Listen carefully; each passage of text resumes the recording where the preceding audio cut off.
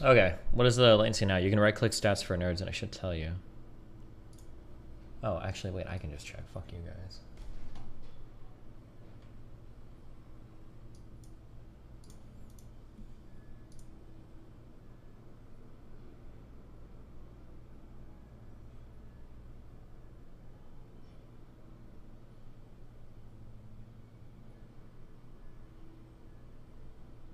Wait, am I a fucking idiot?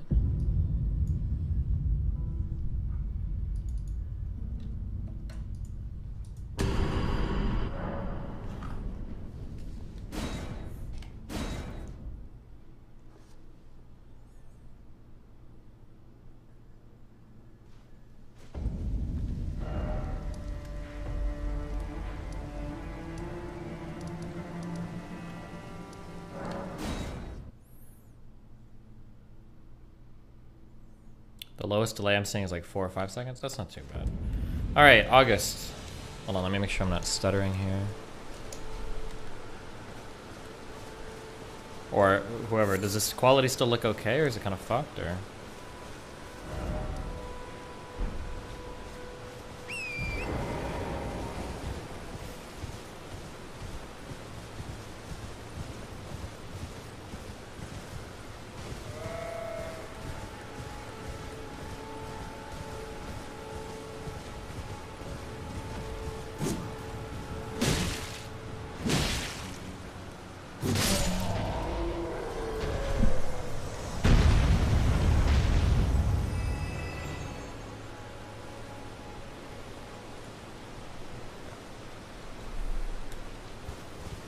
Do you love squats yet? No, I'll never love squats, okay?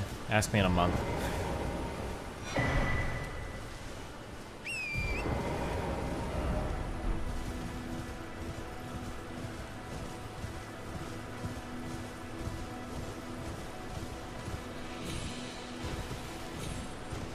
Doing gym today? I might do it tonight, but the time's gonna be weird. We've got like friends from out of town, so we've been going out at night with them.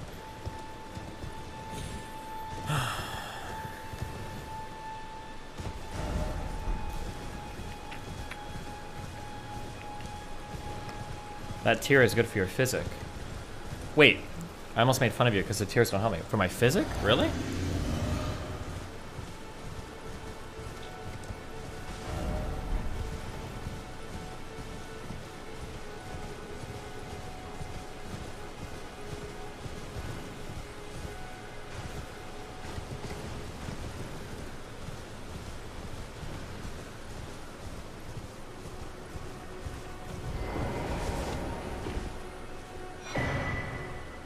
Competitive multiplayer. Wow, cool.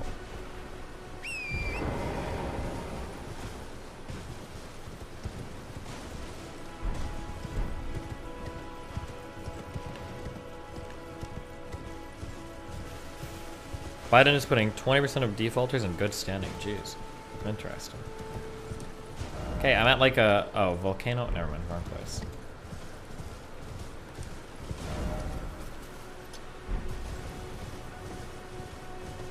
There's nothing here? I have a red thing on my fucking minimap. How could there be nothing here?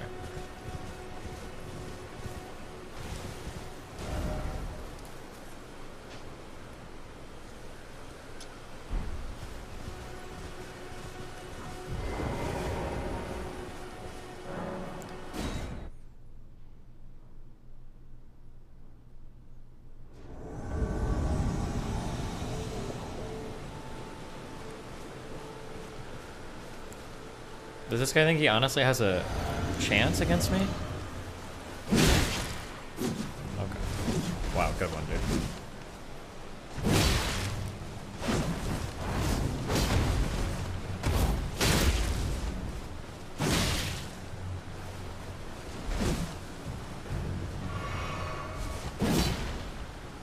Cringe. Watch this. Fuck! Loser.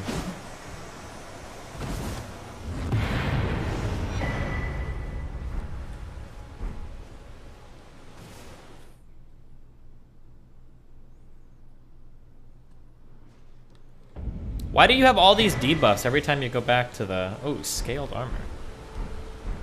Is this gonna be based? No. It's gonna be shit.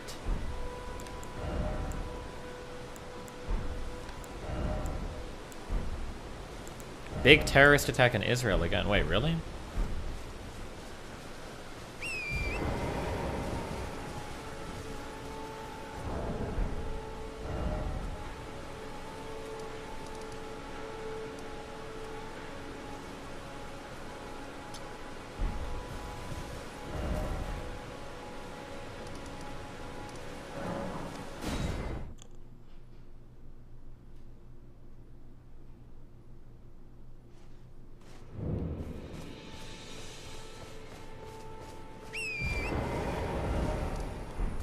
There's a boss, there's a night boss at the War Master's shack down the path you were following. I don't know where the fuck that is, but okay. Did you give up on the black gargoyle looter? No, I wanted to upgrade my sword first, although I did upgrade my sword. So is it time to go grind that boss? Can we beat him in an hour?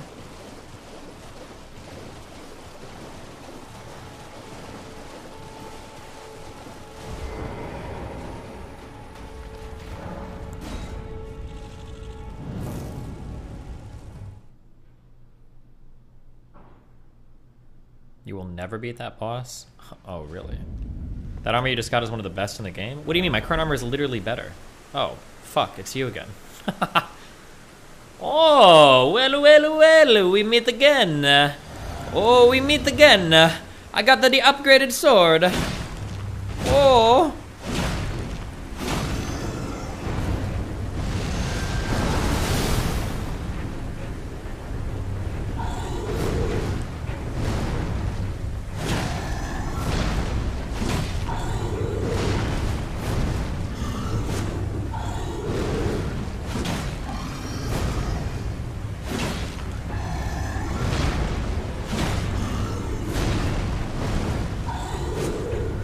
I'm out of stamina! I ran out of stamina, I used it all! Oh. I'm done. Kill me. I deserve to die. I wasted it all.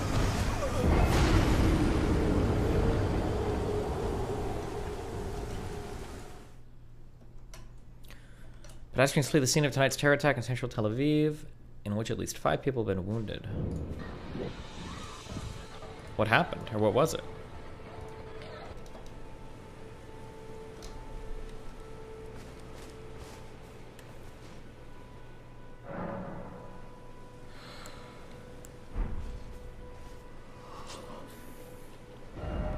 Shooting, Jesus. Okay, where the fuck do I teleport to even go to that guy? My push P. Yes, I am actually.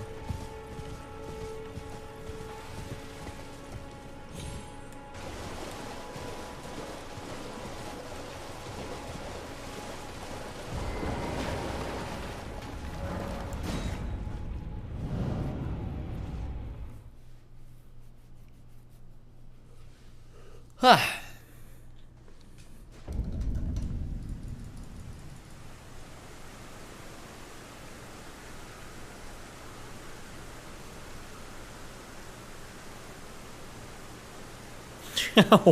What the fuck? Now that, my friends, that is a scorching hot take. Oh my god. The hottest of takes.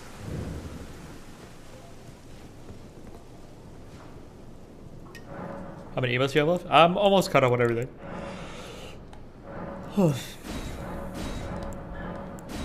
Wait, how do I make my... Oh damn, I got so much more shit now. Hold on.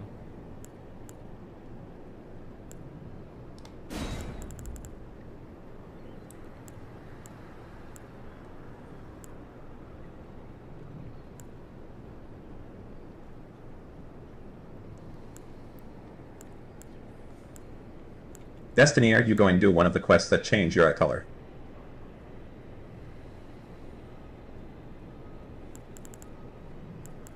I don't know. Do you think it's possible to have a good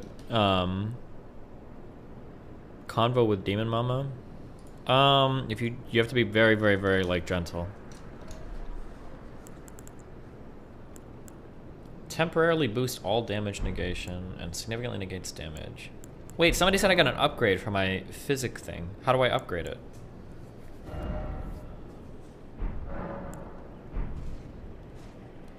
We're about to mute linkers. I don't know why you guys are spamming a fuck ton of links at me.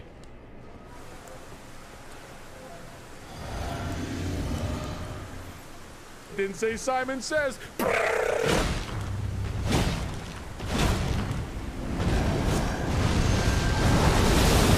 Obama. True.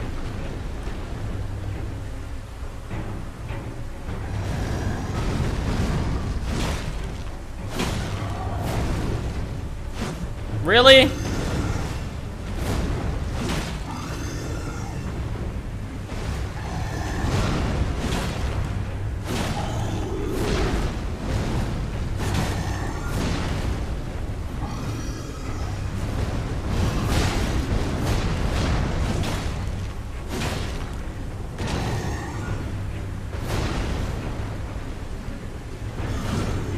Push P! Push P! I didn't even see that last hit.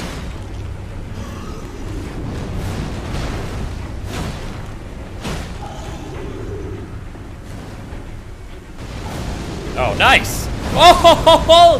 He keeps a swinging and a swinging and a swinging and a swinging and a swinging.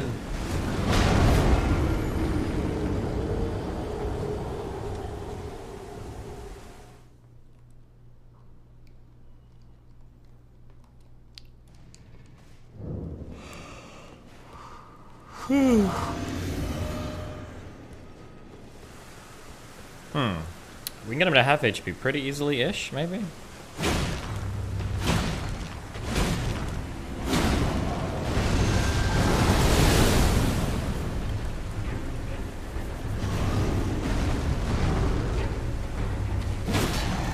No! Waste my flask. Kill me, kill me, kill me.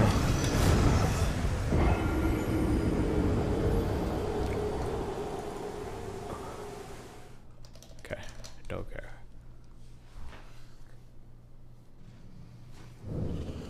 Ah. What does Vosh say when he's accused of waiting for you to get banned before appealing his own ban because he's scared of you? Honest to God, he just memed it, and his community, like, didn't care. Which I thought was funny. He memed, he's like, well, maybe since Destiny's banned now, the law of equal exchange means I can get unbanned. And then he applied for it, and that was it. I think his community... He doesn't need to, though. I understand. Vaj is good at... He created his own reality. For his community, he doesn't really need to justify it because he's kind of built me up as this, like, horrible, bad faith attack monster in his community. So it's fully justified in his community when he says things like, I don't, you know, I just don't want to engage with Destiny. Because, like, why would you? Like, I'm like a rape apologist, transphobic, evil, bad faith, horrible person, right? So, I mean, it technically, like, insofar as his community Destiny, is concerned, they don't really have to with a new question letter it. coming. Much love from Michigan. Didn't say Simon Says.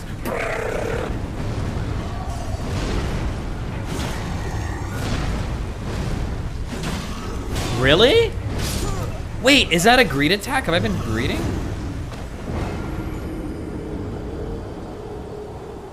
Huh.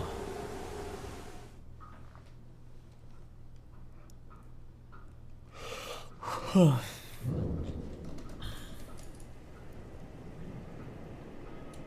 you think Vosh will read the manifesto on stream or ignore it? He'll ignore it completely. Maybe. He might have to address it, but one of the, this is gonna be a different manifesto than I've ever done before. Generally, my manifestos are aimed at, my manifestos are always aimed at kind of like indifferent people in the middle, and then like my fan base, so that people like have an understanding of what I'm saying has happened, so that like if they decide to defend me publicly, because my fans will, they know like what to say, like this is what happened, so yeah. But this, this manifesto is gonna be a lot different, because this is the first one that I'm aiming at an audience that doesn't like really support me. Like this manifesto is like made for Vosh's audience. Oh fuck, I didn't want to hit you like this. So it'll be interesting to see, I guess, what the final product looks like and everything.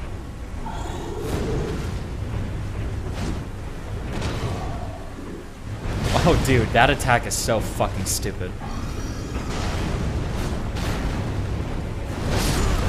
so dumb. Vosh might address it, but it would never show it on stream. Maybe, but it's going to I think it's going to be hard because a big part of this section on Vosh is going to be about how he never addresses what I say on stream by showing what I said. It's always a really bad faith summary of it.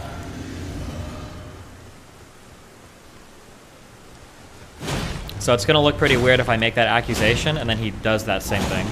But it'll be funny, but he could try, you know, maybe.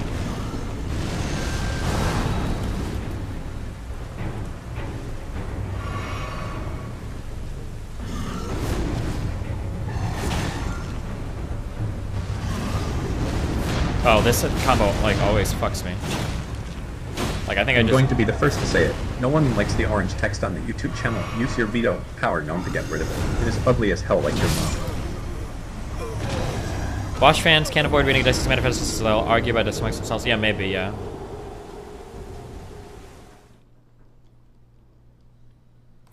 You should read what Vosh's subreddit doesn't like about Vosh. I don't know how valuable that feedback is anymore. Since he unironically, like... Keep hating your life. I hate to say this because it sounds like I'm just throwing the same insults like back at him. But like, he unironically banned every single person that cross-posts in my subreddit from his subreddit. So I don't even know what feedback exists there anymore that's going to be negative. Like, he acts like a huge part of the potential posters on his sub. I think his subreddit used to be around half of my popularity. Now it's dropped to like 1/3 or 1/4. I have 1.6k members online. He's got about 500. He axed out like a lot of active posters from that sub.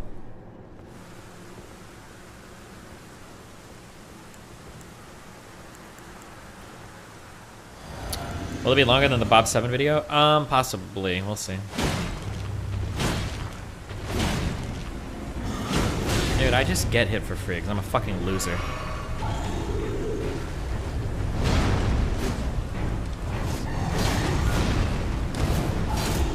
Good one. You should set a trebuchet arc for the fortress.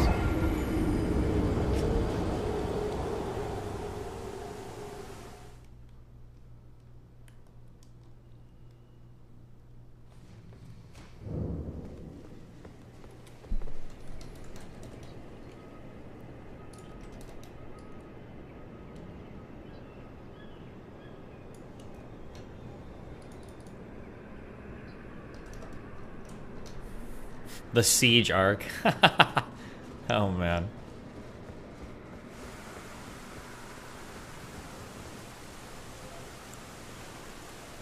Wait, can I fight this guy on horseback? I wonder if it's easier.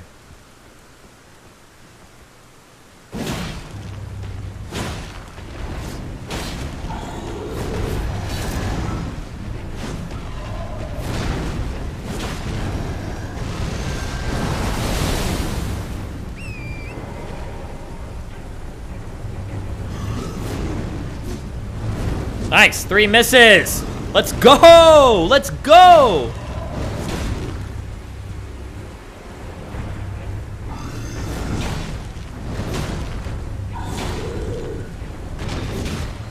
Whoa.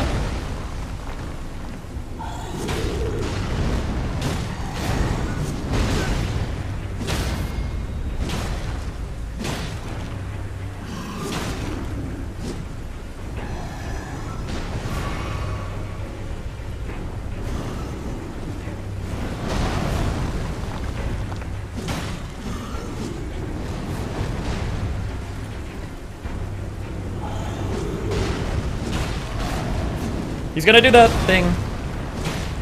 Woohoo!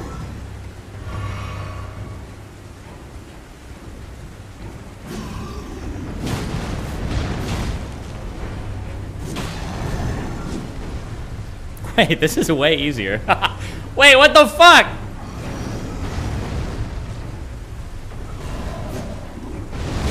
Oh, fuck the red thing.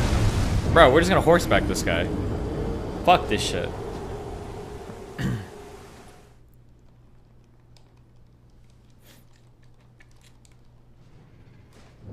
Will you be watching the new Noah Samson thing on Here we friendly. witness a man who said horse combat was broken, needing to abuse it in order to beat a boss he's died 200 times to. What's wrong, Steven? Boss too hard or what? What the fuck?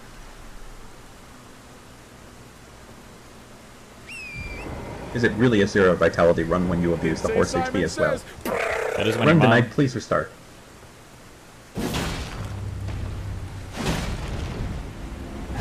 Where is my fucking... Andy. What? That wasn't the ability that I used. Bro, the controls are balls, man. The controls are balls. The input lag. Input latency, dude. Input latency. I need a shorter USB cable.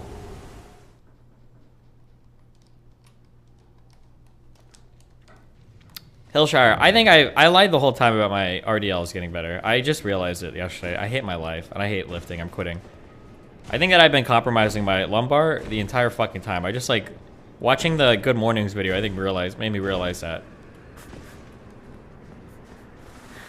I'm just fucked. My hamstrings are just fucked. They're non-functional. The boss reads your inputs.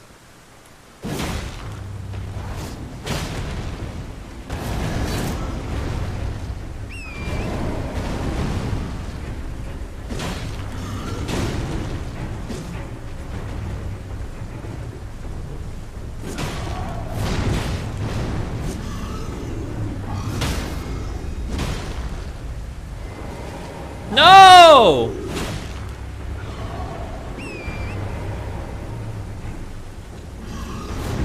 Fuck. Just do dumbbell RDLs? No! Now I'm resetting the weight on them for like the 7th fucking time. We're doing them again. That's what I want to do. I live in the 135 to 165. You add weight until you realize your form is wrong. You go back to one plate again. Repeat. Ad infinitum.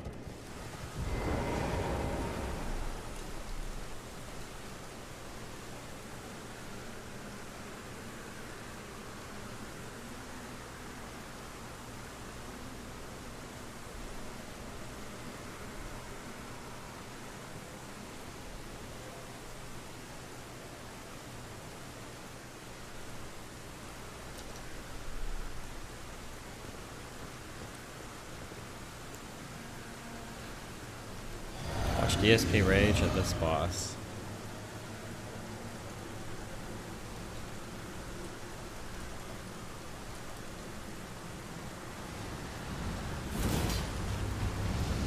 God damn, look at that HP. Oh my god, he does so much damage too! See?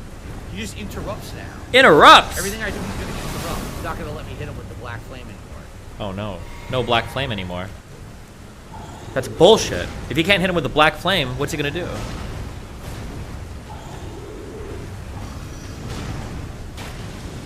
Oh. Black flame! Oh shit.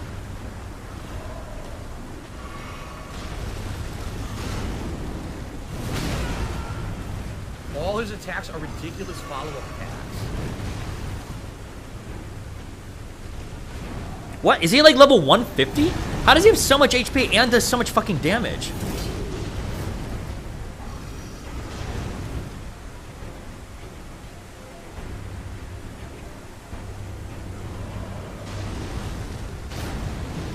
why does he keep using this attack? Damage output. It's insanity. Jesus. If you kill him next round, I'll come upstairs right now and give you a blow it. Okay, mate. I missed! Ooh! I fucking missed the giant boss.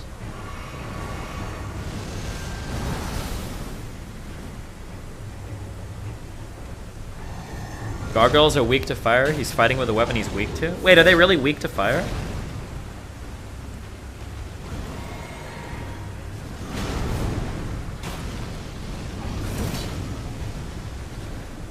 Can't hit him. Can't hit him. I can't hit him! He's insanely huge and I can't hit him. The game is preposterously stupid.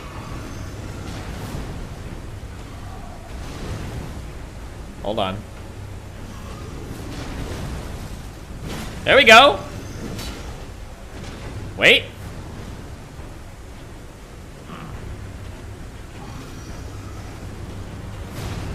Here we go.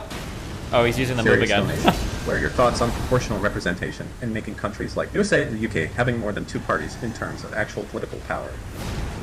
Good question. Might do that one. Here we go. Here we go. Oh, good roll. Good roll. Keep hating your life then, Jesus. working class Andy. If you want to see 2 times the damage and health as what you saw DSP using, check out Mr. Mountain's playthrough. Simon says. Hold on. Hold on. I think this is the run, guys. Wait. Careful. Oh, no. Oh! This is so stupid. He's insanely huge, and 90% of my attacks miss. What?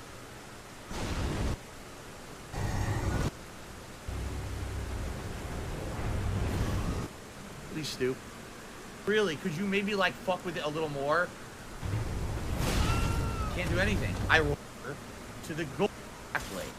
Fighting that dumb fuck. Black blade. Oh, we beat him. Fuck you.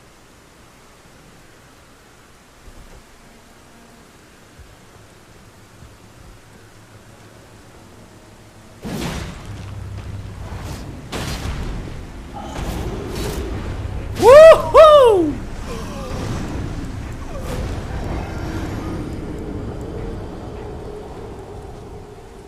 Guess what, Steven? Beating Elden Ring won't improve your CS. Lifting another weight won't improve your all-in. Killing Scoria won't give you LP. Is life even worth living if you're not Diamond? That's a good question.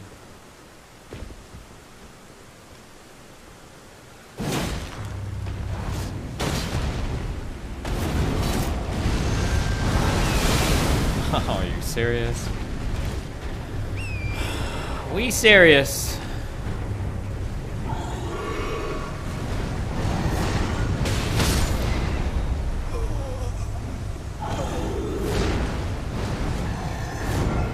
Obama.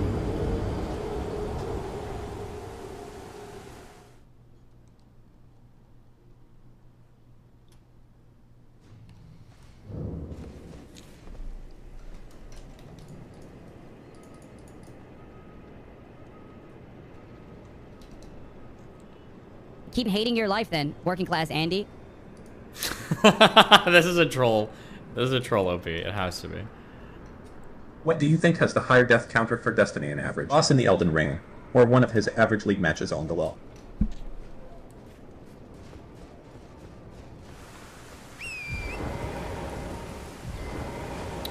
Alright. We hold. Then we do this. And then we do... Okay, I don't know why I keep trying. I can't. I just can't do it. Alright.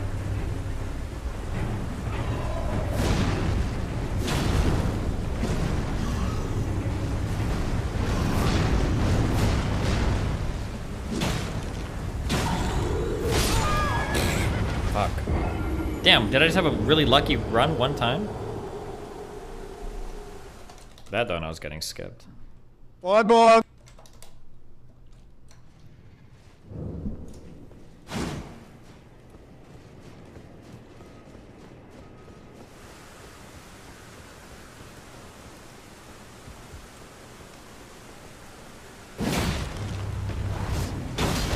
Just let me do this one time. Fuck!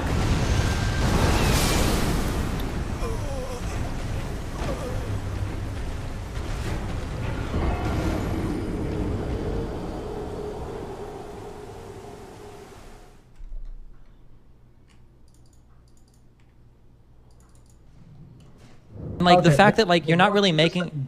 Well, hold on, because I just said you talk for like 5 minutes, okay? Like the fact that you're. He's on trial here. Well, yeah, sure. Well, this is an execution, not a trial, okay? Why did I say that? Jesus Christ.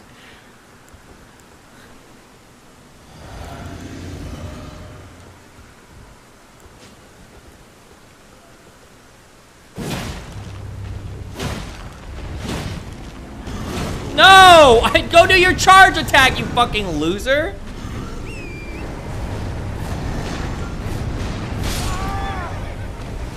Ooh!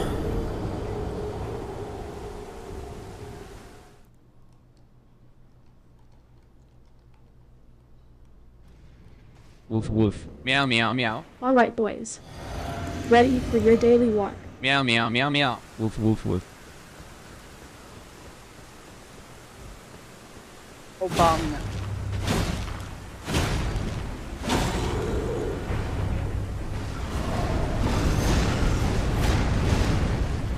Keep hating your life then, working class Andy. No I've watched you for like shot! 4 years now, and I have never gotten you to debate me. What do I have to do to get a debate with you?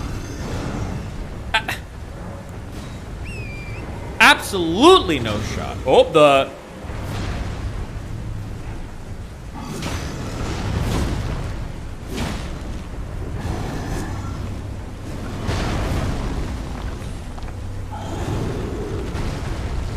What?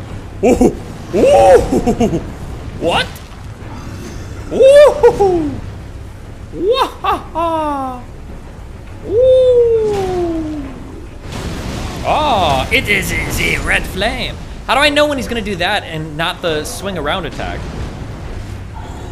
Does he look that much different? I don't know if I can get away from this, from the red whirlwind shit.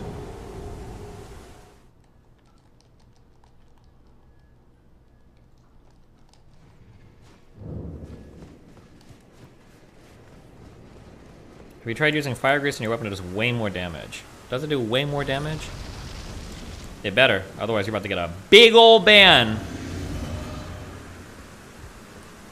I mean, I normally do like 850 or something. Wow.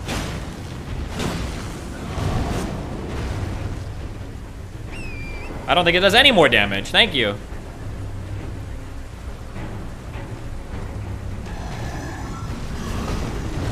Woo!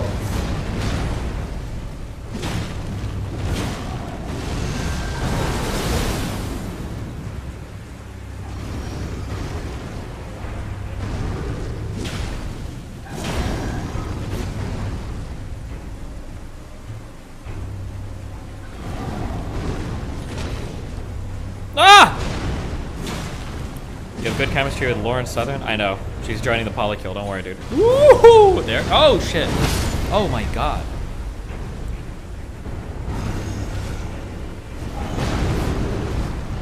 Her and Nick Fuentes. I just need one more conservative.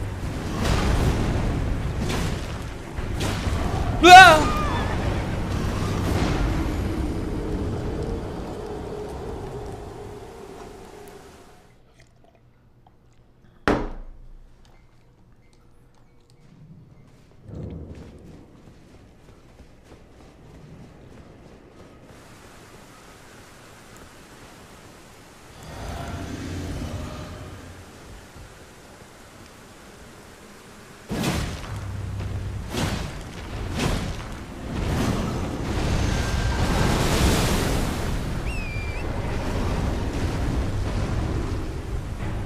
What is that minty cute guy want to talk about? He... Oh, fuck Destiny me. schedule a talk with me.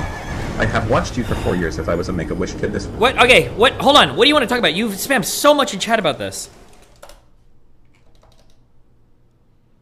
Oh yeah, you're a schizo poster. Never mind. You're absolutely schizo posting.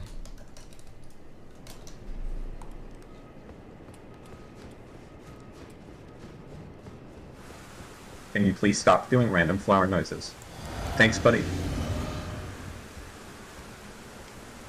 Okay. 1, 2, 3.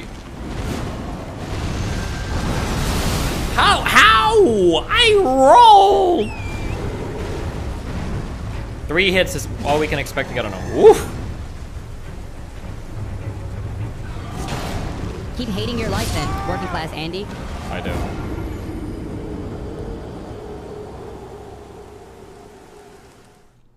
Keep hating your life then, working class Andy.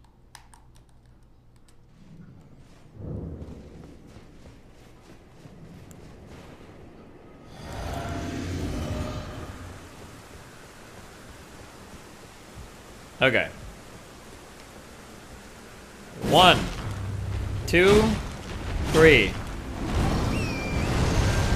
Keep hating your life then, working class Andy. Okay, fuck the horse. Let's go. Kill me. Destiny, I'm not a schizo. Poster, stop stonewalling me. Can we talk about proportional representation?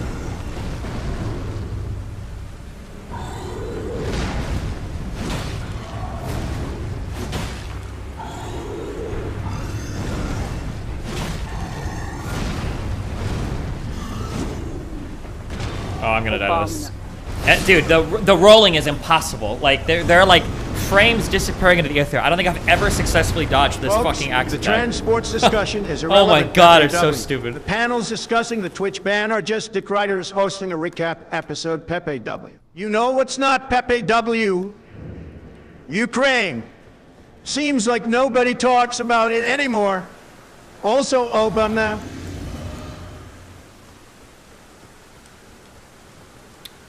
One, 2, 3, 4? Oh my god, I got 4.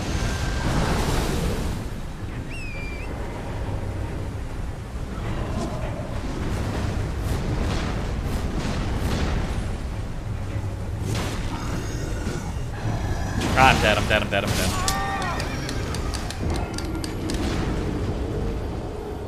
God, you know what the sickest technology would be? Is if fucking these types of games use save states. You should be able to just push a button and instantaneously, like...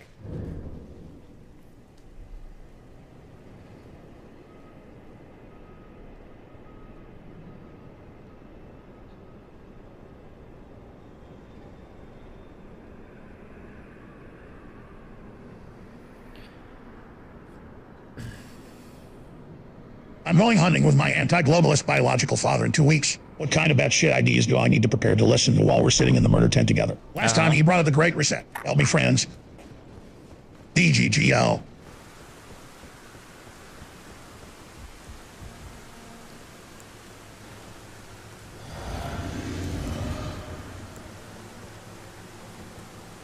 One, 2, 3, 4.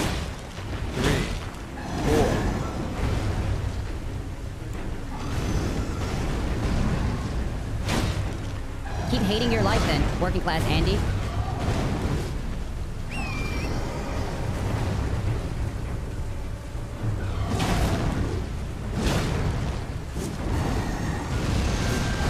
The biggest fuck up is when I'm fighting him, I get stuck like on the legs and then I can't dodge anything. I think that's the worst thing that's happening when I'm on my horse. It's usually how I die.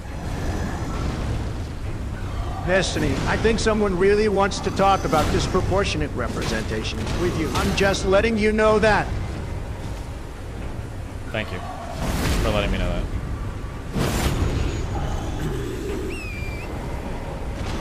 Okay, lame axe attack. Keep hating your life then, working class Andy. No! Shot! I Okay, was so I want to just talk airborne. for a bit about a few contentions. I have with you, but being truthful and a fan, okay, 4 years fan.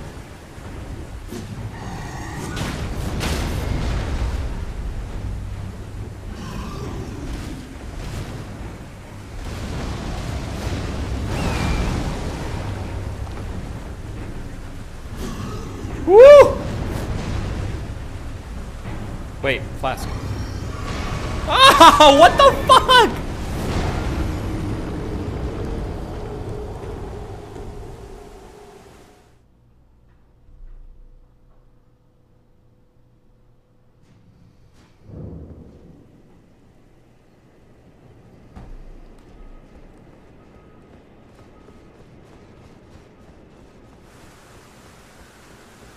Which I like out when trying to notice refresh rate. 144 hertz looks the same as 60 to me. That's because something's not set up correctly. You'll notice them immediately if it's set up correctly. It doesn't look the same.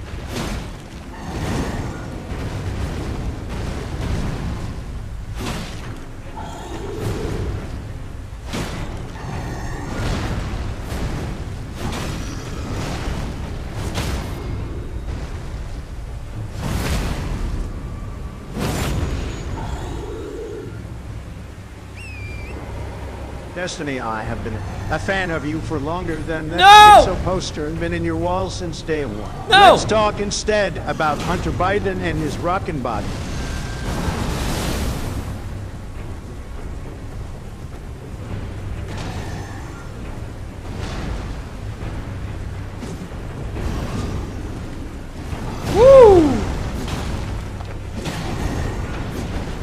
How do you feel about the open world aspect of it? No! I feel like it takes away from the feeling games like the original Dark Souls give. That's exactly... Oh, what your mama said! Oh, yo, mama! Oh, yo, yo, yo! Bro, I'm flying! How are you hitting Destiny, me? can you please report me in DGG? No. I can't have a one-on-one conversation with you if I can't see your responses. Also, chat, make sure to brush your teeth. Oh, go.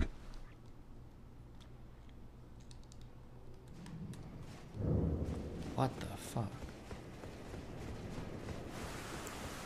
Keep hating your life then, working class Andy.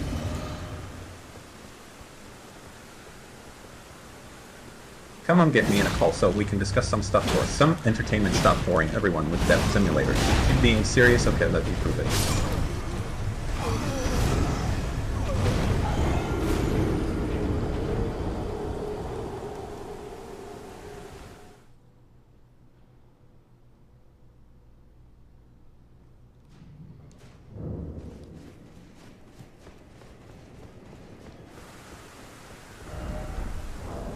Blood grease. I don't even know if I have that.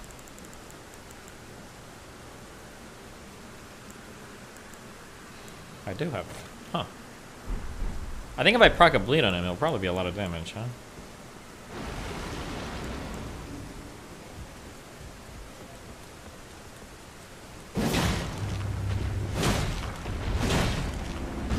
I'm so greedy. I'm just a fucking moron. I'm a move spammer. That's what I am.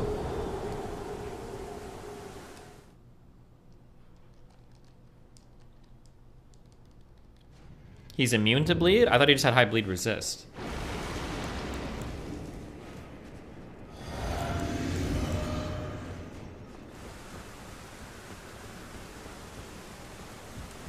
I don't know, because like people have said in the past there are like bosses that you can't stutter. Like I've heard that like multiple times and then we stutter him, so I don't...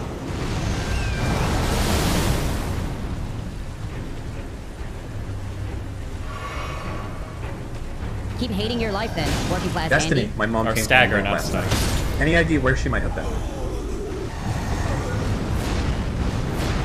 Keep hating your life then, working class Andy.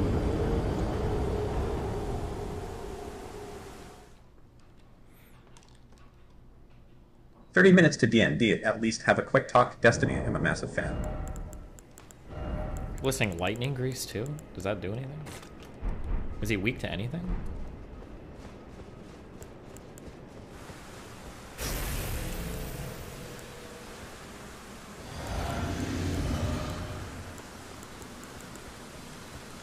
Let's try this. Nope. Why do you guys keep telling me to try this random shit?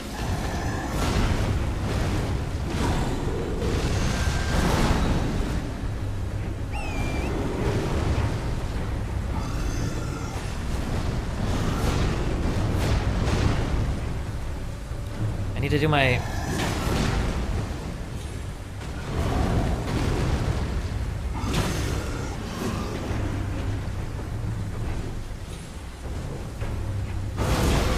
Wait, what the fuck? What was that attack? I don't think I've ever seen that before.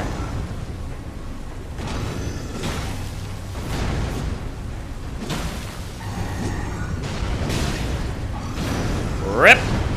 Never mind.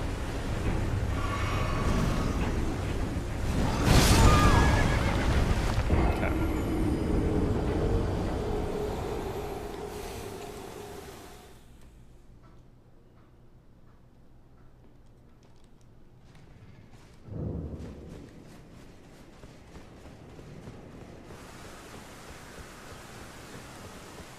I think this might be the time.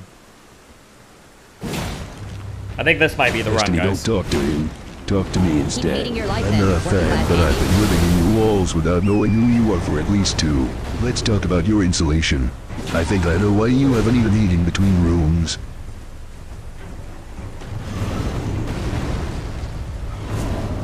Bro, you can't just jump towards me and then jump away from me. Bro, that's bullshit. Make up your mind.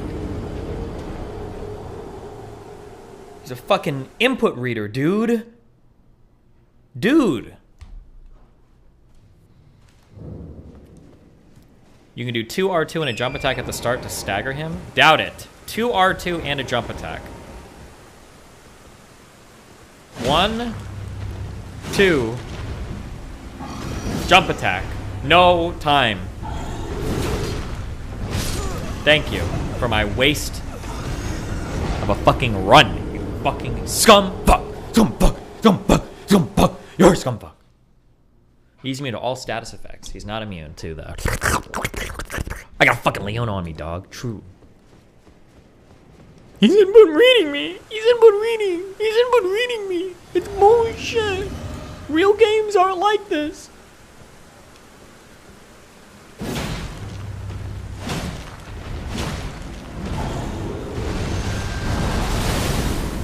Watch this.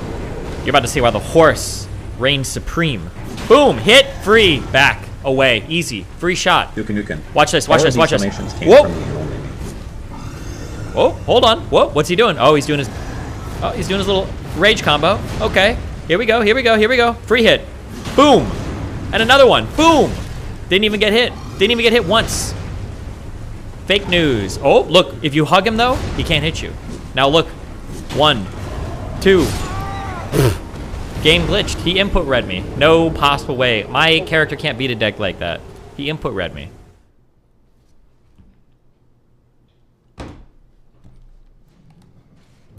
Okay. I think one of the horse times was a fluke. We're not gonna do the horse anymore. No, we're gonna try the horse one more time. Hold on. Big start. 1, 2, 3, 4. Dodge to the left. Woof. Right foot back. Left foot back. Train me. Okay. Nope. Okay. Okay, we're not doing the horse anymore. Conyor made a response bit to you. Dude, link it. That person is insane.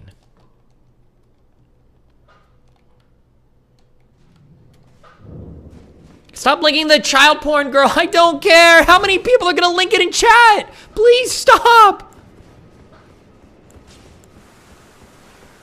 Oh, kill another person. Oh my god. Do you think good job, guys. Should be two-party states where you, a lot of the time, you have one side take, all in the UK or in the USA? Or do you think it should be more about compromising to both sides? I think it should be more about compromising fucking your mom from both sides.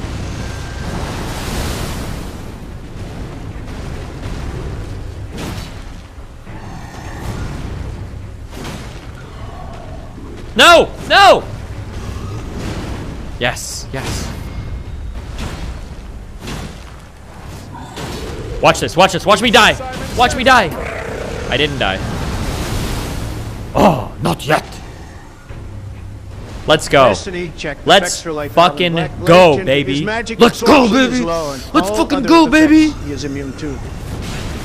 Okay, who said he had a dead zone right in front of him? You lied, okay? You lied. I ran to that dead zone, and then it was the kill zone, okay? Spurs says that's a really cool... So I posted about trans confidence, and Destiny got mad. Oof. I don't want to talk about anything trans related on stream until I do my manifesto. I have so much more to say now. Oh, man.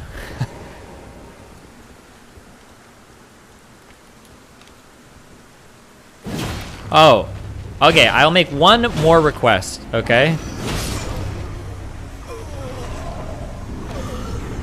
If you are a trans person, and you either you disagree like pretty vehemently with stuff I've said about trans people, or you have a friend that you think would, please, God, email me, or get a friend to email me, okay? Because the trans emails I got are radicalizing me. They are way, way, way, way, way more off to one side than I expected them to be. So if there are people out there that have friends or anything that you think are more on kind of like the new, like the trendy trans stuff, please email me.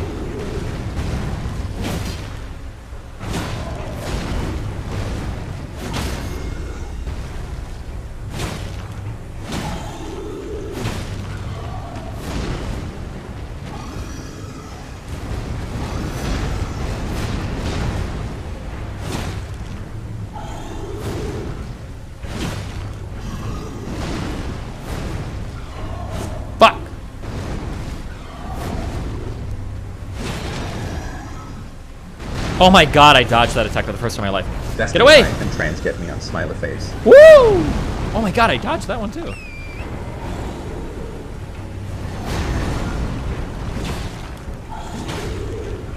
No, I didn't mean to hit again. I'm so. Okay. Keep hating your life then, working class Andy.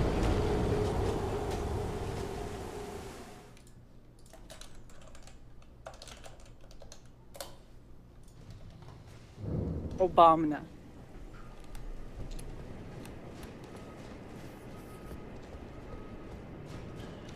Destiny, are you there?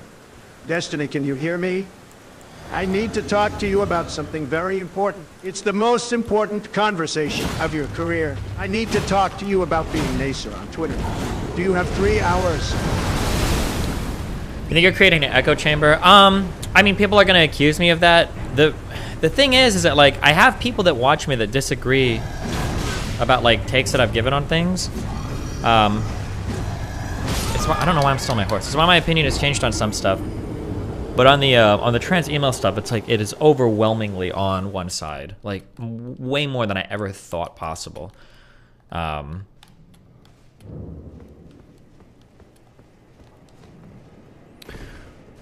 So yeah, I don't know. I'm just making sure I'm trying to round out my experiences more before I.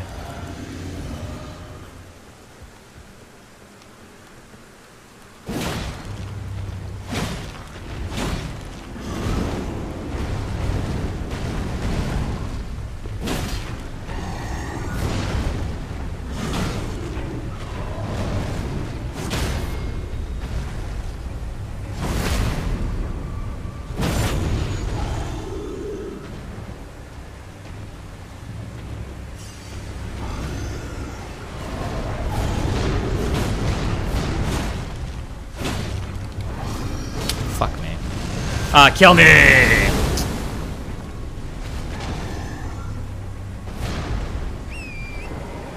Basically had a bunch of emails coming and reaffirming your previous beliefs. Yeah, that and like way stronger, I guess.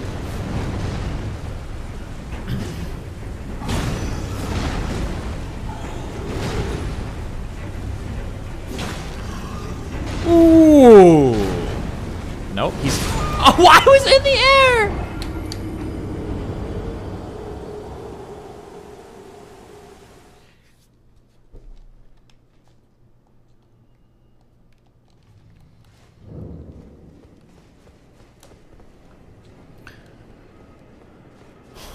Has your view on non-binary people should? Yeah, maybe, but I'm not really writing about them in this. It's not really relevant to what I'm talking about for this thing.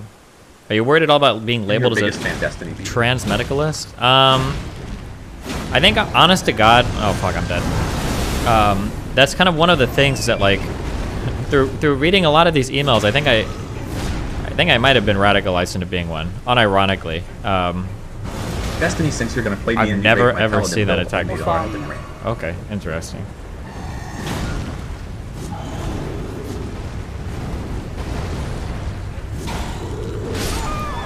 Say Simon Says.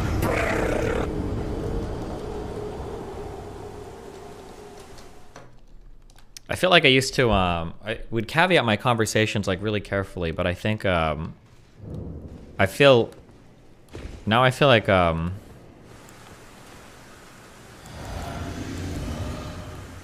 honestly, God, I hate talking about these topics. But as much as I hate talking about them, I feel a million times worse now, seeing like where the conversations are.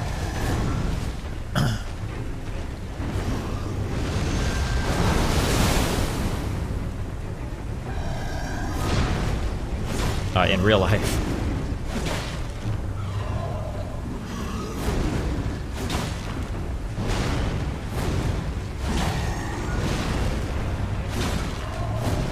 Isn't transmedicalist what you've always been? Like, since you put being dysphoric is really important? Well, I used to always say that, like... Oh, shit. You can be trans without having gender dysphoria. But now I'm not sure how much I feel about that anymore. I feel like that's a really disrespectful thing to say. I think there needs to be a different word for it. I think it needs to be under a different category. I don't know. It feels really stupid to say that trans people with no dysphoria whatsoever are the same type of trans people as trans people with dysphoria. I don't know why I keep going for the fourth swing.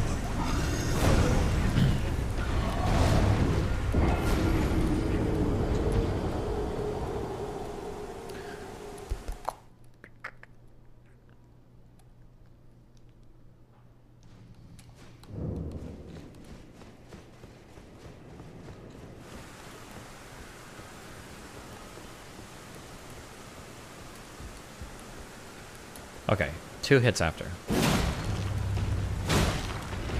Okay.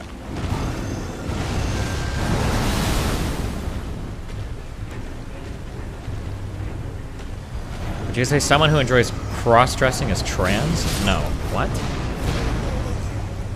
What are the specific topics you want emails about? I know. It's not specific. It's just like collections of experiences. I don't want like a specific thing. Like I like to listen to like, this is who I am. This is kind of like my journey. This is like how I associate with these communities in real life. This is where I stand on the internet discourse. This is how I view like my identity. I don't want just like, what's your opinion on this? Like, it's just more like reading like a bunch of like people's experiences and everything.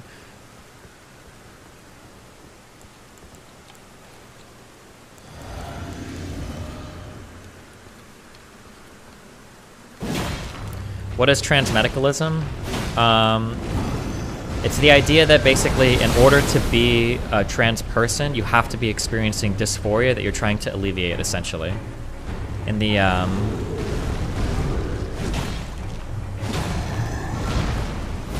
hold on. I didn't even know you could do that follow-up.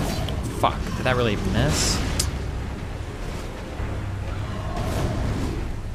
Go through Demon Mama's YouTube comments to see different experiences. Yeah, but the thing is, it's hard because I don't know how I'm supposed to select for like the types of opinions that I want. I've moved. Yeah, I don't know. It's it's really difficult. Yeah, I'm not sure. It's sad how hard it is to talk about these things because like everything related to identity has gotten so fucked recently.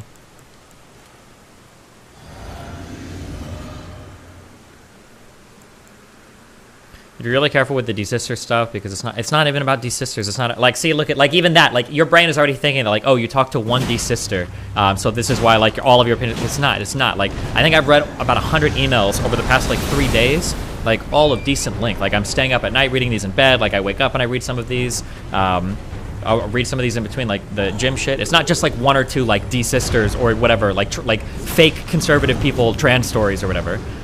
It's like a ton. So as part of like my manifesto, I'm starting to rip quotes from these emails. I think I've got like 15 different ones I think that I've gotten so far that I'm like borrowing quotes from. It's not just like one D-sister, but I understand that it keeps getting written off as that.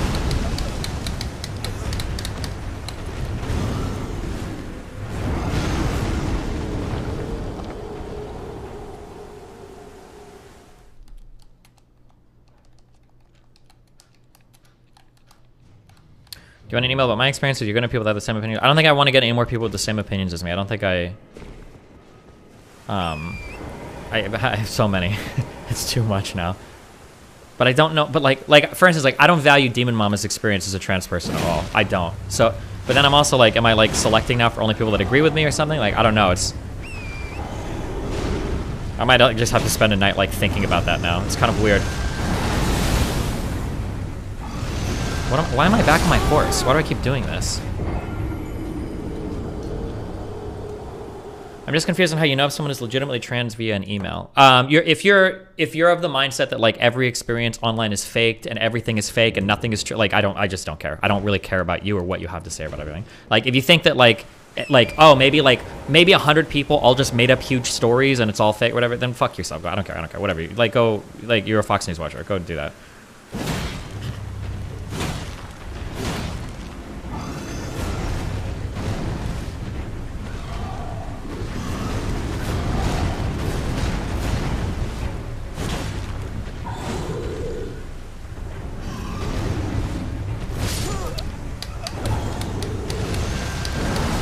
It feels strange that somebody could be trans and not feel any incongruity between both their sex and gender. Yeah, I don't know.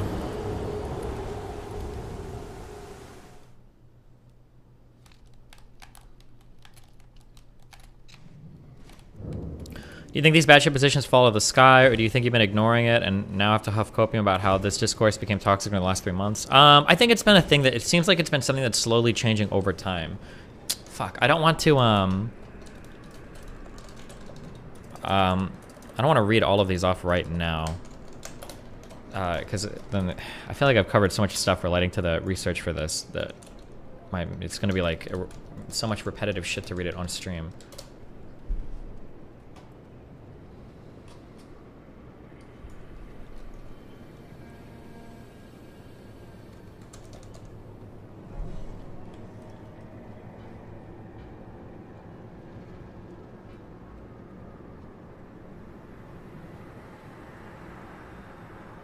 There's so many of these experiences. Like, I'll just go through like 2 or 3 of these, like quotes that I've picked out. If you're worried that I'm reading an email, I'm not really saying anything like personally identifying. If you're one of the people that have emailed me this stuff,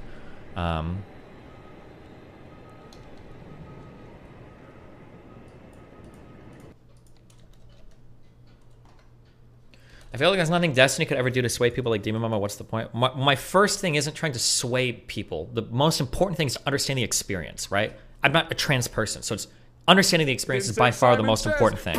And then once I've understood the experience, then I can try to like make better value judgments about like what the fuck is going on. Because it's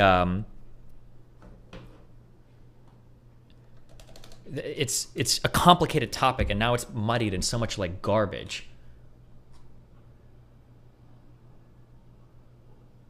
Here's like an excerpt from like one of these. Initially, I was very much an activist. I used my Instagram to advocate for pro-trans causes, to raise awareness of anti-trans legislation, etc. Part of this was me wanting to give back to others like me to help create a future where trans people wouldn't have to wait until 27 years old to feel like they could transition without throwing away their chance at a happy life. I grew up steeped in media that made me hate who I was. Maury and Jerry Springer shows featuring trans people were some of the only media I could find that featured real-life trans people, and those depictions were so negative. These were people who were subjecting themselves to this ridicule to survive. I didn't see any hyper-successful engineers or business people that were trans that I could look up to, and now that I was this person I wish society would show me, I wanted to be more visible. Fast forward to now, this isn't quite the case anymore. I still feel similarly in that I hope trans people don't face what I faced growing up and don't have to be afraid of being disowned and ruining their lives by coming out to their parents, for example. But I no longer engage very much in the online advocacy outlets I started out really engaged in early on. I just can't relate to the online trans community in so many ways. I have a few really close trans girlfriends in real life that I adore. Most of them identify as heterosexual and are in relationships with men. And for all of us, being trans is just a part of who we are, and not really a major facet at that. I don't hide that I'm trans. I still open that I am on social media with friends, but in real life situations, I don't want every person I interact with to know that I'm trans. And my whole identity and set of interests aren't derived from that aspect of my identity. Also, I do feel like some of the online Twitter trans advocates are advocating for causes that will end up hurting our progress as a community and will cause more real transphobia to manifest. And to be totally honest, I would be really afraid that if I spoke up about these feelings, I would have some crazy people trying to get me fired and ruin my life. This person, as part of their email, they had a bunch of information. Apparently for them, the really big surgery that helped them. We always focus on top and bottom surgery, but this person told me a lot about something called facial feminization surgery, which is expensive, but apparently this, depending on like how your puberty goes as a man, can super, super help alleviate dysphoria. So they had a bunch of information about this as well, which was interesting.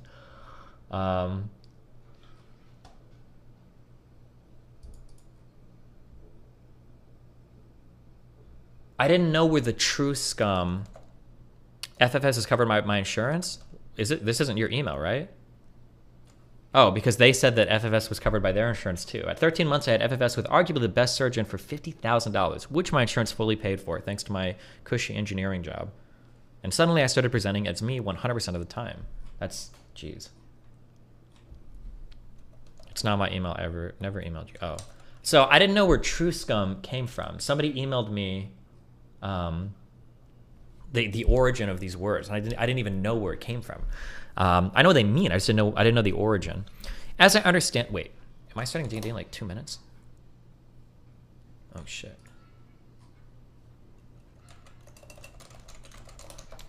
As I understand it, years ago, mostly on Tumblr, there was a huge surge in the uwu, xenogender, otherkin stuff in the trans community. There was a rift between people who accepted that and those who believed that transgender was a serious thing, not something to express how different and special you were to your friends. The uwu community started calling these people true trans because they felt that they were deciding who was really trans or who was a true trans person. The true trans started calling the other side too cutes because it was a meme on Tumblr and Reddit for someone questioning their gender to post a selfie with people in the comments, etc., saying the OP was too cute to not be trans, ooh woo.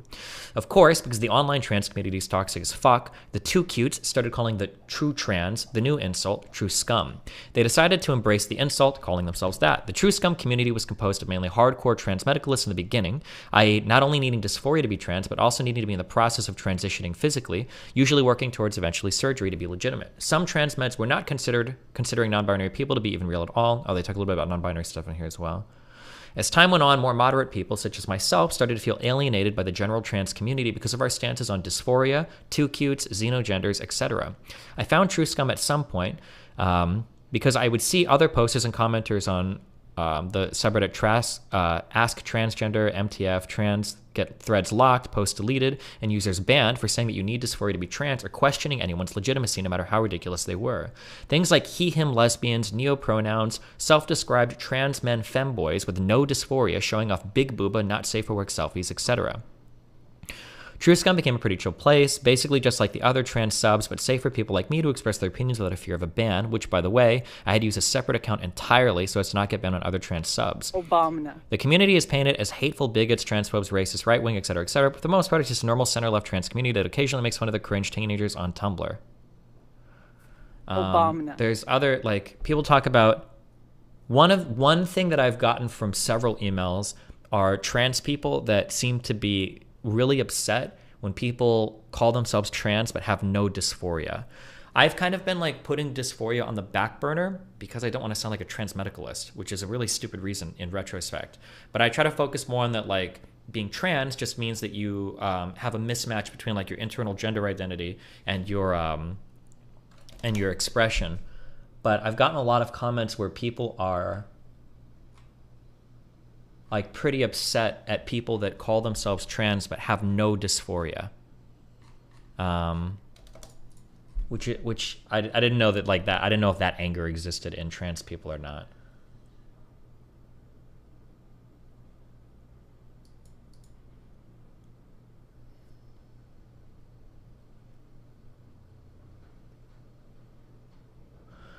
Here's another one. That reminds me of another thing you said, which was that it was like 99% male. Oh, male to female online. I've actually had the exact opposite experience. While online it tends to be, this is kind of sad. While online it tends to be male R, and I've recently met some male non-binary types in real life, it is hugely dominated by like woke white women, LOL. Like the trans support group thing at my university is 90% assigned female at birth, with most of them being like cis women with dyed hair and she, they pronouns or weird neo-pronoun shit. I have yet to meet a single other trans woman that wasn't super early in transition, despite that support group chat having like 50 people in it. It's very isolating and weird.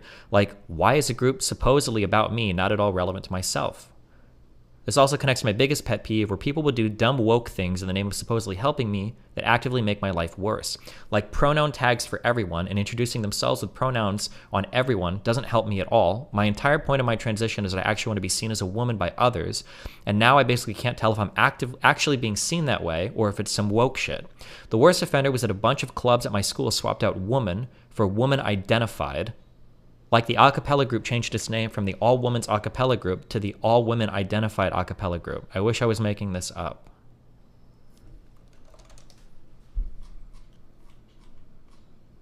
I've like so many. I don't know if I saved this email, but somebody sent me an email that was really interesting as well, where, fuck, I don't know. I should have saved the quotes out of this because it was really interesting. Where I think the argument that she was making was that she wanted to be seen as a trans woman, but she feels like a lot of people online want to be trans women. I should have saved this. I should have saved that email. I might have it saved in one of these. But that was an interesting thing as well, where she was like, I don't want to be a trans woman. I don't see myself as a trans woman. I want to be a woman. I want to see myself as a woman. But it feels like a lot of people online want to be trans women. And then they kind of like talked about the differences between that. There's man,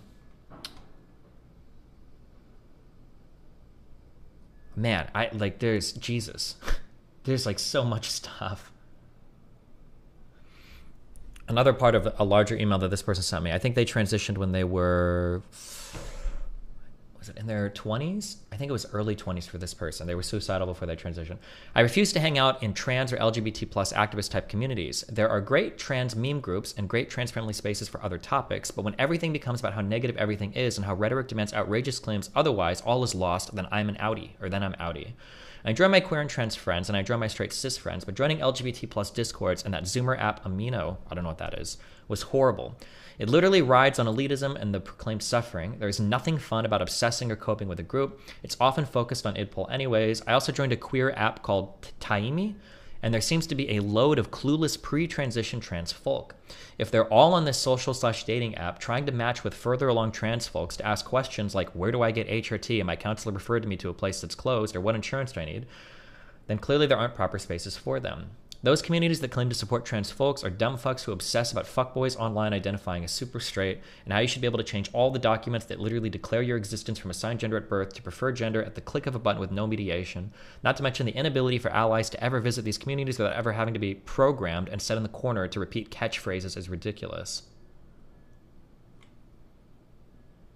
Some lady sent me an email about autogynephilia, which she says she can't talk about in real life at all because most trans people instantly associate that with hardcore conservative shit. That was an interesting one.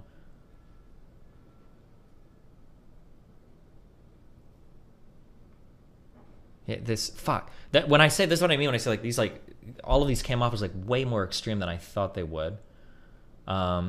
Hearing Mr. Beard talk about this made me want to 41% myself, and I wanted you desperately to clarify that people without dysphoria aren't trans. They are white, suburban, privileged fucks seeking attention off the back of actual trans people who face actual harm in society. These are the trans people that this dumb fuck talks to. You made these clarifications clear during the cringe neo-pronoun shit, but God, I just wanted you to hammer it in each and every time you made these claims. It doesn't matter how mild or severe your dysphoria is, but you need some gender dysphoria to be trans. Well, at least I'm 99.9% sure that is true for what we know, though I am certain you stopped caring halfway through this debate, blah, blah, blah. And then they talk about the Keffel stuff. I am convinced that lefties and toxic trans people like Keffels believe people in the middle do not exist. To these people, only the far right and far left exist. You're either a trans ally or a transphobe. The current online trans community is the most harmful thing for trans people as a whole. I know I hear you keep saying that these people do not represent the trans community, which I feel is mostly true, but I'm worried for the future. I'm seeing the effects of people like Keffels bleed into the real world. I know these people only exist on Twitter and have no real world interactions. However, I do. I live in the deep south, a small town, and I suck off Bezos in a huge factory so that I can have the opportunity to get HRT. I get the opportunity to see many different faces and talk to them. A good majority are right-leaning and are of the crowd of tolerating trans people, and others are just on the fence. Truth is, blah, blah, blah. The reason I feel like I can't come out to some of these people, a few of which I become friends with, is not because of J.K. Rowling, it's not because of TERFs, and it's not because of Kiwi Farms or 4chan.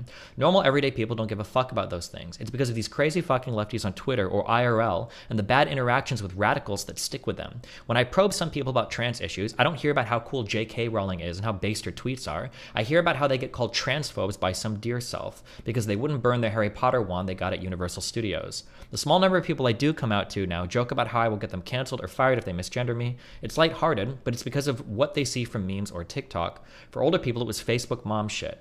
It's still upsetting to me, and I know that this is likely not what the rest of the United States is like. It's probably not how most of my state is, but fuck, it irritates me to see the normal voting person pushed to the right by these crazies. I feel like these people are going to actually set us back 50 years at this point. This won't happen, but I hope you can feel my frustration.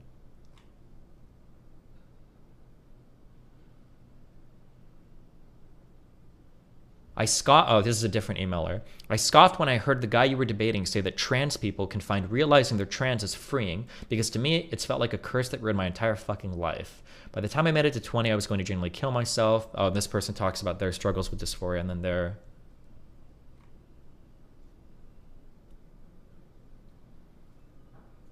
With all of this being said, when I hear about non-binary deerkin on Twitter with blue hair talking about how oppressed they are and how transphobic people are for not using Z-Zim pronouns, and how valid they are despite the extent of their transition being their Twitter bio and never feeling a shred of dysphoria all their lives, it makes me want to shoot myself more than the dysphoria ever did.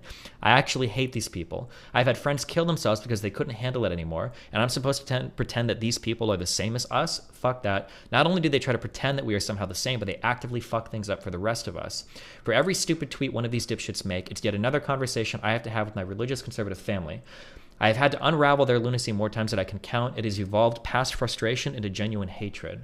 It's just like so many emails like this. Jeez, it's like this is what I'm saying. I haven't even read like half the stuff that this is just the stuff that I put aside for my manifesto. It's not even like near all the emails that I've gotten. But this is what I mean when I said like when I started getting these, they were typically when I ask for people to email me about a particular thing, I usually am expecting to get like a splatter of opinions with like some really good perspective of me for things I hadn't considered. But these ended up like so much more extreme on one side than I expected them to, which has been pretty surprising. And a lot of them mention a lot of like real life things that it's bled into as well, which is really disappointing too. Is it only trans women emailing you? I think almost all of these have come from trans women. There might have been, I got another D sister who was a trans man, I think.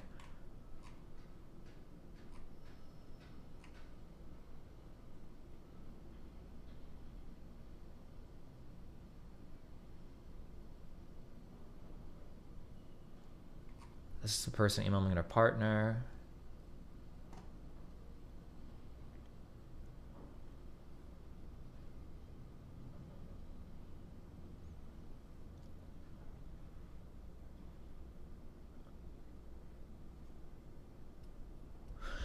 This is another person. Contra said something like this a while back with the Buck Angel controversy. Oh.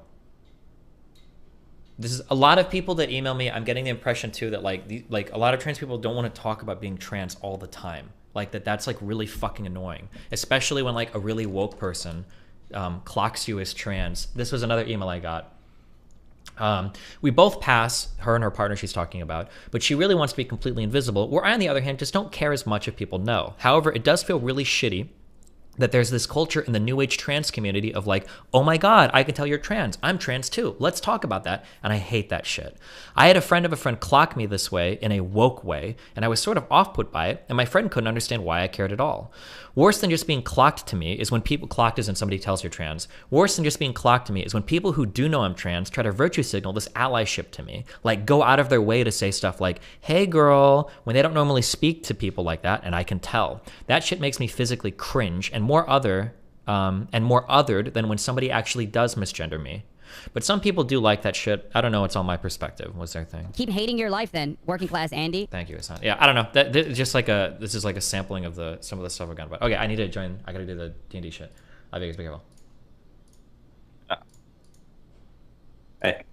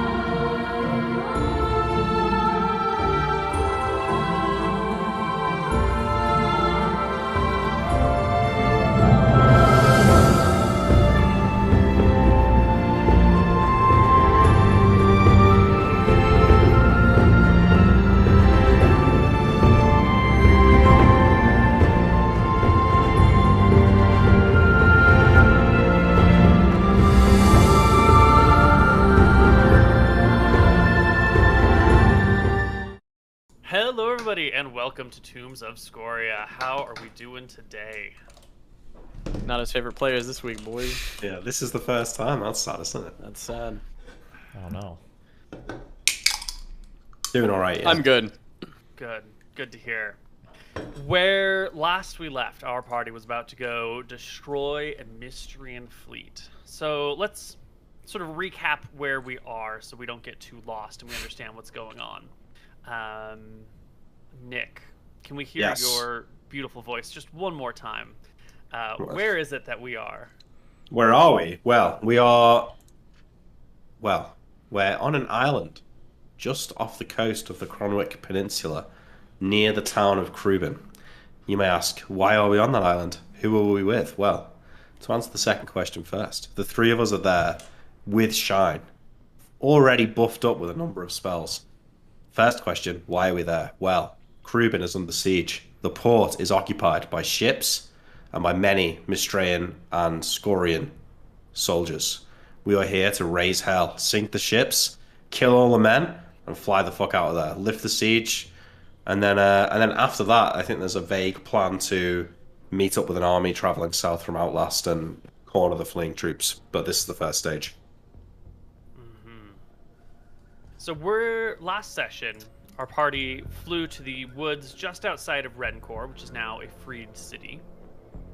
And from there came down to this island, where they waited until nightfall.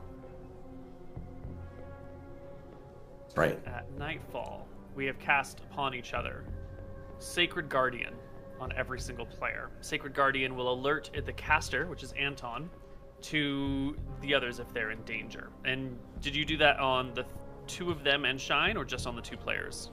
On all three of them. Shine, and then the other. Great.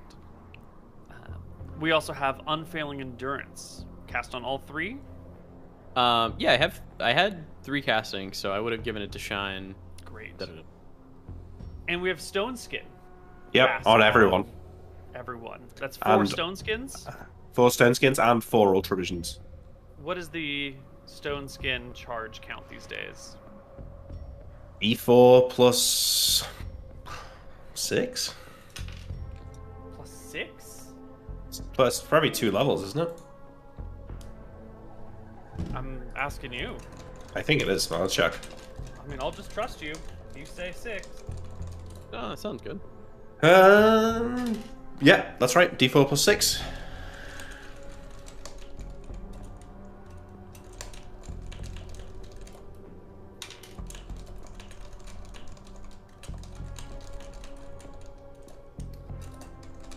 And Ultra Vision has been cast on everyone. Right. So all of our players and Shine can see in the dark as if it were natural daylight. And if they're in magical darkness, they can still see something like 30 feet or something. That's great.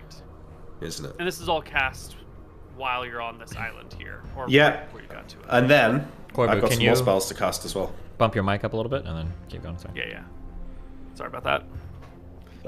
So then I'm going to cast Fly on everyone, which you're going to want to roll the duration of that, Neil. Well, I say everyone, just the 3 of us, not Shine, obviously. Shine. Yeah. So the Fly spell is going to last, it might not matter, it's going to last 13 turns plus d6 turns. So that's at least 2 hours and 20 minutes.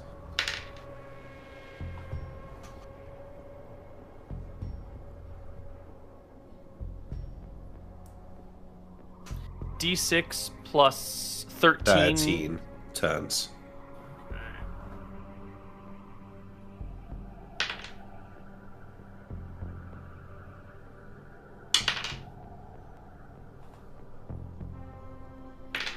All right. Flies have been recorded. Stone Skins have been recorded. And you cast Fly after you napped, or before you napped. We did the napping in the forest in Rencor, I think. Okay. It would have made more sense to do it on the island, but yeah. Sure. How far do we think we're away from them?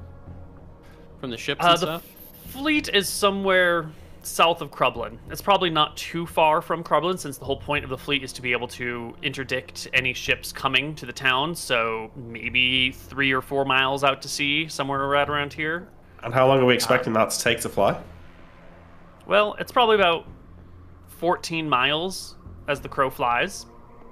Of course, it might not... Well, if you've got ultravision and you're flying, you would probably be able to see a fleet of ships and the sea quite far away. So I don't think there's going to be any problems getting there. I don't think there's going to be any, like, you got to find the fleet. So 14 miles, and fly gives you movement rate 18. Well, no, we're on Shine. Right, we're flying on Shine. If it's quicker, which it probably is. Well, without a saddle, it's difficult to ride on Dragon back. The wind will really, like, kind of rip you off your seat. Okay. Yes, but that is what we've been doing up till now. We've been in bag of holdings. Oh, we're in bags of holding. Yeah. There were bags of holding shenanigans that have happened and teleportation shenanigans. It's so to be clear, Anton and Tyrael are in bags of holding right now. Well, not on the island because I've just cast some spells on them, but yeah. Okay. But they will each hop into their own bag of holding, or they will each hop into one bag of holding. Well, how fast can we get there at movement speed 18? If we fly ourselves, how long does that take us? 18 is 180 yards per minute. 180 yards per minute, 2 miles per hour. Thank you, Google. 6 miles an hour, it's 14 miles, so 2.5 hours. 2 1/3. What if we, I mean, you say we can't fly Shine without a saddle, but if we can fly, then can't we actually do that quite easily? We're kind of just holding on, aren't we, at that point? Well, no, because Shine still flies at movement rate 40, so your fly speed is... No, but what I mean is, like, it's not like we're going to fall off. Like, we could basically hold the claw and we're kind of, like, hovering, Yeah. but she's, like, pulling us along, kind of. She's pulling us fast. Yeah. Okay. I think with fly spells, you can glide on Shine. And if something fails, if you lose your grip for whatever reason, she'll feel it and she can, like, circle around and grab you again. Okay, so we'll call it an hour to get there then. Okay, that's good. That's enough. Okay. Because at minimum, your fly time is 14 turns, which is 2 hours and 20 minutes. You cast invisibility on us? Yes or no? Not improved, but regular? I could have done while I was napping it, but if you didn't hear me say it, I don't know. Neil probably won't let us do it. Imric said improved invisibility on himself. Well, I will be doing that. But I could, when I napped and cast the stone skins and the ultravisions, I could have cast invises as well. But I don't think I did. We would have. Well, I'm just clarifying now because we're not too far past the nap, right? We want to come in all invisible. But it's dark. I mean, that's true. So it's a nail, but I don't think I did. Would you have had invisibilities memorized? Well, yeah, because what I did was I woke up that morning and learned a bunch of spells that I knew I was going to, like, cast a bunch of buffs and then nap and then get my actual spells. So I could have easily done it. But if it wasn't called out last week, then we're just going to leave it be because you've already napped. It also makes flying on Shine harder if none of us can see each other and someone loses grip. Fine. Yeah, it gets super easy to get lost from one another. Sure. Yeah. All right. Anything to say to each other before our two brothers climb in different or same bag of holding? Can you even fit in the same bag? It might be too much weight. It's probably we're almost for sure not too much weight, but wait, so we're not flying? We're holding on to the claw, yeah, so we're just being dragged along by Shine, remember?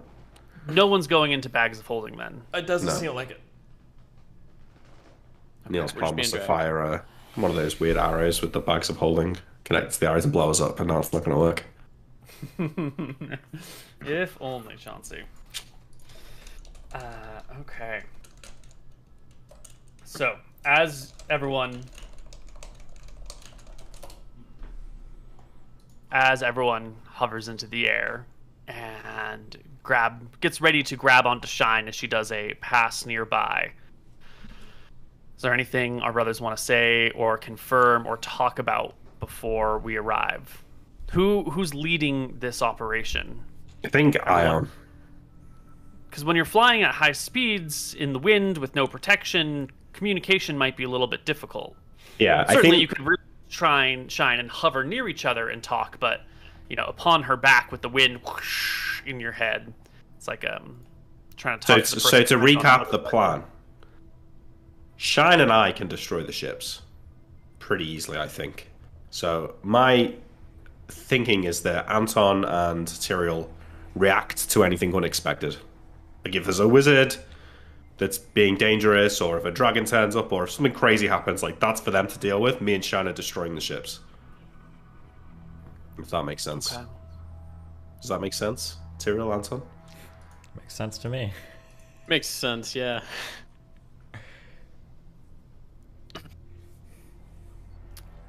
So what is the at some point you will arrive at these ships. And Shine is going to go around breathing fire, and Imric is going to go around casting spells. Are the two of you going to release Shine at some predetermined range and sit back and watch the battle? Are you going to land yourself on one of these ships right away? It sounds like what's What are the two happening of you is, doing? it sounds like Anton and Tyrael are going to be basically floating in the air, and then Shine and Imric are going to go their separate ways blowing up ships, and then they're going to rejoin us in the air. That's what it sounds like is happening. Okay, Correct. great. Do you have a Anton's predetermined gonna- range at which you'd like to stay away from ships? How close do you want to be Imagine hovering? it's probably whatever the What's max lightning range. bolt range of being in the air? We don't want to get lightning bolted in there. 40 yards plus 10 yards per level, and then from there, the lightning bolts can be 80 feet long. We'll just stay, you know, a good amount away. I'll cast. I don't think you're ready for this, but whenever we get there and they start doing their thing, I'll just cast one Conjure Animals random and do 24 hit dice worth of shit. So lightning bolts, a 5th level caster would have a range of 90 yards plus the range of the bolt. So do you want to be at like 200 yards? That way you're definitely out of range of lightning bolts, except by like 10th level casters. Yeah, we're also not going to be just sitting there, hovering. We're going to be moving because I'm sure there's probably ballista on the ship. Side we to don't side, want to get hit. Well, if I see ballista start firing at me, I'm going to be moving in weird ways. Evasive I'm maneuvers, barely worried about a ballista nailing a human-sized object hundreds of yards in the air from a ship in the water. If that happens, You got that's stone, gotta you got be- stone skin anyway. Yeah, that's got to be like a negative 15 to hit. It would have. That's yeah. Like there'd be need to be 2 d20s on that. Surely. All right.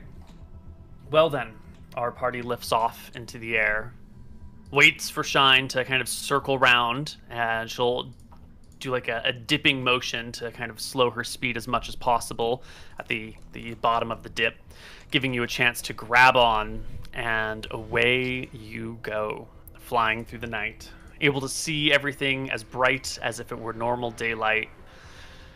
You gain altitude, and sure enough, in the distance you can see a small fleet of 8 ships, all sort of like anchored together near each other. The tides and currents have like pushed all the ships in one direction, so all their noses are like facing the same direction as they're being pulled by their anchors.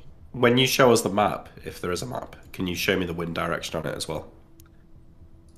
Or tell me the wind It's direction. actually a rather still day. The wind that you feel is by what's being pulled by Shine.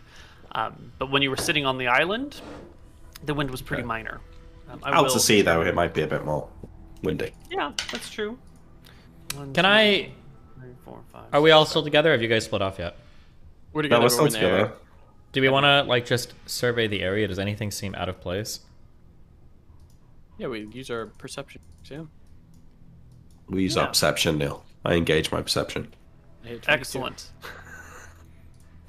You just rolling checks now without even being asked. Fantastic. It's Devon style, though. Well, I would say it's dark, but to you it's as bright as normal light. You don't see any... Well, you do see lights. You see lights from Crublin as you are flying in that direction. It's clear to you from your position in the sky that... Is it actually Crublin? Yeah. I'm too zoomed out to see anything. That the town has some sort of lights near the harbor, near the south side of the town. Maybe light stones, maybe like huge bonfires. It's hard to tell at first while you're in the air. But Crublin is lit up, probably as a defensive maneuver to see if anyone's coming in, if there's any sneak attacks happening. That is a bright beacon for you. But looking away from Crublin, out to sea, you can see 8 ships, all sort of facing northward-ish. They like tied together, did you say? No, they're like anchored, but they're close to one another. They're like kind of anchored in a cluster, not too spread out.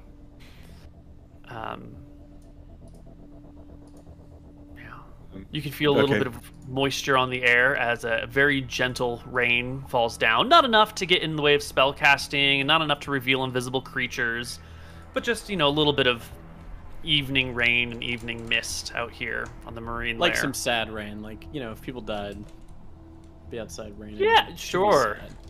Yeah, why don't we get ourselves ready for sadness? Mm-hmm.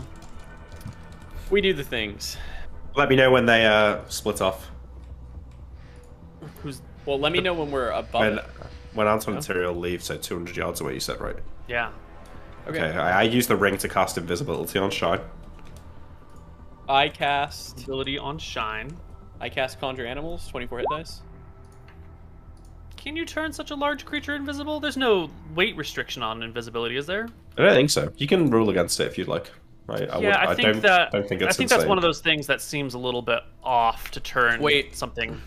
Why were the dragons invisible then when we met them in the woods? Self-cast is probably easier for them to do than... It doesn't matter. I don't care. It's fine. You can have Shine be invisible. That's probably a ruling I should do at a later date. Are we one round away here, would you say? I want to know when we're about to go in. I guess then we are there. Okay, as they dismount from Shine, I invisibility her, I dismount, and then my first action is casting improved invisibility on myself. I cast Conjure From Animals. invisibility, you cast improved invisibility. I'm not invisible. No, but I am now. Okay. So you want to track the duration of that, Neil? Yeah. So that's going to be 17 rounds. 17 rounds. Conjure Animals is going to be 24 rounds. And you're casting Conjure Animals, you let go, and that same round, you cast Conjure Animals, and you cast Invisibility. Improved invisibility. Improved invisibility. The first time this spell has been cast after causing such a fucking... True, we almost killed the queen over this spell. It's the first time it's been cast. Alright, Mr. Mooten, you are conjuring a bunch of animals. Or one 24 hit dice animal. Or one giant 24 hit die. Two 12 hit dice animals. You know how it goes. Suddenly, the sound of screaming and drowning pigs confused the Mystrian soldiers. He said he wasn't going to do that, okay?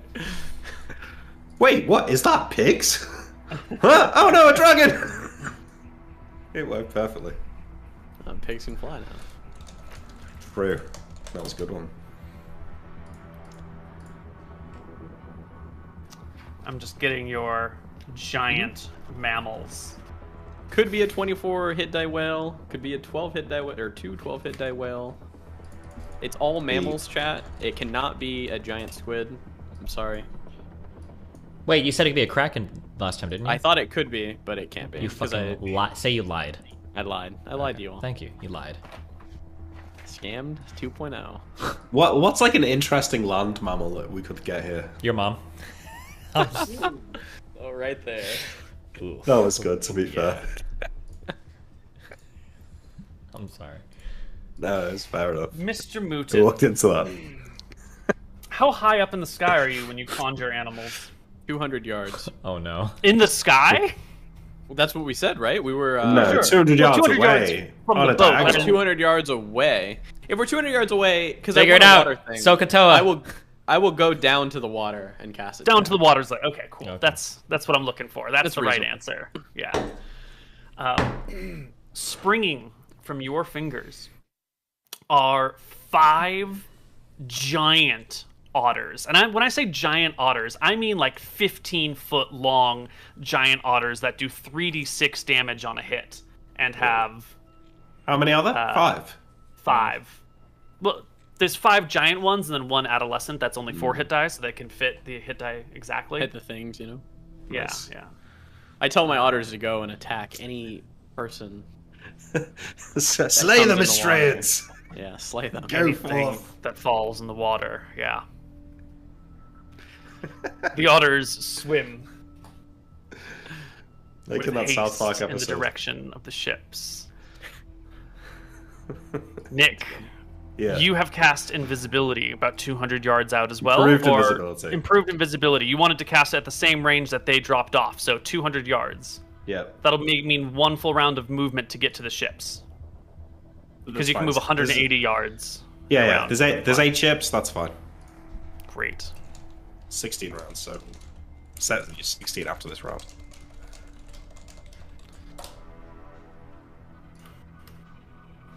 We do have a map. Mm-hmm. Can you sure you don't want to just hand wave it? Yeah. Cool. So you guys are in the afterlife, and it's all fine. Wait, hang on. We're not coming from... You said they were facing north. We're not coming from the north, are we? Everyone's sort of coming from the north. Sure.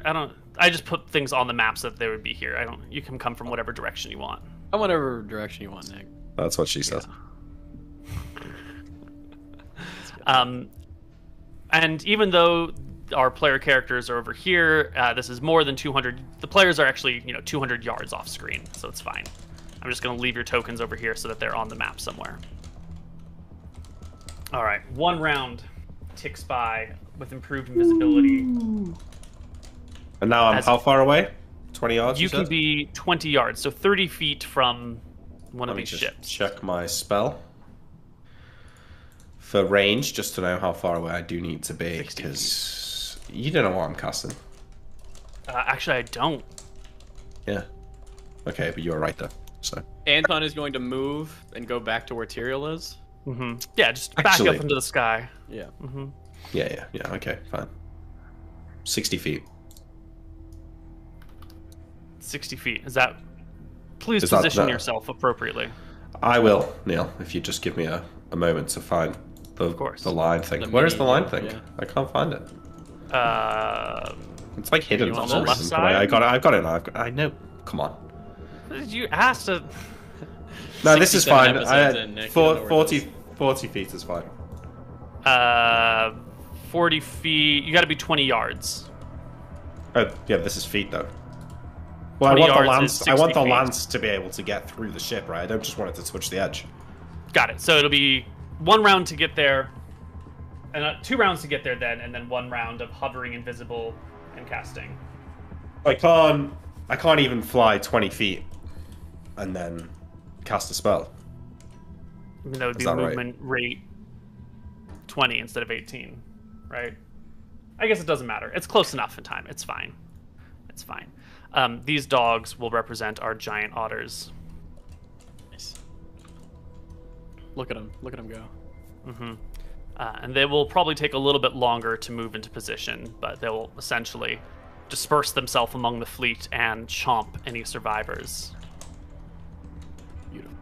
All right, this is where you are, Imric. Yeah. What are you about to do to me, Neil? Don't forget the giant dragon as well.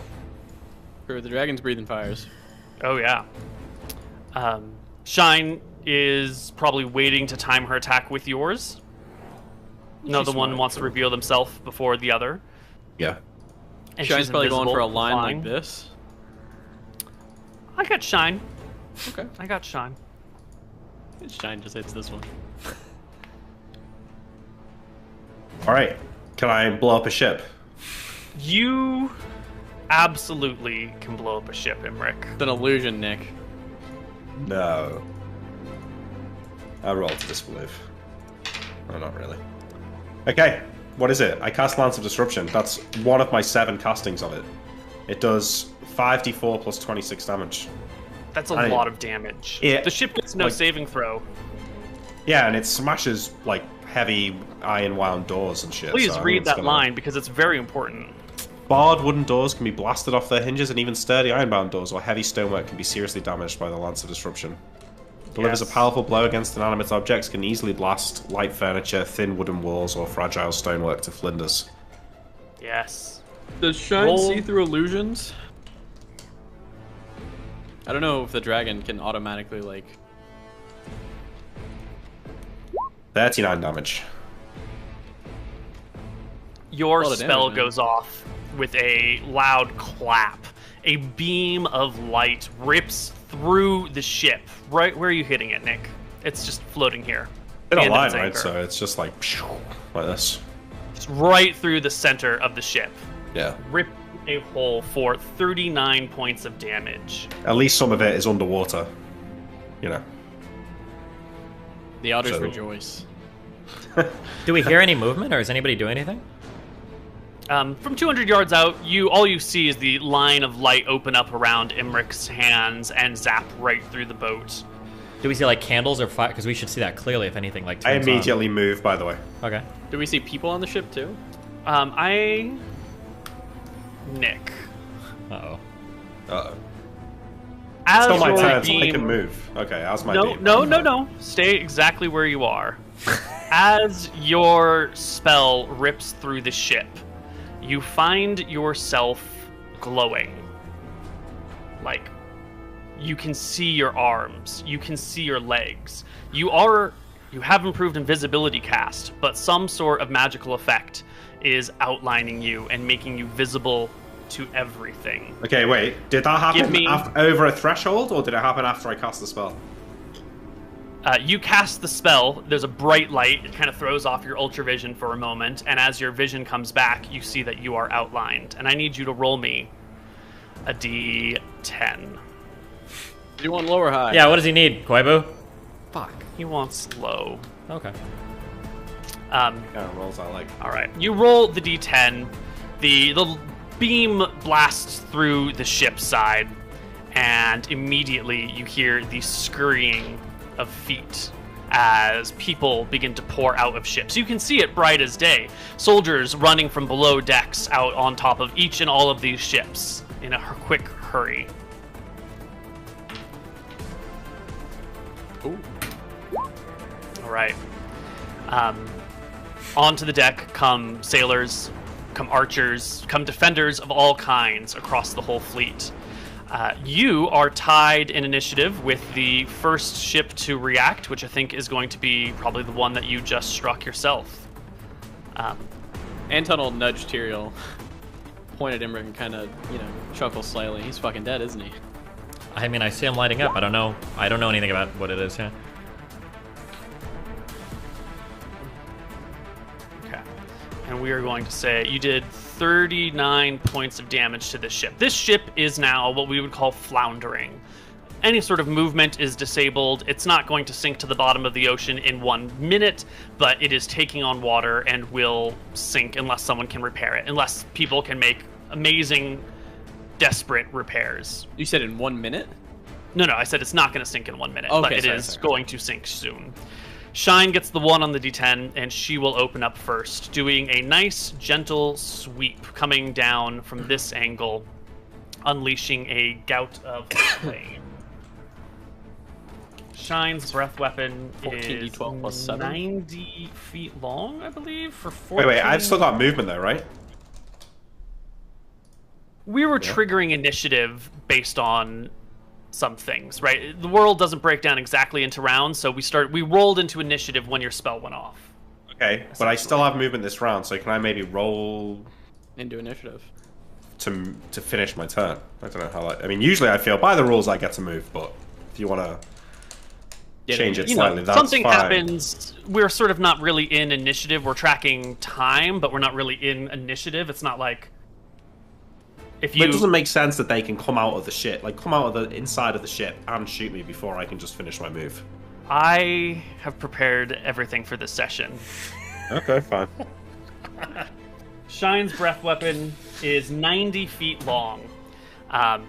With these ships are all, about 60 feet, so she can really only get one ship well. She might be able to break up her directed fire on a couple of ships and maybe half-ass them. Shine doesn't half-ass anything. She will unleash fire on this ship. Tyrael, you don't have any spells to cast. Will you please roll me Shine's breath weapon damage?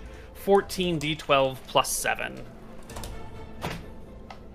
It is an insane amount, and this ship goes up in flames immediately. I wonder if this outcome was explained to the Mistraean soldiers that were taking this job. But at least one of you is just... I guess not, yeah. She burns everything here as the ships begin to fill with people. Imric, it is your turn as sailors run aboard ships. It's my what turn. I'm showing, like my full turn. Yeah, it's your turn. You and the ship next to you rolled 2 on initiative, so you both get to act. Okay. Alright, I think I mean, like, this health bar, do I feel like if I get that to 0, the ship is gonna, like, break The in ship half is going to sink right now. If you wanted to give it another blast, you might be able to split it actually into 2 pieces. Yeah. Well, I think that's what I do. I cast another Lance of Disruption on it. Excellent.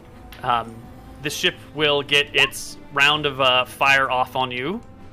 It's a terrible Lance of Disruption, but it's more than enough to split the ship.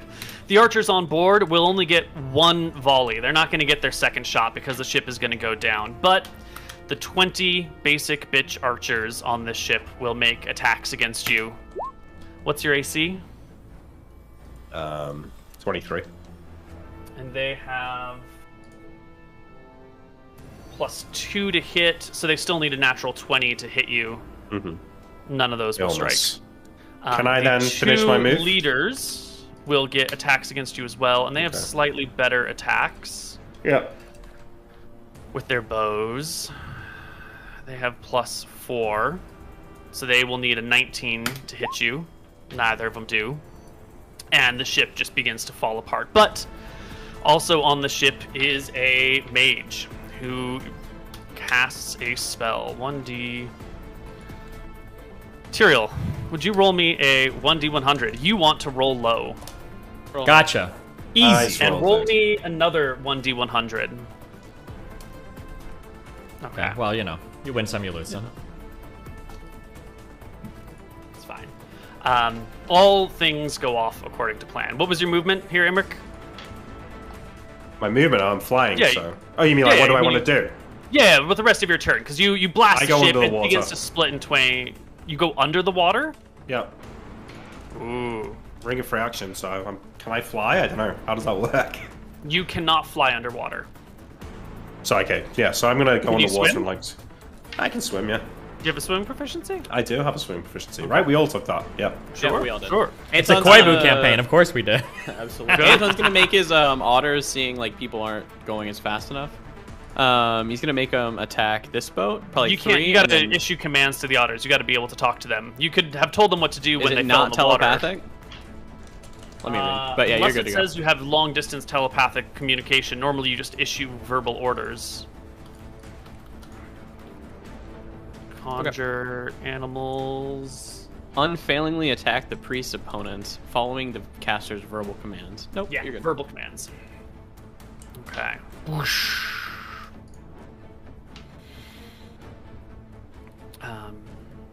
Okay. And you plunge yourself underwater.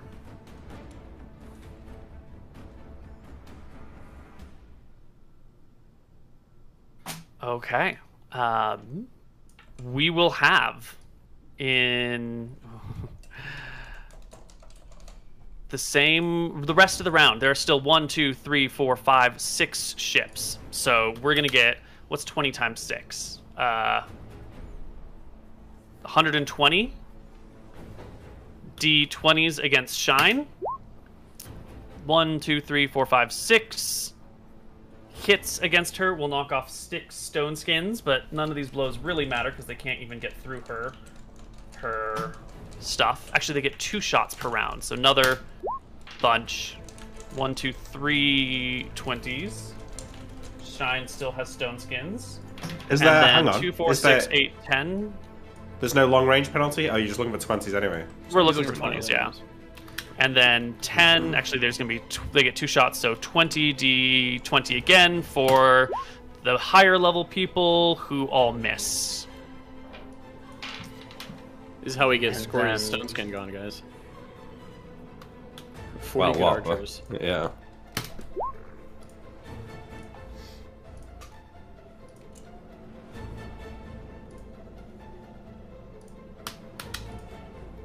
I forget it is dark as well now. Not you though, right? I guess it's burning. So yeah. No, you're right. That ship is on fire, and I kind of glossed over one detail. Soldiers and archers are coming on board all these ships. The archers are out there with their bows shooting at you. The sailors are running to caches scattered over the ship, grabbing arrows, and as they open up these boxes, light spills out on each of these ships. They have light stones attached to front and back and a couple of places on the side, so all the ships are illuminating you know, 60 feet of light in all directions. Pretty cool. Yeah, weapons of war. You cannot see this because you are underwater. Yep.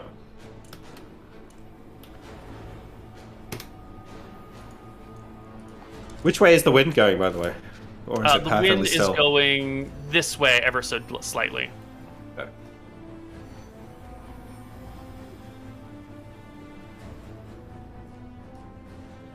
None of the rest of us can roll in to see it. I don't know how big it is. Or You guys are pretty far off. You can't really see what's happening, but you do hear Shine let out like a roar of... Well, I guess she's a dragon. She roars when she breathes fire. She roars as she lets the dragon fear wash over the people underneath her. They make saves, but they still need 20s to hit anything anyway, so it matters very little. Next round. Anton's going to move in a little bit. Actually, next round, I'm so sorry. I lied. Anton will probably be 100 yards away now. He wants to be closer in case he needs to get in there. And Tyrael, what are you doing? I think I'm just looking around. There's not much I can do. I'm not going to fly in and start fighting with my sword, so I think I just kind of like... Right. Specifically, can I move myself on the map? Yeah, go ahead. I'd like to move to be 59 yards away from this ship. Mm-hmm.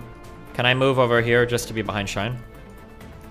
She's flying around. She's going to fly flying. faster than you can, so you can't Then I'll track just be behind her. basically up here then, yeah. Are we calling this in yards right now? No, it's feet. Everything's in feet. Yeah. Okay, I don't know. I'll be 59 yards away. Perfect. And then, should I roll into initiative? If you would like, we're just going to use D10s because there's so much going on. Okay. I roll for myself? Please. Ugh.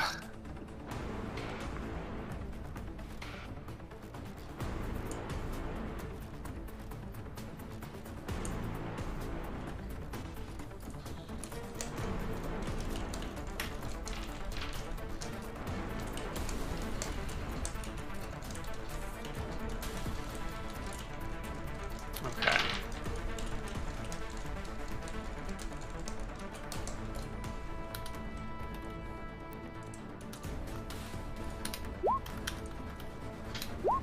Oh, yeah, can I? Oh, never mind. Actually, Tyrael and Imric, you will notice that Shine's stone skin is gone.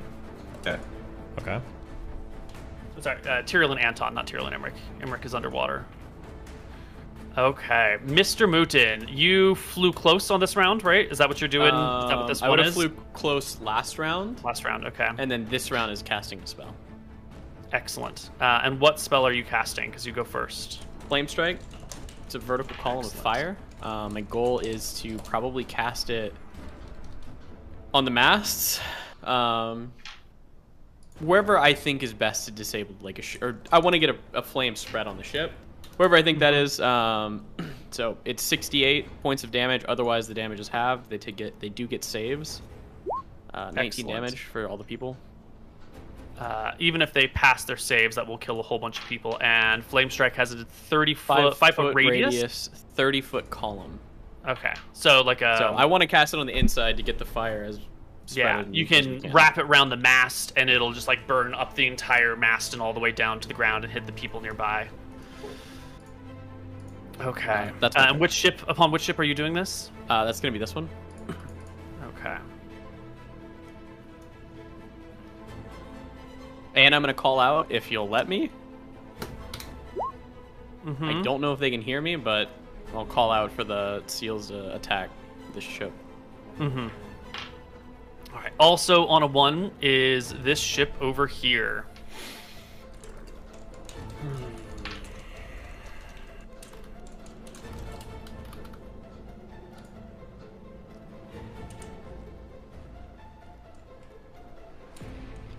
And you said you wanted to be... You're 15 feet. What was your distance from the ship? 59 yards. 59 yards. Perfect. Okay.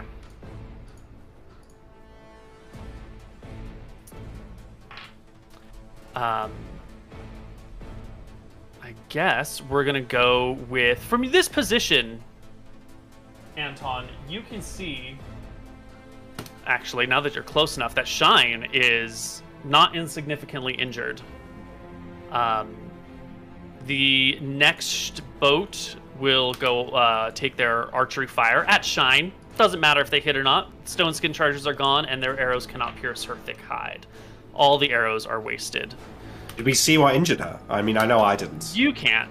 No, I mean, we're talking hundreds of people, multiple ships, everything going up and down, dragon fire, shouting. There's too much happening here, and everyone's at huge distances. You can't tell exactly what's going on. But her HP keeps ticking down. She's not stupid, right? She's gonna leave eventually. She's not stupid. Okay. Yeah. Yeah. 1, 2, 3, 4.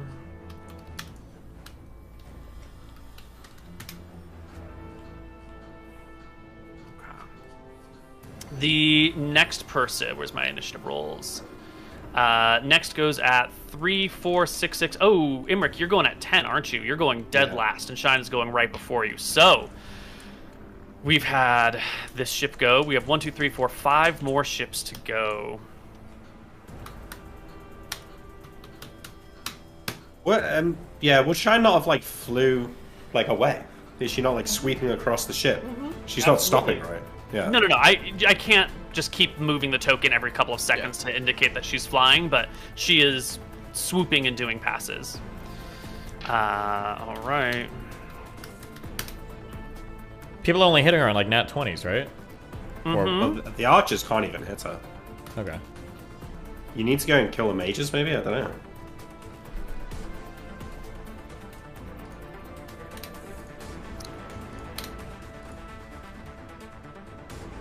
Shine will take this much more damage in this round total, and will break off the rest of her flight. Imric, it is your turn. What are you doing? You're in the water. You see giant otters. Yeah, I mean, okay, with a Ring of Free Action, I can't cast verbal spells underwater, right? Cannot, no. Can I come up and still cast? No, the water is moving too much. You can't cast while treading water. No, I mean, but like, if say I'm 5 feet down, can I move that 5 feet up to be able to cast my spell? You can... I don't understand. What do you mean 5 feet? Well, because you can't if you move can and swim cast, to the surface and fly up into the air and cast your spell. Yeah, so I can do that little bit of movement and cast. Oh, no. You can't move and cast in the same round. If you put yourself in the water, then you can't... But we have said in the past that you can do like a small move, right? Yeah, but you can't swim to the surface and then fly up and then cast. You put yourself in a position to not be able to cast the next round. Okay. Yeah. I swim. Where are you gonna go? How far can I swim? You can swim half your movement.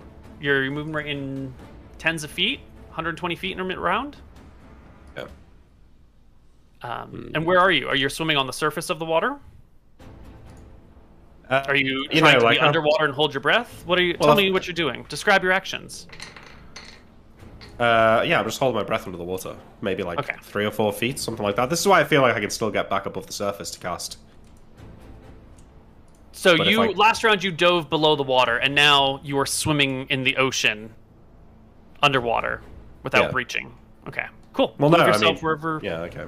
Yes. Wait, please. I kind of felt like I'd be able to move the 5 feet to get my head back above water to cast, without counting as moving for the purposes of not being able to cast. We've always been like, if you want to peer around a corner or take a step while you're casting your spell with your few arms, but you can't, swim and cast. Yeah, fine, okay. I guess I need to come here, and I'm gonna, breach the water, I guess. Mm-hmm. You breach the water, whistles blow, Wait, archers that held their fire. They come just here. Like that. Maybe they don't see me. Well, I'm going to declare their actions from where you first said you breached, instead of where you said you breached after I said that they reacted. Okay. So they spot you as you're coming, and archer fire. Not all archers on this ship can get you, but about half from this ship, half from this ship, and half from this ship will take shots at you, which is going to be 20, 40, 60 divided by 2 is 30 d20 shots at you. And what do they need to hit you? Probably a 20, right? Yep, that's what we said last round. Yeah. I see no 20s in this pile. At all. So arrows rain down in the water around you. They splash. They get 2 penetrate. shots. A giant otter swims by you, knowing innately that you are an ally and not an enemy. It'll swim in this direction. This one over here will find some of the people on this ship that have been blasted off by the fire and devour them. This one will come over here and eat the people that are falling off of this ship. This one to the people on that ship. This one to the people on that ship. It's like daylight for me, right? Just like daylight for you. Could I tell what was hitting Shine? If you don't want to give me a really good perception check, because you're sort of close. You're 59 yards. 28. No, not with a 28. Okay. Close. Close. Nick. Hold on. There's still more actions to be done. Still on that turn.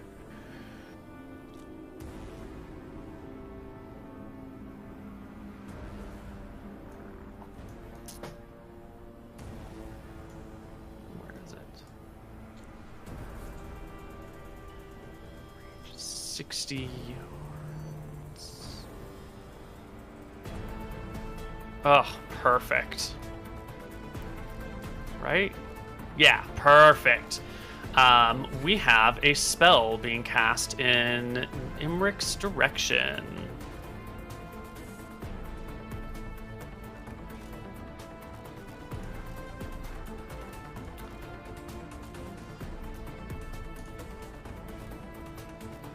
I will need a 1d100.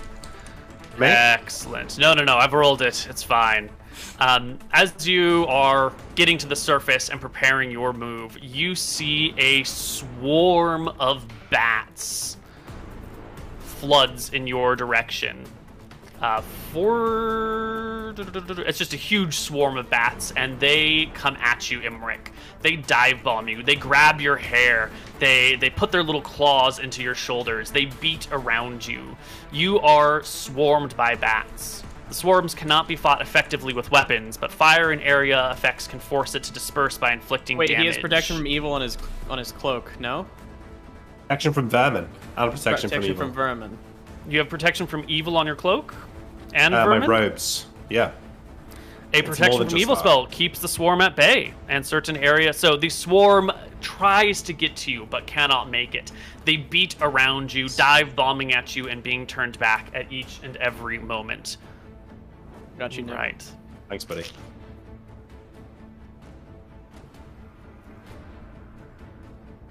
Bum, bum, bum.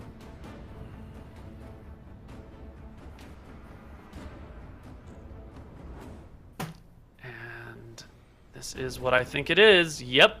Nick, will you give me a saving throw versus spell? Yes. As whistles blow, men shout, dragons breathe, fire burns. Do I get my luck stone here? Of course. Then I need a 3. Whoo! You enter an area of silence. It will not follow you, but it is cast upon you. In 15 feet in all direction, you are silenced. You will have to spend a round moving if you want to cast again. Wait, I don't think it works if he saves it, no?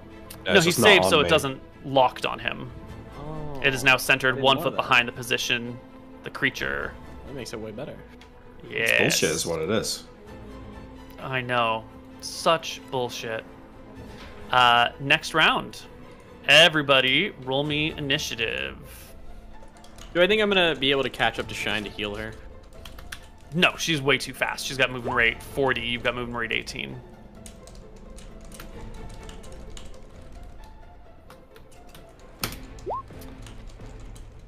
And on this ship that has been burned, we will just quickly remove some people. There we go. Okay. Archers have moved into proper position now, Nick. You're going to get another 60. They all going before me. Well, there are 1, 2, 3, 4 ships. 4 out of 5 ships go before you. So 1, 2, 3. Yeah, we can get about 60 d20 archers on you. 1, 2, 3 hits. Stone skin? Yep. Stone skinned.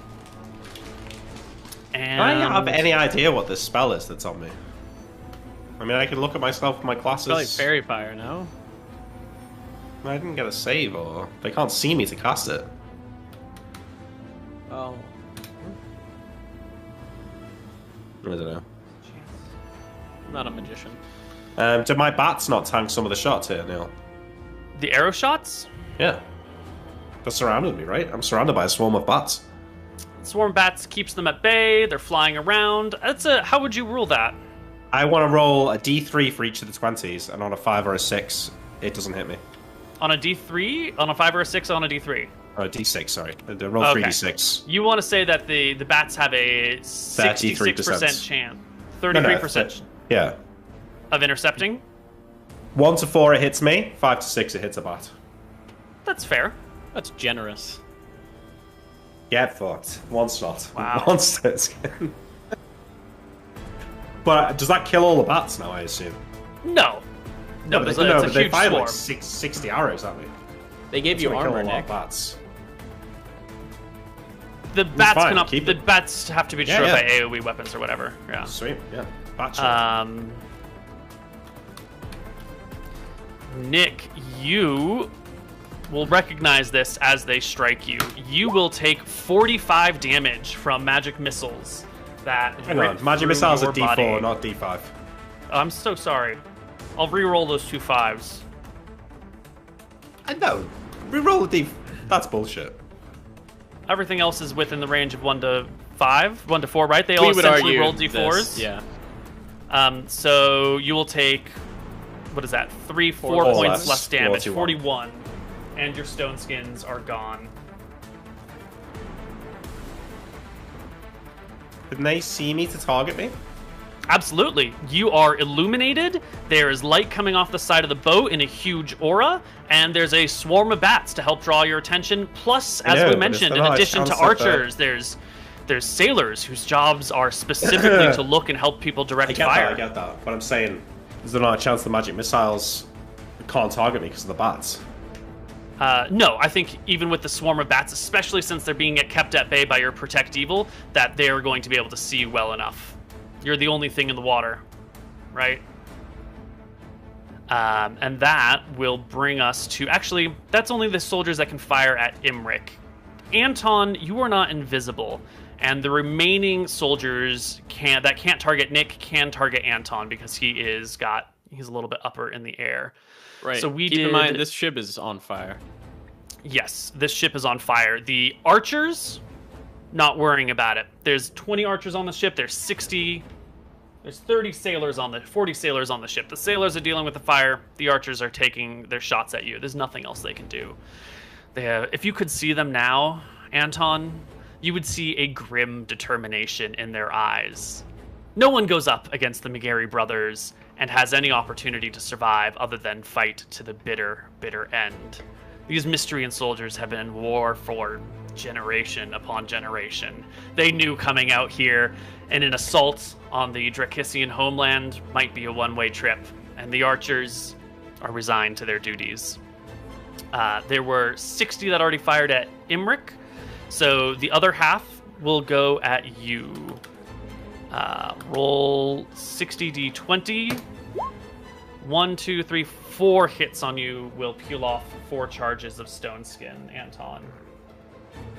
Good stuff. So that's 60 and 60 is 5. Where's my initiative dice? Here they are.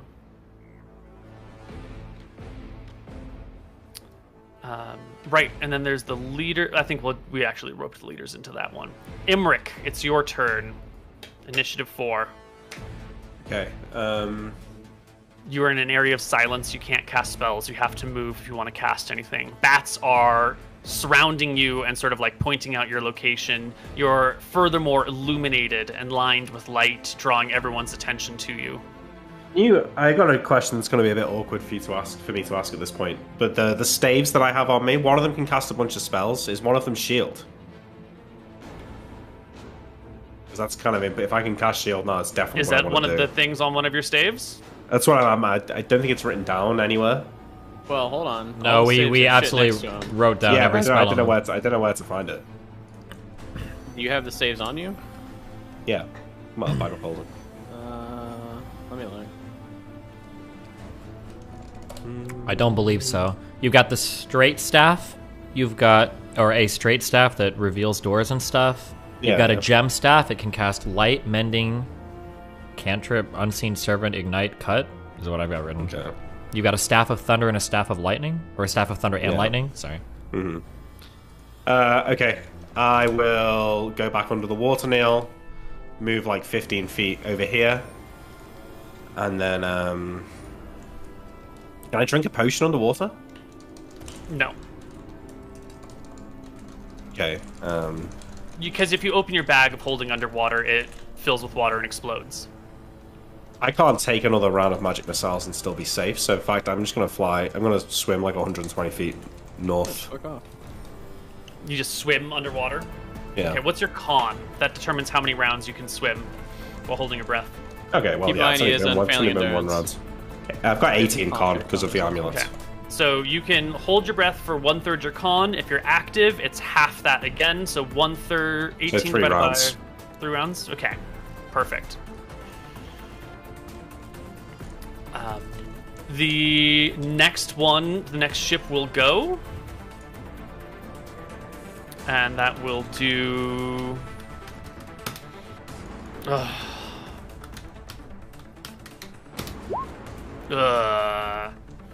Okay. And then that ship will just take 20 shots at Anton. 2 hits. And then the 2 higher level bowmen on board, I think they still need 20s to hit you. No dice. Anton, it's your turn. He's going to conjure animals in the air. He can only probably conjure 24 hit dice worth of bats. Excellent. Counter bat. And what do your bats do? My bats are going to go and terrorize these 2 ships worth of bowmen. Excellent. I don't know how many bats how many I can make. Either I can make huge bats, large bats, or common bats. It's up to you. Large bats have 1 hit dice, so I can summon 24 large bats. Huge bats have 4 to 6 hit dice. Roll me a d6 on a 1 through 4. It's common. On a 5 or 6, it's large. 3. It is common. They have 1 to 2 HP, so let's call them 1.5 HP. 8 divided by 1.5. We'll round to 5 bats per hit dice, and you're summoning 24. Yeah. So that is 120 bats. I think 120 bats, 2 bats per person to harass someone. Covers 60 people. You can cover 1 ship with bats and render the bowmen and people there distracted. Can I not just have 1 bat per person? You can, but then the penalties that they face will be lessened. Because 1 bat bothering you is not that big of a deal, you know?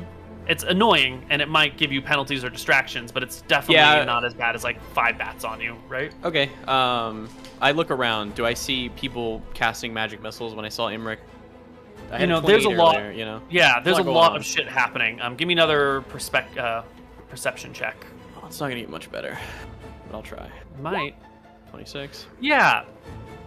In and amongst the commotion, you see soldiers on each ship, with bows, fighting, and you see sailors on each ship running to and fro, delivering arrows, moving light stones, looking overboard, calling out directions. There's a complex series of whistles that people have.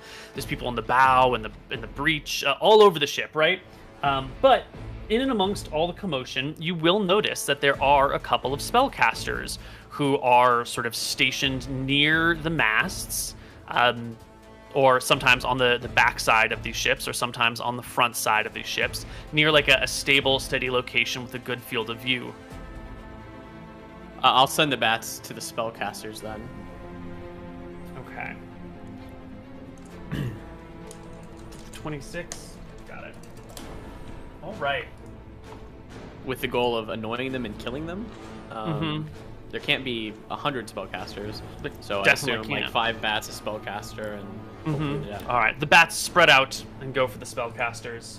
I am going to use the rest of my movement to dip in the water and probably call out to my dudes over here and tell them to start attacking the ship. Does that mean you're going to get close enough to speak to them? Yeah. Okay.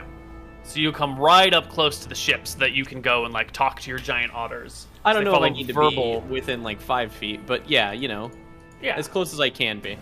But it's not like the otters just chill and waiting, right? The otters are like viciously eating all the people who have fallen off. So they're plunging under, they're coming up and ripping people and then diving back down. Like, you know, they're in an active violence situation. Yeah. You're gonna need to get close enough to get their attention. I'll let them know. You know, to attack the ships themselves. Attack the ships yourselves. All They're right. seals. These two, no, they're otters. Yeah. Yeah, these two will begin to rip the planks. And when we mentioned earlier that these otters are 15 feet long, these aren't like little tiny, you know, gentle, cute river otters. These are massive megafauna from the olden days. I'll task this otter with going and telling the other otters to start ripping the planks off and like breaking the ships. Give me the best wisdom check you've ever had. Okay, that's the stat. 25. It's okay. I don't think the otters are going to be able to communicate your orders to each other. They are big dumb animals. They follow your orders. All right, that's fine.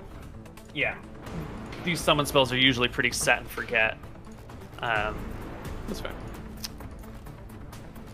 Okay. Next character is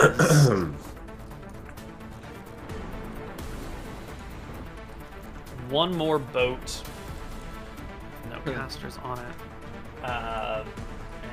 They will take.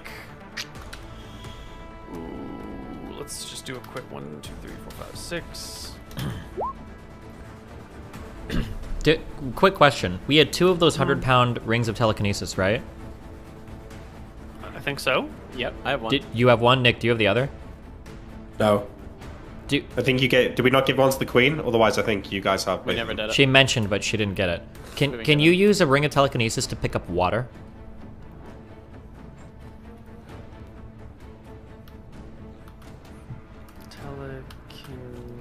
Telekinesis. My next question is basically going to be, if I get close enough and now I see that Anton is going for these spellcasters and I'm observing, can I start like water bending? Basically, is what I'm asking. Like, can I take like 100 pounds of water and just start throwing it onto the mast of the to try to knock them off? Or that's fucking sick. That's cool. You can make a spellcaster out of a normal person.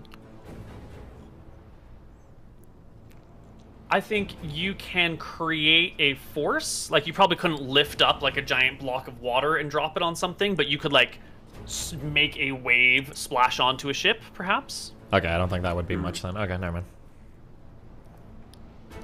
Okay. My second question, just in case it comes up, how do we rule telekinesis interacts with people's weapons or things they're wearing? They would get a saving throw. Okay. Okay. Yeah. Anything worn or carried by a person assumes that person's saving throw, typically.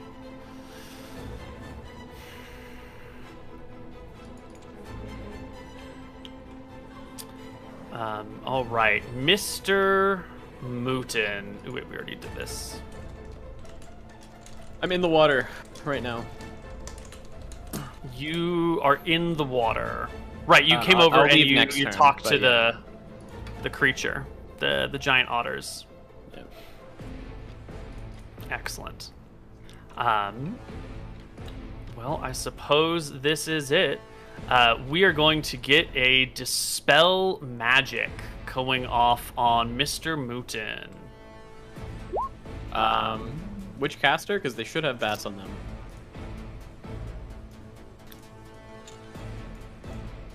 The bats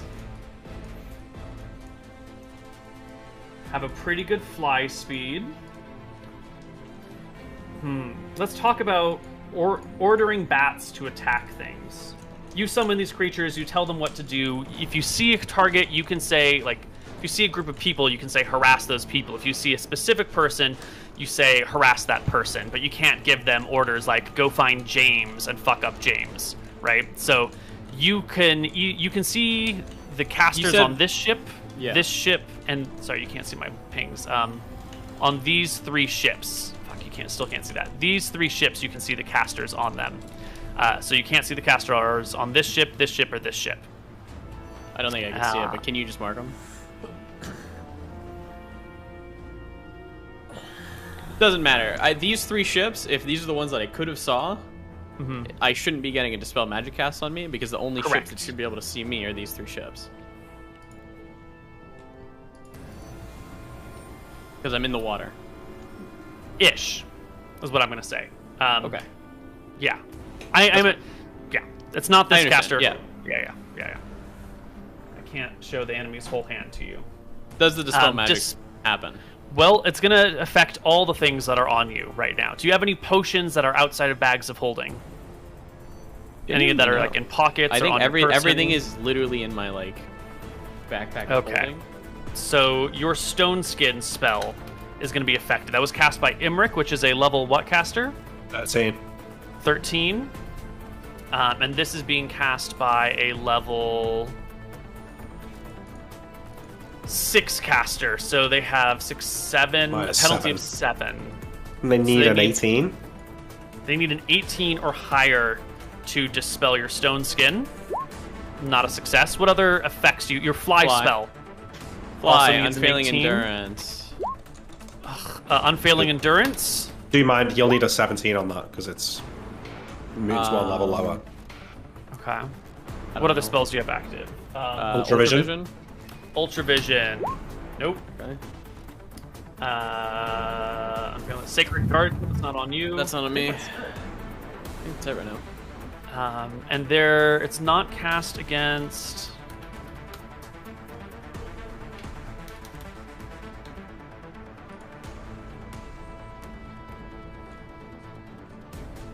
Where's it hiding? Let's see. It doesn't infect any enchanted items unless cast specifically on them.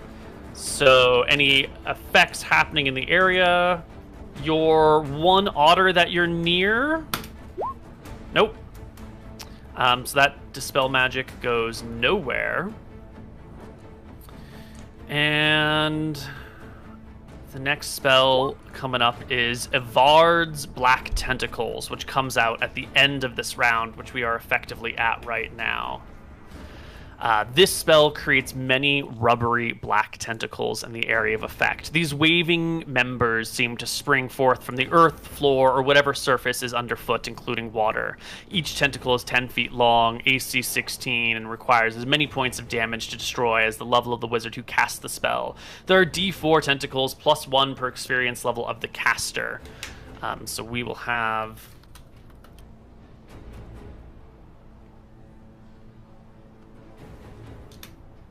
nine tentacles spring forth around you.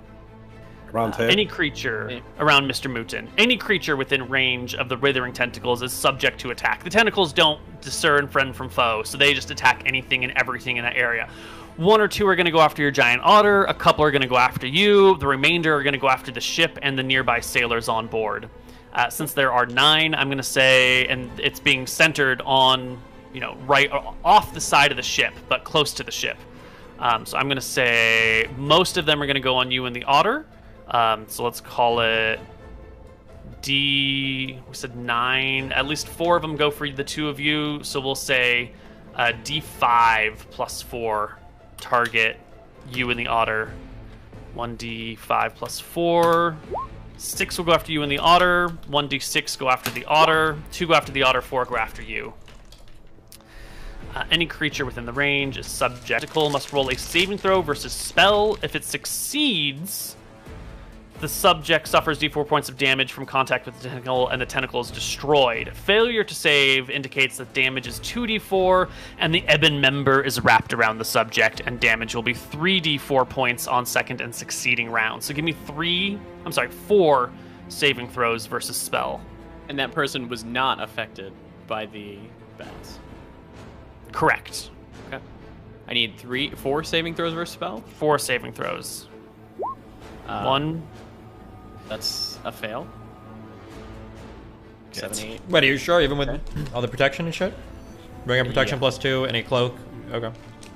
Only a +2 on the ring. This isn't like a mind affecting thing, right? No mind affecting here. 2, 3. That's a pass. That's a pass. And that's a pass. So only all one. right. So 3 of them are destroyed, and you will take d4 points each, which will, I think, just knock off stone skin charges. Sure. And that will knock off your 3 remaining stone skin charges. You did have max. And the last one will grab you, doing you 2d4 points of damage. Technically, the one that did the stone skin charge was the 2d4. So I should only be taking 1d4, right? You want to agree with that? Sure. Yeah. You want to take the first one? Yeah, perfect. Yeah. Great. That one is wrapped around you. And then there are 2 against your otter, who does not get your saves. So roll me 2d20s. Otters have 5 hit dice.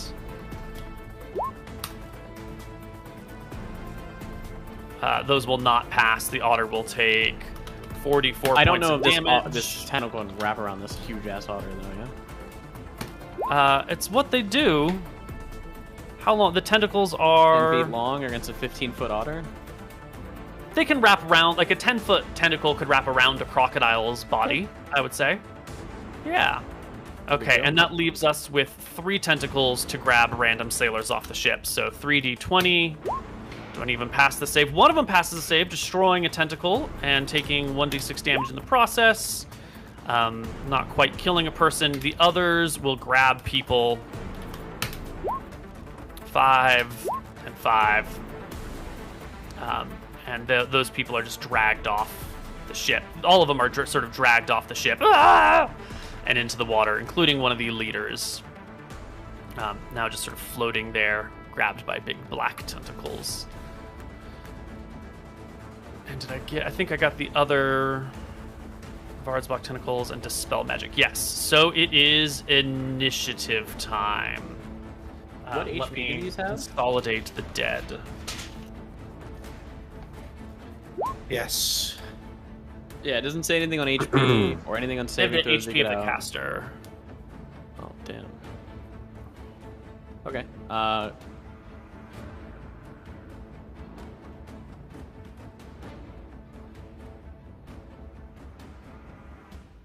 I'm slightly above the water, yeah, because bag of holding and all. Yeah, and because the tentacles grabbed you and has, like, lifted you into the air and is squeezing you. If I turn into a bat with my cloak, the tentacle should then... I will give you a favorable roll to escape. It's not guaranteed, but it should be good. I'll give you a saving throw versus spell. I'll probably just attack. This one has... this one...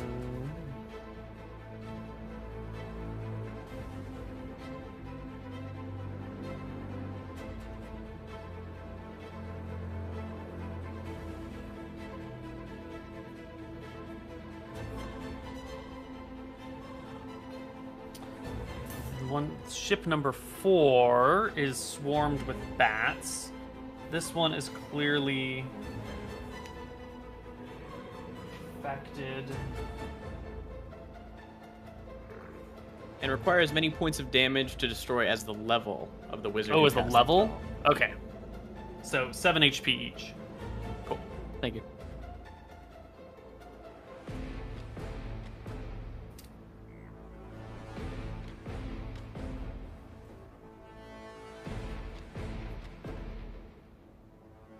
Okay, so this one is gonna get a die roll. That's fine. Ship number 5. 1, 2, 3, 4, 5. We only have 6 ships. This other one, this front one that got hit with 2 lances of disruption are just gone. You know, ship is dead. Everyone's dead. This buddy's eating the people in the water. The one that Shine hit is completely gone. Ship 6 has half crew. You can't do anything. You can't do anything. You have a full crew still. Yeah. Okay.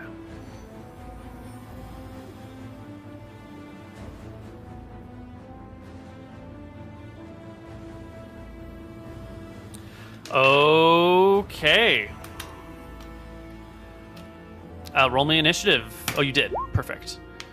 And Imric, why don't we start off with you? Okay. I reach into my pocket of holding and pull out a wand of fire and will engulf this ship in... You can't reach into your pocket of holding when you're underwater.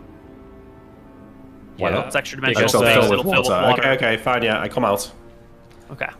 I fly above You can the fly, water. right? Yeah, you can. And is this your actual range, or is this an approximate range?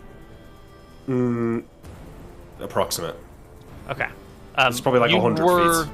here, right? And then you could Yeah. swim 120 feet, I think, right? 120 feet? Yeah, so okay. Yeah. Well, let's just put you to 120 feet somewhere. Just for math purposes down the line. Thank you. Yep. I pull out the wand of fire, and I will wreathe this whole ship in a wall of fire. What is the range of Wand of Fire? The wand doesn't have any range, but wall of fire itself is 60 yards. Perfect. So that is that's well within fine. 60 yards. And when you say you ring it in fire, be as descriptive as possible. Tell me, how does this okay. work? The wand can be used to draw a fiery curtain of purplish red flames in a 1,200-foot square area, so that's 20 by 60 foot in this case. The flames last for 6 rounds and cause 2d6 plus 6 points of damage if touched. Yeah, that's it basically. Expense 2 charges. So everyone on the ship should take 2d6 plus 6, plus the ship should be on fire, really. What's the diameter of the ring? It's 20 by 60, so enough to get the whole ship. We also didn't get my Yeah. otters damage last round on this ship. On the ship, you're right. The otters they would normally do 3d6 damage. Damage to ships is applied differently. So why don't we say each otter can do like 1d6 points of structural damage. Well, no. Let's call it d8 points of structural damage because they are big, beefy otters. They're huge. They're massive. 2d8? Yeah. Excellent. 8 points of damage will bring the ship below half hit points, which is the threshold for floundering. If nothing happens at this point, the ship will sink. But it is otherwise, being ripped to pieces. And sailors are going down below, attempting to fight off the giant otters. It's not going to work too well because these sailors don't have weapons. The best they can do is throw barrels at the giant otters, who will ignore them and can proceed to devour the ship, wood and whole. Did we get 2 rounds of otters attacking? No, it was just this one. It was just this one. And the otters get 1 attack per round or 2? 5th level? One. Let me double check. I think it's just 1 attack per round. Yeah, it says attack number is 1. Perfect. All right, Nick. So you ring this ship in flames all the way around it. But the whole deck is on fire, including the masts. Yeah, it's fucked. A 2d6 plus 6 on everyone on the ship's surface? Well, how close do you have to be to the flames to suffer damage? Not touching them, but the whole thing is on fire. Well, the ring, right? So if you're standing it's in not the it's center not of a the ring, deck. it's an area. The whole area is on fire. Correct. It could be a 120 foot by 10 wall, or it could be a 20 by 60 foot wall, or it could be a 30 by 40 foot wall, but it's a wall of fire. This isn't a ring. This is... The spell creates an opaque sheet of flames, 20 foot square per level of the spellcaster. Well, that's right. The wand is slightly different. Okay. Well, sorry. Give me one more time the AOE of the wand. I'm so sorry. The wand can be used to draw a fiery curtain of purplish red flames 1,200 feet square, and then in brackets it says 10 by 120, 20 by 60, 30 by 40. Okay. So it is just the entire deck of the ship. Yeah. Yeah, excellent. Roll me damage for everyone on the deck. 10 damage. And do they get a save for half? Doesn't say that. No. 2d4 if within 10 feet, 1d4 if within 20 feet. That's what it says. Okay. The spell Wall of Fire clearly calls out save is special. One side of the wall selected by the caster sends heat waves. That's fine. Attempting to catch a moving creature with the newly created wall is difficult. That's a moving creature, so they get a saving throw to avoid. Otherwise, I think it looks like it is on fire. Yeah, I think it would say the people near the edge get a saving throw to throw themselves into the water for half damage, but that would effectively put them out of combat anyway, so I think the whole ship is doomed. It is not going to be destroyed in this round. Whoops. But everyone on it is fucked. Yeah. Sorry, does this ship get any fire damage too from the fire? Wait, sorry, just before you fight. From your tornado fire? Yeah. Since this isn't a spell, I go back under the water. I'm going to move forward a bit. I take a breath and I come swimming back over here. Mm-hmm. Okay. So that goes that one. In the same round as you, Imric,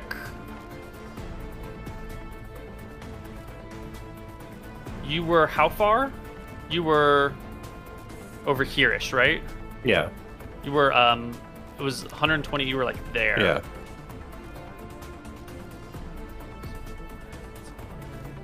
That's well within range.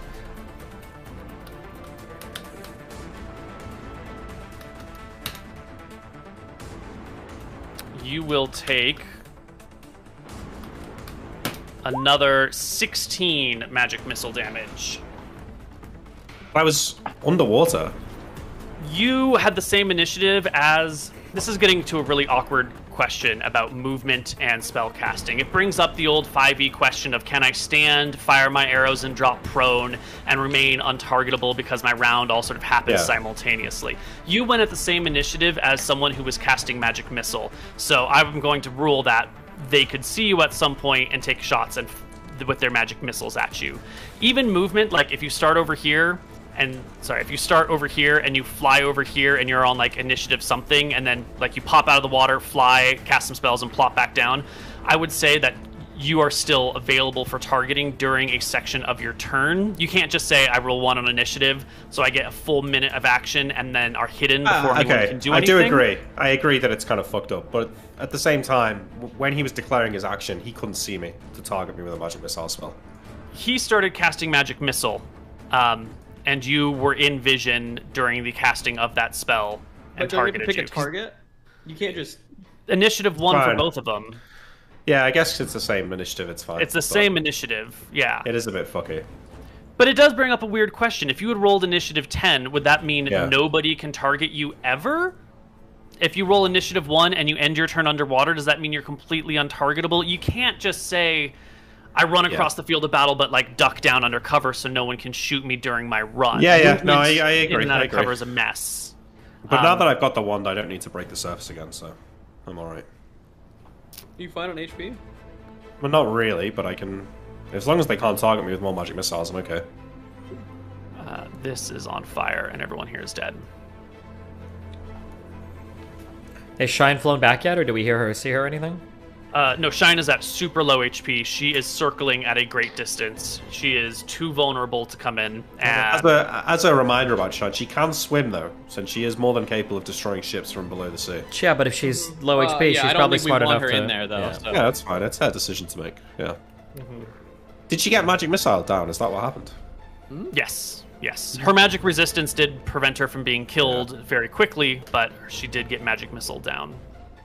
They got a lot of casters on here. Was that one guy casting at me there with 5d4 plus 5?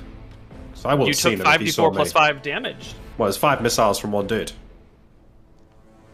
Or not? On initiative 1, you took 5d4 plus 5 damage. Yeah. He's not going to tell you. Yeah, I mean, you'll have to decipher things after the fact. That was initiative 1. Initiative 2 is ship 1, which is gone now, and ship 6, which is this one over here. We have half the crew available. Oh, they forgot to get their fire damage. Yeah, I was gonna say they also forgot half their missile fire, but I think the bats might have just distracted them for a round. So you've sent the bats against everyone, or just against the casters that you can against see? the spellcasters that I could see, but the rest of them, I mean, if I can't like target like the spellcasters on this ship or this ship, then they would have just went against like the rest. Okay, so you can see 3 spellcasters on these 3 ships. Yep. Then bats these are 3 targeting ships them. have spellcasters gone, and then the rest of the bats will be probably on either one of these 2 ships.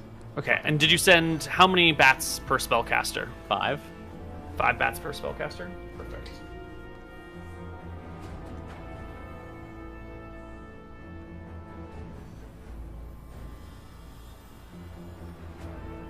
That's essentially it.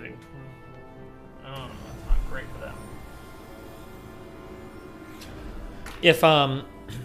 If Shine is holding it like a circular pattern or whatever, like really high in the air, can I like use my movement to kind of like move up in the direction that she's moving? Maybe Sure. give her, okay. Yeah. I want to be You can doing intercept her at a range Yeah, I because wanna she's do that. circling and watching. Mhm. Yeah. Fire This- damage for this ship? Yeah. Let's see. What was the spell 30 called? foot. It was a 30-foot column. It's called Flame Strike. It is a 5th level spell. Perfect. It was 68 damage. Otherwise, damage is halved. All right, we will give the ship a saving throw to see how badly it has caught. I'll let you roll the save for the ship. It is thick wood versus magical fire. It needs a 7 or higher to pass. Good. No, you don't want it to pass. Pass is bad. Yeah, for you. but it passed. Okay. It passed. So the mast will burn, all the rope on the mast will burn, but the fire will not spread and do more structural damage to the ship. The sailors on board, whose job it is to put out fires like that, will save the deck, but the mast is gone. You will take 10d20 shots. One will hit you for 1d6. Hit me or does it hit the damage. tentacle? It hits you. Enveloping me. Really?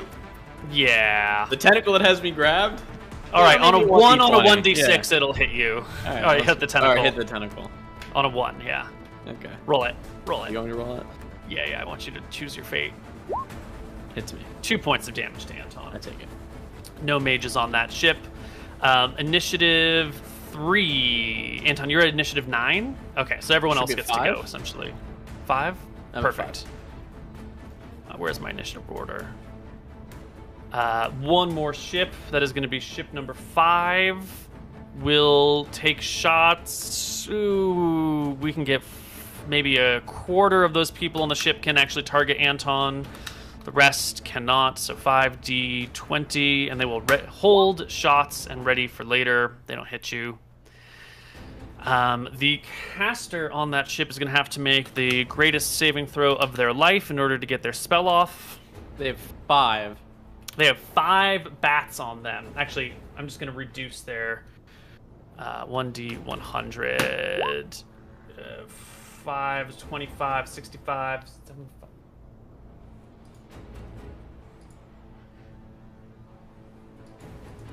Yeah, that is still a success. You can see now, Anton, now that you're not moving, now that you're gripped by this tentacle which is holding on to you, you can see that the caster on this ship has a scroll out in front of them that they're holding in front as they incant words. And there are 2 warriors standing beside them, guarding them, currently fighting the bats that are attacking them, plus random sailors nearby who are doing whatever they can to try and attack the bats in the air. The bats are still swooping and striking at the mage, giving them a chance to fail their spell casting, which luckily for the mage they succeeded on. And they will bring to bear against you 5d4 plus 5 magic missile damage. 22 to you, Anton. Take it. That was ship 5. You win initiative 5. It's your turn now. I'm going to... I have a spear in one hand. Probably cast with the other, usually, right? Mm-hmm. I'm going to pull out the other spear out of the amulet, and I'm going to attack the tentacle twice. Great. Yeah. So here's the spear. Hit.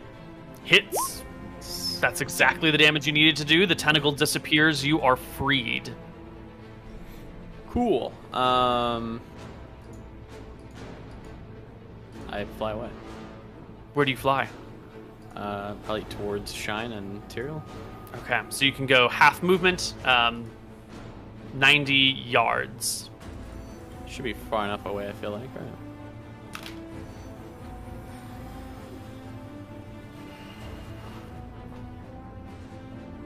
Oh, my guy's getting attacked. 2d8? Yes. 4 points of damage to the ship.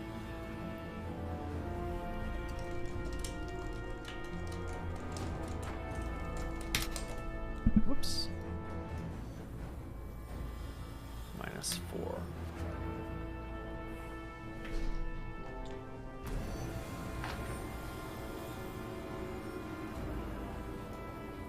Okay. Next 2 boats plus the 2 special casters. At 90 yards, that's still within At long nighttime. range of. Right. The darkness will save you in this situation. You're outside of the light range for most things.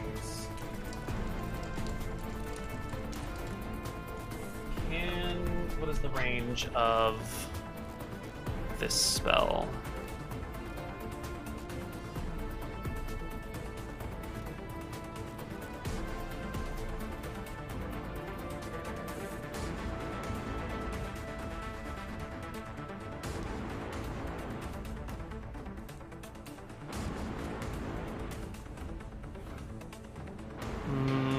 Okay, this is going to be a bit dicey.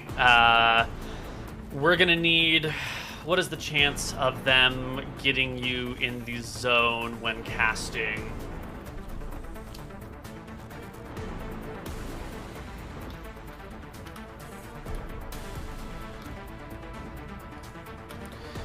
It is within a 40-foot radius is the AoE of fairy fire.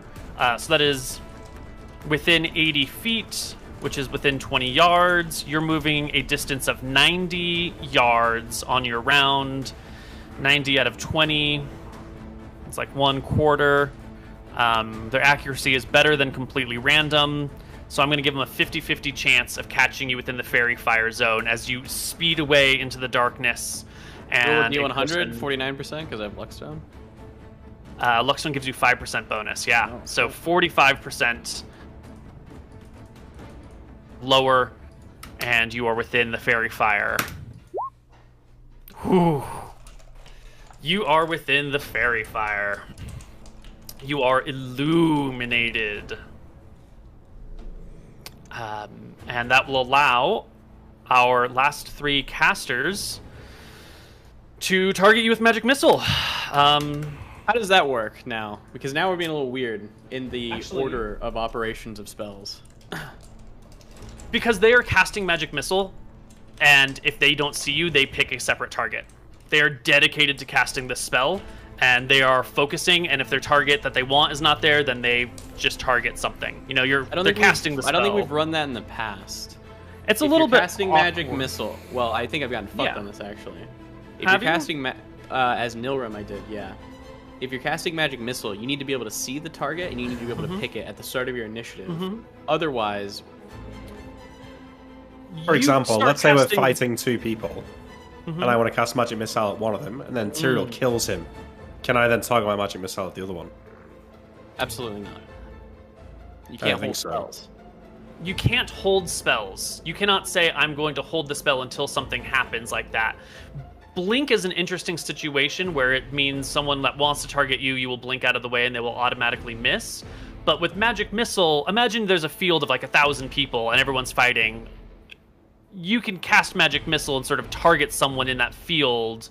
I agree with think that at the bit. end of your spell, right? Well, that's There's not a lot really what's happening here. No, it's happening. Well, here. this is sort of what's happening. They're looking for 4 targets in the Sea of Combat, and he's going to cast Magic Missile, and sometimes their targets are available to them, and sometimes their spells are just burned and wasted because there is no target available to them. In 2nd edition, you pick your targets very specifically and your spells very specifically. I don't think you can just say, I'm casting Magic Missile, and then... So these people were prepared for the spell to 100% fizzle. Have they been fizzling spells in the past? Yes, there have been haven't seen fizzled us? spells every single round. Yeah. Maybe How many? I'll How many they magic? can How many downcast. magic missiles? Yeah. Hmm. I guess downcasting is an issue. Yeah, they've probably got Okay, loads of Don't slots. worry about how many Up spell to you. slots they have. That stuff has been taken care of. But there are magic missiles being cast every single round. Most rounds, thus far, most of them have been fizzled into the void. The target creature must be seen or otherwise detected to be hit. Mm-hmm. However, he cannot Yeah, direct the imagine a magic missile to situation where strike the there's- commander of the Legion, unless he can Right. single out the commander from the rest of the soldiers. Right.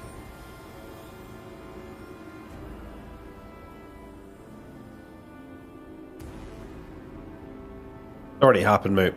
It's up to you. I don't Mm-hmm. care. Sorry, it's already happened to me, so. Here's one the same initiative. I guess my issue is that like Fairy Fire was cast. I don't know which time it would have been cast because they're all in the same initiative. I don't know. It's Fair fine. Fire was cast on initiative 5, same as you. And then the magic missiles were after that. Magic Missile was at 6 and 10. Oh, that's fine then. Okay. I thought they Yeah. were all at 5. Yep, no, that's all No, right. no. 5, 6, and 10. So 45 is a success. The Magic Missile cast against you is numbers 2 and 4. Number 2. This is to be clear for future Succeed. things, right? So we can cast spells on things we can't see yet, and then if they pop Right. out or something, we can. Not necessarily on things you can't see. You can say, I'm going to cast Magic Missile, and then when your turn comes around, you pick your target from what is available. But you can't say, I'm going to cast Magic Missile on an invisible creature.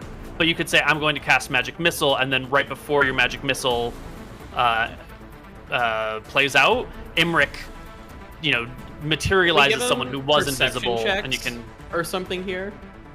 I know that they can see me, but are they going to be looking that direction at that time when I'm flying away? Because they're also looking for Imric. They're also looking for Tyrael. Yes, there are, as we said, 20 archers and 40 sailors on each ship. The sailors have the job of locating and directing enemy fire. Or where the enemies will be. So you will take 16 magic missile damage. From the first one, and the second one has bats on him, and so he has a 65% chance of failing his magic missile spell. It does fail, and it fails badly. Not terribly badly, though. And then just bunch of archer fire in your direction. 40 D20. They'll need 20s to hit you. One shot out of 40 will strike you for D6, 3 points of damage. And our last caster.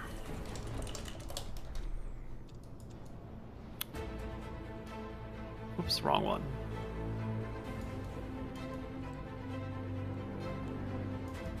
Ooh, you might be out of range by the time the spell goes off. Okay, so here's the all-important question. Two people are near each other. One person's casting a spell at them with a range of 40 yards. The other person is moving to the end of their movement rate, which is beyond 40 yards. Does the spell does the spell go off while they're moving, or are they out of range when the spell resolves? If I roll a 1 on initiative to move away from you, you roll a 2 on initiative to I'm gonna cast say a spell something at here, me. Neil. Right. Yeah, do it. Plenty of times when I've made this kind of argument, you've said, well, the rules are a bit fucky sometimes, and that's just how it works. We've just got to play by the rules. So Technically, my movement's gone off. But that could go in either direction, right? The rules are a bit fucky. I could. Does your movement preempt all spell casting in your direction? Can you drop to the ground, stand up, fire your arrows, and drop to the ground again, and be completely untouchable by enemy fire? You obviously can't. It takes a bit of good faith between players. But when I've tried to do something in the past, you have said that. Technically, he couldn't even see me when he was trying to cast this spell. He can only see me now that I'm further away. So I would say that in this case, that I should be far enough away. There we go. That's a good argument too. That's a great argument. Well done. Bands of Cerulean will be cast into the void and fizzle, affecting nobody whatsoever. Okay.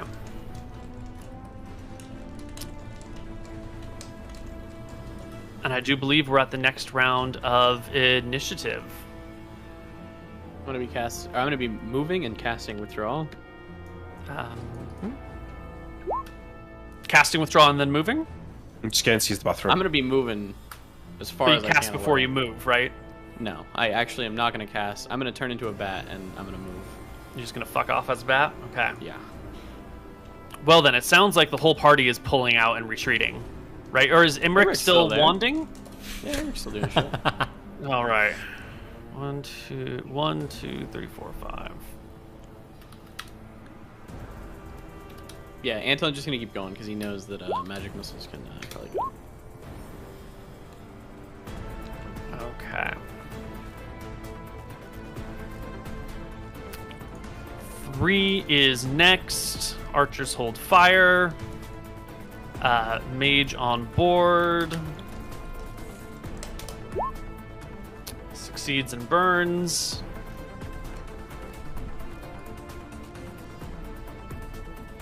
Probably targets a giant otter instead. 5d4 plus 5. Well, I mean, the otters are, eating the people who are on, so they're coming up and like munching on people and dragging them down. They'll be available. I figure that they're attacking the ship. Oh, unless you're talking about these otters. Yeah, I'm talking about these ones up here. Yeah, pretty sure we can do that, but I thought I specifically said that they're only attacking people in the water. That's why these otters they're attacking the people in the water. So they're. I don't think it matters if these otters die. That one has 5d8 HP and will survive the magic missile. Good for him. Minus 17. It does matter. These otters gotta get home to their families. These were summoned from somewhere. Changed my mind. The archers will target the otters since there's no one else nearby. What are the otters AC? Should have bonuses. It's nighttime. They're shooting into water. The otters are probably covered. Magical light illuminates all the otters, but the water will provide half cover, which will give the archers a penalty of. I guess it's more concealment than. It will give them a penalty of 3 to hit. Giant otter has AC 15, so these need 18s to hit. 1, 2, 3, 4 hits. 4d6. Oh yeah, I see what you said. 7 more. Tyrael, you've met up with Shine by now while I'm calculating my next move. Can I? What did you want to say to her? I mean, I see her flying. Yeah, and she swoops in your direction. Should she still be allowed to fly, or are we just kind of? What do you want? Well, I mean, I would give her a healing potion. Are we saying that she can still fly? She's cool with that? Is her HP below half? It is. She must be gliding to the surface of the water then, so you can go and I want to meet her there. Okay. Potion from there. Yeah, I'll give her a potion of extra healing. Yeah. Actually, I kind of ignored her rest of her rounds because she's essentially out of combat, but she has some healing spells of her own that she probably would have placed on herself. Not enough to get back up to full flight, but. Shine. Oh, no. She doesn't get cleric spells yet. Never mind. She doesn't have them. How much do you heal her for? It's 3d. Is it 3d6 plus. Or it's 3d8 plus 3. Plus 3. I'll roll it. Hold on, because I'm rolling big numbers today. 23. That's actually quite good. Okay. As I heal her, she can speak to me while she's in dragon form, right? Yeah, totally. Yeah, can I ask her if she feels like any like Scorius nearby? It's really what I'm asking. No, I don't sense her nearby, but it's clear that the enemy is well prepared for us. Indeed, I'd expect them to be. Okay. I'll pet her. No, I won't. Never mind. We'll chill. Nick, it's your turn. You are underwater. You are illuminated by fairy fire. Okay. How the fuck did they cast fairy fire on me first place? But whatever. I burned this ship, number 4 here. Can you use wands underwater? We did in the mermaid place. You can't make the water appear. You can't make fire appear underwater. You could make it appear around the sides of the ship, but you couldn't hit the top of the ship because you can't see the top of the ship. Do you want to encircle the sides of the boat in flame? Technically, Nick, you just need to aim it at the top of the ship, and then you can poke your eye up there for a split second. And well, you need to be able to see the deck on some level, and when he was on the surface way over here, he's got enough vision to like see to this section of decking over here, makes it fine. But if he's actually submerged beneath the waves, I'm going to say you can't see the deck of the ship at all. But you could ring the outside of a ship with fire. And kind of send implied, the though, heat isn't it? in. No? I don't know what you mean is implied. Well, it's not going to matter because everyone within 10 feet would be hit by it anyway, and it's only 20 feet long. So, yeah, that's fine. Yeah, but we've talked about you need to be able to see your target. No, Yeah, I'm it's only saying 20 that feet it wide, doesn't so- matter if I ring the ship, it still would hit everybody. Perfect. So, which ship are you ringing? This one. Okay.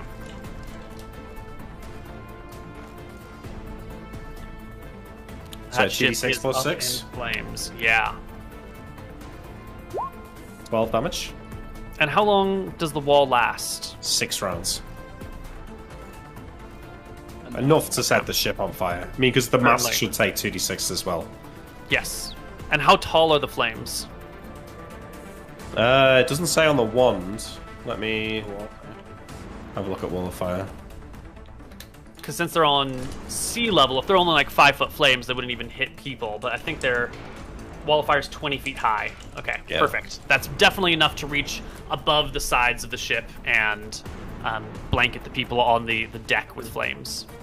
And set the mast afire and all that jazz. Okay. Give me a perception check, Imric. Okay. Luck bonus included?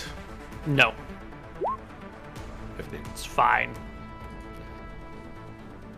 There's a shark. Newton, you rolled a 6. I think so. It's your turn. Oh, I'm sorry. Hold on. I forgot. These people should have gone at 4, but I slightly fucked up their initiative because they were on a separate roll. That's okay. I can go first. Oh, no, that's all right. It's all right. We will go now.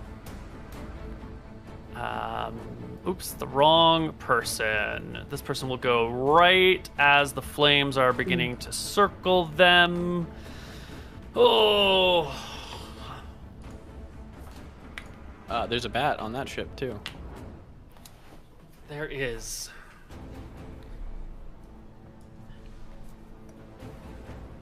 Do we have heroic phrase? Or no? Not yet. No. Okay. No. Heroic Not phrase are yet. the dumbest fucking rule. Why? Okay, never mind. I don't worry. They're not dumb, though. You are wrong, but go ahead. They are selectively dumb. Closer to not wrong, but still not wrong. Or still... Imric. Yes. This is gonna get awkward because I fucked up their initiative order. They were supposed to go one round before you, and the only spell that they had, well, that's not true, but the spell that they were going to cast is Dispel Magic.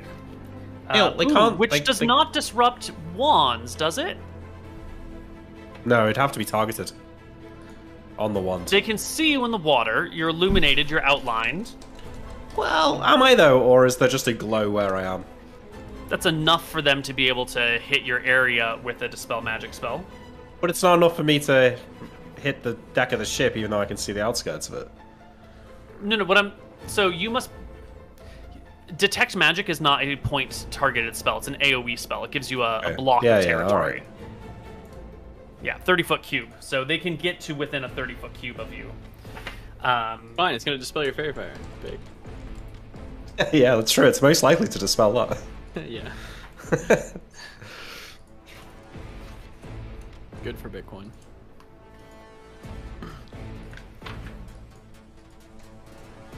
I want a -1 because of the refraction of the water nail on the saves here.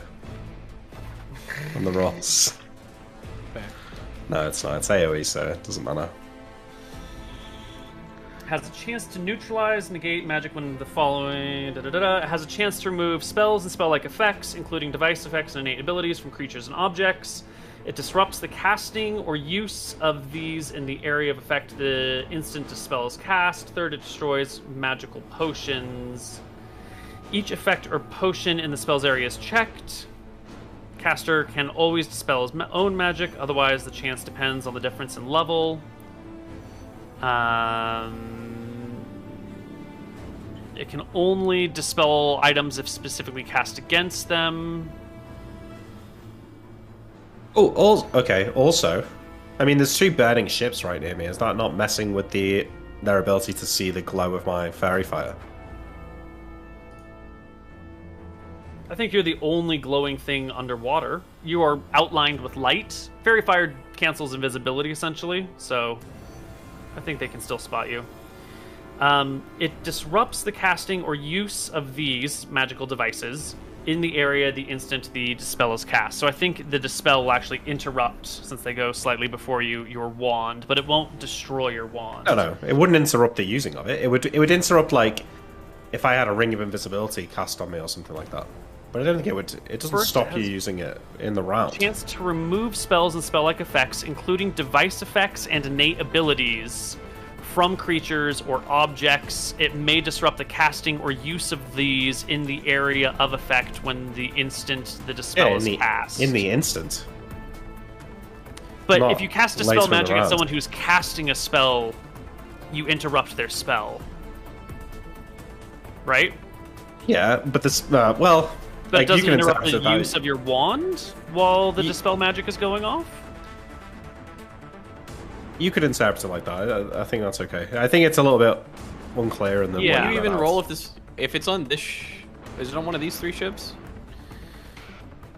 I was giving him a perception check to target to see if he could see the person who's casting it, and he failed. Because it is. This is one of the special, unique casters aboard this ship. This is. What's his name? Father Vald, the cleric of Bellum assigned to this fleet. He is the one who casts Fairy Fire. Father Bald is the one who casts Silence. I think that's all that I can tell you that he's cast thus far. Terry will be cutting this guy's head off right about now. Oh, yeah? Yeah. So, wand effect. This is cast at level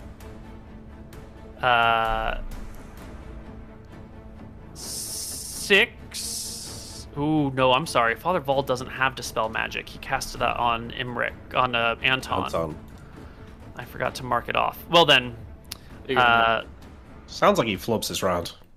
No. The hold person might be holds 1d4 humanoids. I don't know if he's gonna be able to target you directly with hold person. He could get him. But if you're sort of illuminated under the water, why not? He could get him. He could get him. You can do it. You're within 120 yards. That's fine. Go ahead and make me a saving throw versus spell at -2. All right. I'm letting it happen. I'm gonna let it happen because I'm gonna pass the save. But if I fail, I'm gonna be so annoyed because there's no way you can target at me. -2. Passed. Ring of free action. You'd have been fine anyways. Yeah, free action. Do you have your ring of free action on? I do. That's why I went underwater. Well, that's why I thought I could fly underwater, but I guess I can't. No, it's swimming. We call it swimming. Father Vald fails his hold person. No, Arc Demetria is the other caster around here. She's the one who still has a dispel magic on hand. I will say you are probably not illuminated well enough to be magic missiled underwater. And instead, we will throw down a... range? I think if range? Doesn't Fairy Fire only let you see someone within 80 feet in the dark? Am I wrong? 80 yards. 80 yards. Yeah, so where's this person? Okay, down 240 feet. Yeah. Instead, we will cast Glitter Dust on your area. You can get a saving throw versus spell to avoid being blinded. Bullshit. I'm underwater. There's no way this dust is landing on me, right?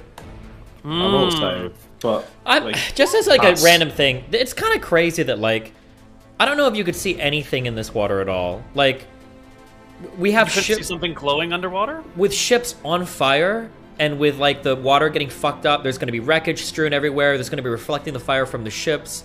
Like, if you want to roll it, you can. But like, there's going to be some shit in the future where there's either fog or something where I want to have like X-ray fucking vision because I feel like it's got to look like crazy on the surface, like at night, ships on fire, wreckage strewn about, floating in the water, and there's like a glowing thing underneath. But is it a glowing thing? Is it an ember? Is it a burning board from another ship? Is it the reflection? That's Just like a thing to think about. No, I like your approach here. That's the save. Also, I think Fairy Fire is only 40 yards in bright light. Okay. And we will give him a chance to not really be able to see you anyway, but he's casting somewhere in that direction. Let's give this guy a perception check at -4. Is that a reasonable roll? Yeah.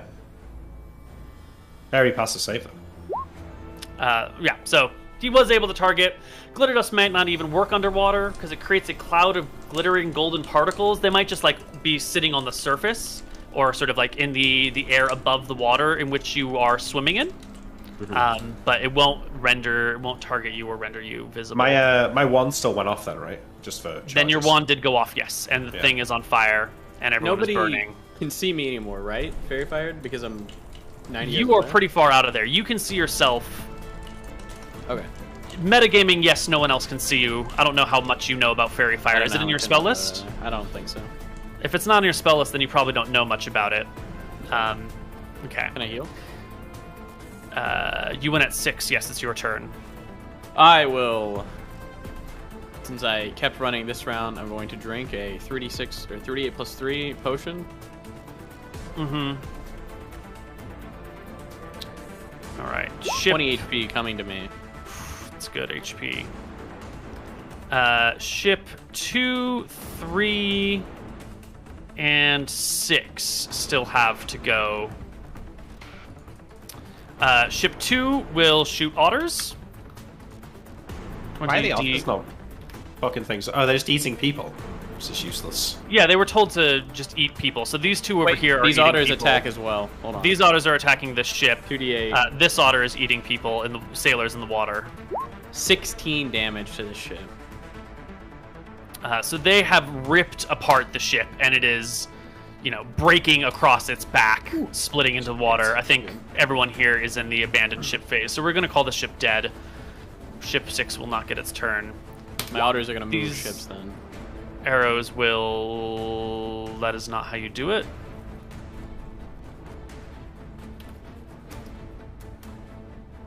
Are we getting back to the argument that we just made about shooting shit underwater? Because of the chaos going on with the otters?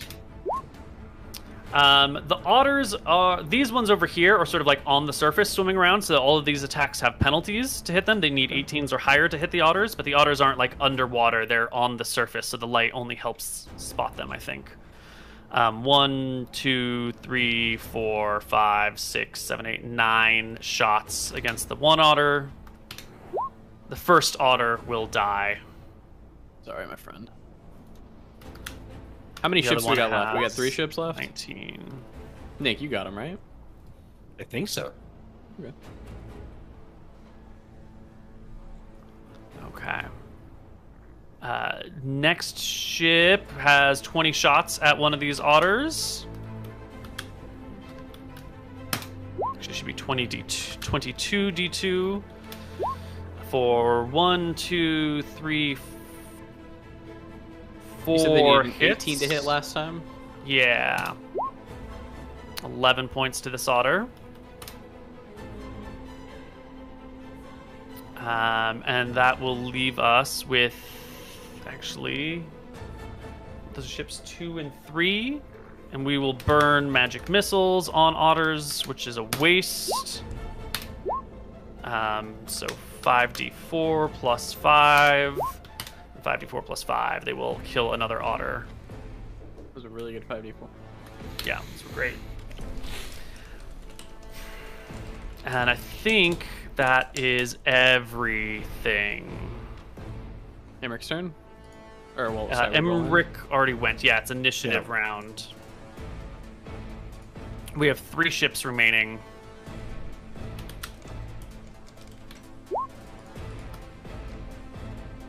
Am I caught up with Shine and other guy? Tyrael? Yeah, if you wanted to be by now, because they were. You've spent 2 rounds moving. Actually, you did 2 half moves. I think it's going to be a full move to catch up to them, because your moves were half. Was I not able to drink 7? a potion while flying towards them? I think that's a half move. Like, you got to slow your speed and get your bag out, and you don't want to drop anything, and so it's a half action to grab a potion. So I'm still away from them. One move from Tyrael Shine. Mm-hmm. For clarification, I'm standing still this round, so I'm only using like half of one of my 3 rounds of being underwater, right? Because I'm not exerting myself. Is that correct, or? Like, I did 1 round where I moved, then I had 2 rounds left, but now I'm standing still, so this technically is like half a round. So Half I've a got round, yeah. 1.5 rounds left, okay. You're not doing anything physically exerting this round, are you? Nope, I'm standing still and I'm using a wand. Okay. Okay. Mooten, you go first. You move. You do a full move, and you catch up to Tyrael and Shine. Yeah, I'll do a full move. I'll catch up, and then I will cast a spell next round. Can I drink a potion at the end of this round, or no? No, that'd be a half move. Okay. I'll wait. Ship number 5 will go. I guess we will archer down the otters. Oh yeah, these otters actually move and attack this ship. On this round? Okay. Yeah. 4 damage. Not a ton, but enough. And we'll get the other half.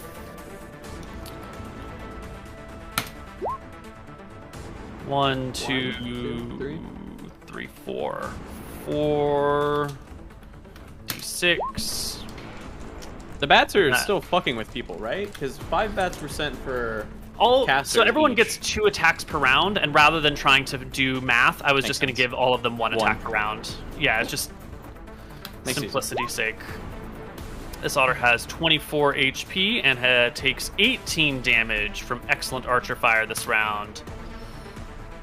That is initiative 4. Spellcaster on board. Ooh. Did that, Nick? The bats were good. Oh, nice Spellcaster on board self-immolates and dies.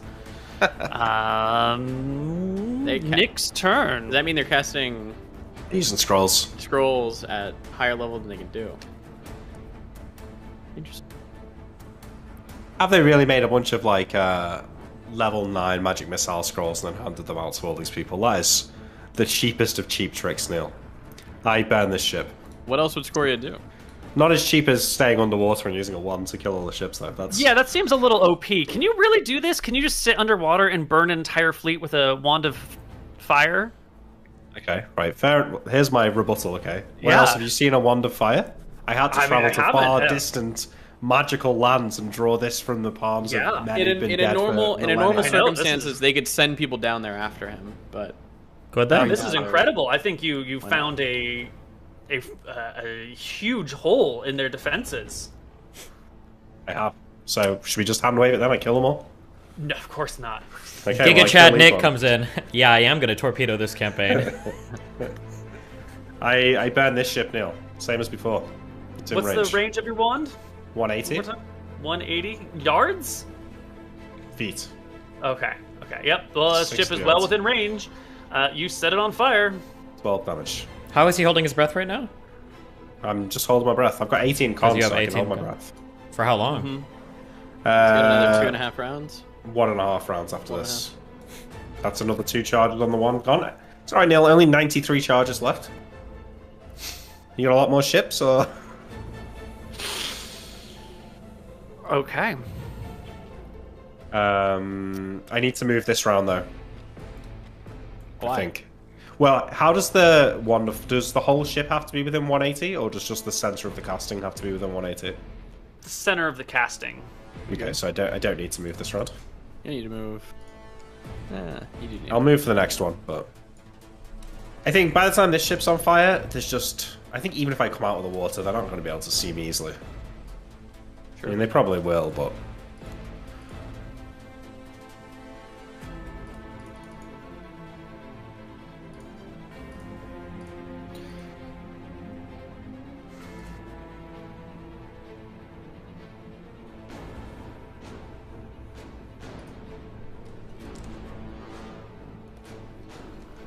You okay, Corbin?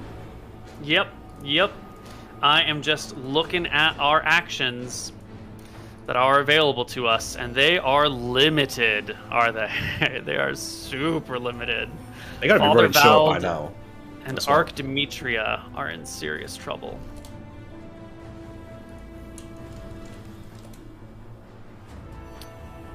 Are their ships on fire, or do they happen to be on the two that are One of them is on a ship that is on fire. And just to... Not that you can see them because you failed your perception check, but Father Vald was sitting in the top of the crow's nest and on the middle ship that was on fire. This one right here. So while the ship is on fire, Father Vald is presently above the flames, but not for long because that mast is going to burn and it's going to crawl up and consume him eventually. But he still has a couple rounds of action. Father Vald is just about out of spells.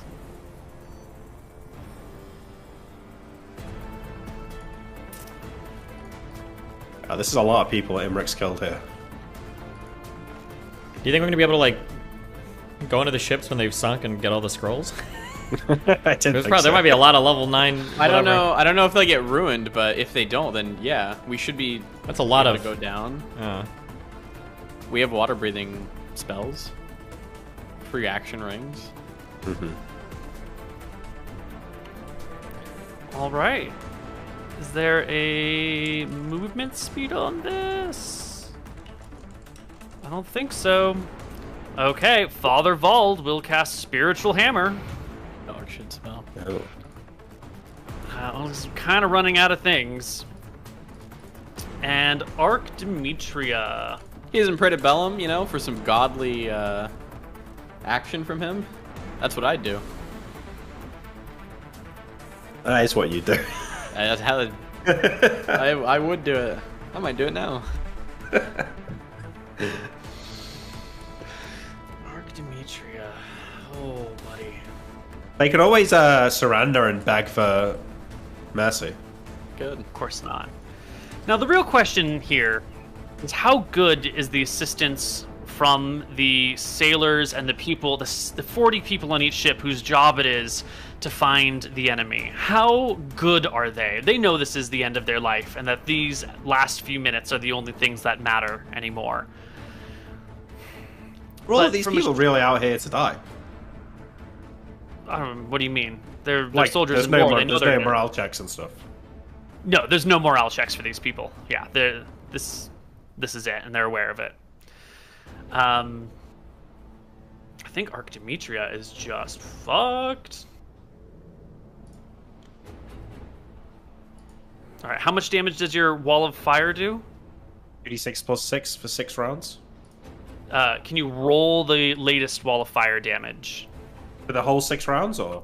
No, just the first round of it. Because we got a... I did 12 damage. I did 12, I think. Unless this is the next perfect. round. Thank you. No, this is the first round. Yeah. Our spellcaster is going to make a strategic advance into the water and take 12 fire damage and disappear into the waves. Okay. Arc Demetria has nothing else to do. No other spells or abilities.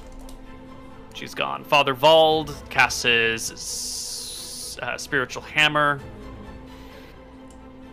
And our remaining boats are just these two. This one already fired. These ones will get Archer Fire. They're going to get 22D20 at the Giant Otter. 1, 2, 3, 4, 5. 5d6. 19 will kill an otter. They don't have bats on them, so I'll say maybe half of them can fire at the other otter. 11d20 at the other one. 1, 2, 3? I think so. Oh, sorry. I thought the second one was 2. a 19. 2d6 against an auto has 5d8. Okay.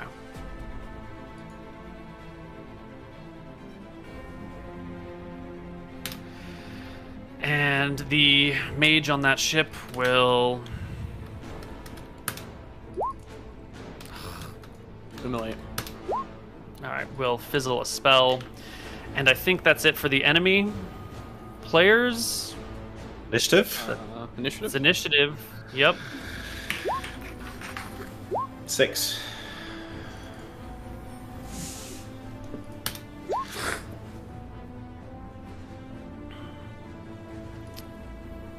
I think it's me. I think it's you. I cast Withdraw. That's gonna give me. Sorry, I need just a ton of rounds to cast healing and divination spells. 1 round. Yeah, I'm trying to see what the number is. This 5th level priest can go. Is able to spend 2 rounds plus 1 round per level. Okay. Here you go. Slash roll 48 for 4 cure light wounds onto Shine. 25, and then 2d10 plus 2. Here's 2 more healing spells for her. That's 39. Plus 25, plus 14. All right, she can fly again.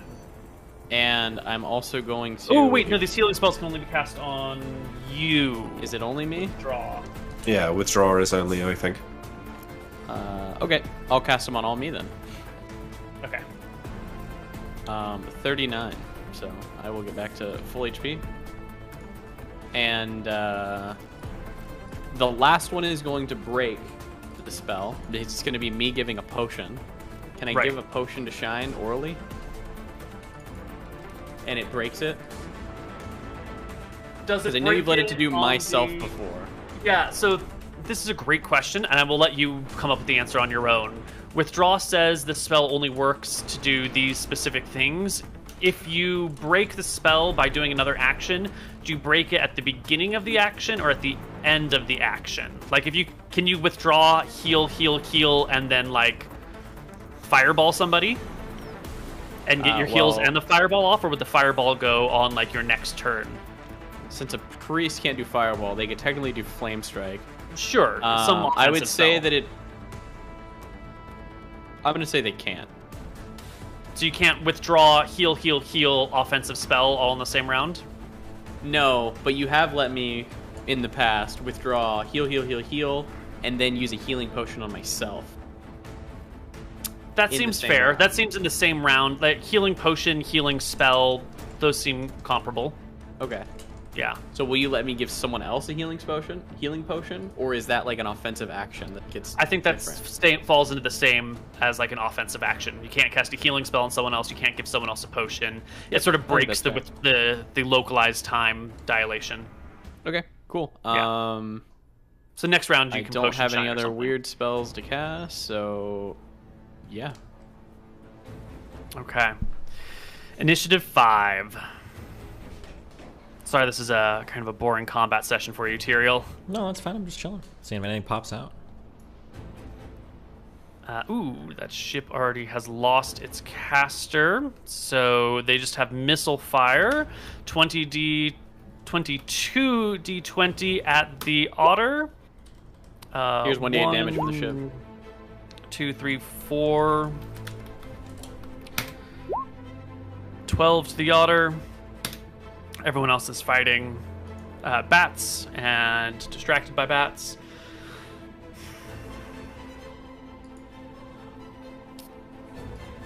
Our spiritual hammer caster can send the hammer to strike targets that he wishes, but can he spot you in the water still fairy fired? Last time he made a perception check and did locate you. So I'm going to say he can make another perception check now that things have changed slightly. Still with a -4.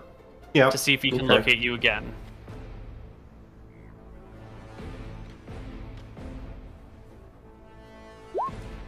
-4 fucked me. Nice. Can't see you underwater. Nice. So the spiritual hammer will go to this otter over here and strike.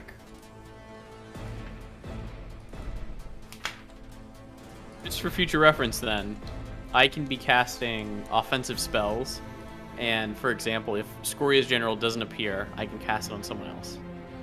Yeah, you can say, I'm going to cast Lightning Bolt, and then when your turn comes, you can sort of solidify your target. There's some great examples in the player's handbook of how initiative works by declaring your generalized action and then specifying it in the moment. That's fine. Yeah. What is the attack for Spiritual Hammer?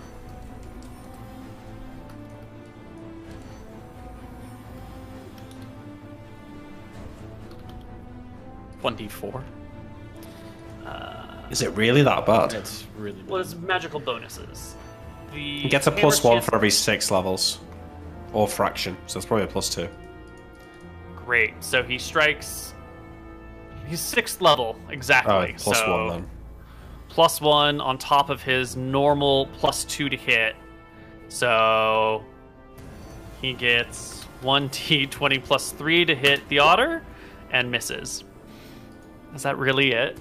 That's really sad. He's, Let him pray to Bellum, Koibu. Oh, give him a D100. Wait. He should make some sort of check for when he jumped off the ship through the fire to see if it Other broke his person concentration. jumped off the ship. Not It was this guy. good. okay. He's in the mast. Yeah. Right.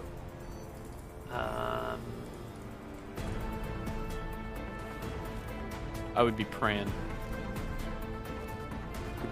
Well, the guy on the mast, yeah, he should be. Yeah, he's a. He hasn't got long left. He's a Bellum. Yeah, he wants the God of War to come down here and save him. Okay. God of War's Disney man. Lord struck us.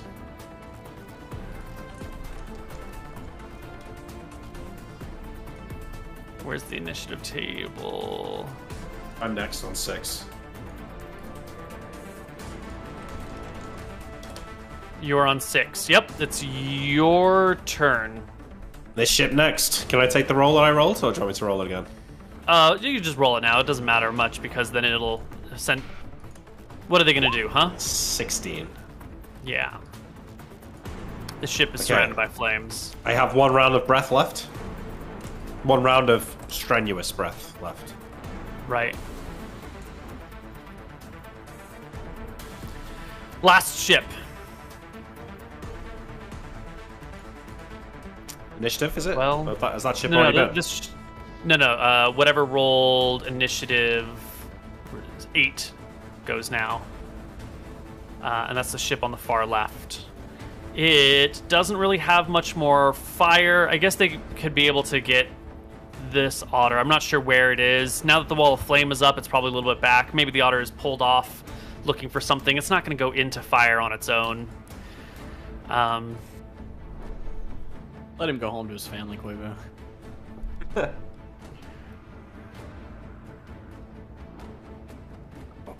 Alright, well, no one's around to see it anyway, so I guess Tyrael and Anton are in a distance and can maybe see what's happening. You can see 2 small watercraft have been placed in the water with people in it rowing around. Good. And that is about all you can tell. Initiative, Emmerich. Yep. Doing something different this round, Neil. He'll be pleased to know I get a 5. Okay.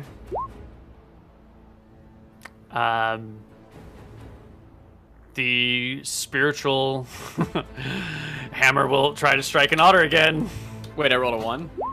Oh, you did. I'm sorry. Go for it. Unfortunate. I'm going to have to re-roll that. That is unfortunate. No, we would cry for it. We'd ask for it. So I think you should probably get that. Let him have it. Yeah, you can have that. We will. Can I get within 60 yards of one of the rowboats?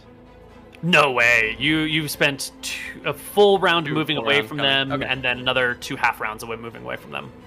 3d8 plus 3 for Shine. That's what it is for the healing potions, I think. 15 HP goes to Shine. She is at 69 hit points. Nice. She can fly? Yes, she can There we fly. go. Cool. Yes. So 136 total. Okay. Spiritual Hammer will strike the otter, critically it for 2d4 plus 2 damage. 2. It's Warhammer is d4 plus 1. That Not crit, so it against should be large. 2d4 plus 2. Not against large? It's Ugh. D4 against large, yeah. 6 points of damage. He's alive. He lives. And I think it's at the end of this round that the flames will reach this cleric up here and do damage and break the spiritual hammer's concentration. The cleric is unfortunately armored in chainmail and cannot swim away. This is his life. He is burning to death on this ship. Oh god, the mast will probably collapse before he burns to death. Can we hear his prayer to the god? Save me, Belham.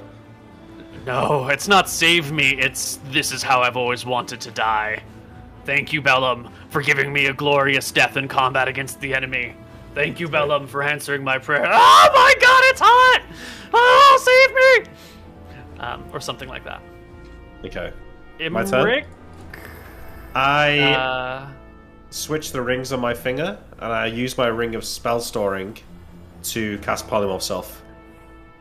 And at the end of this round, I'll turn into a fish and get my breath back. Okay. And then I'll swim over here, and then I'll blow the next ship up in a couple of rounds with the firebolt. I asked Shine if she feels confident in another breath weapon. Yeah, she says that she can go in and do it, but it looks like Imric has got it. And then she'll ask you what the hell Imric is doing to set these ships on fire from where she can't see him. Nice shrug. All right. Imric, I think there's nothing left. I think you just burn the last ship. What about the robots? Right? Because you fish, you breathe But as a it's fish for a round. Yeah, and then I light it on fire. I'll give them a non-zero chance of being able to spot you somewhere in the water at some point during a couple of rounds of you swimming around as a fish and being illuminated. No, not with the 2. Okay, they die. The ones in the rowboats, they die as well. If not, I might just no, they would have been able to cast it.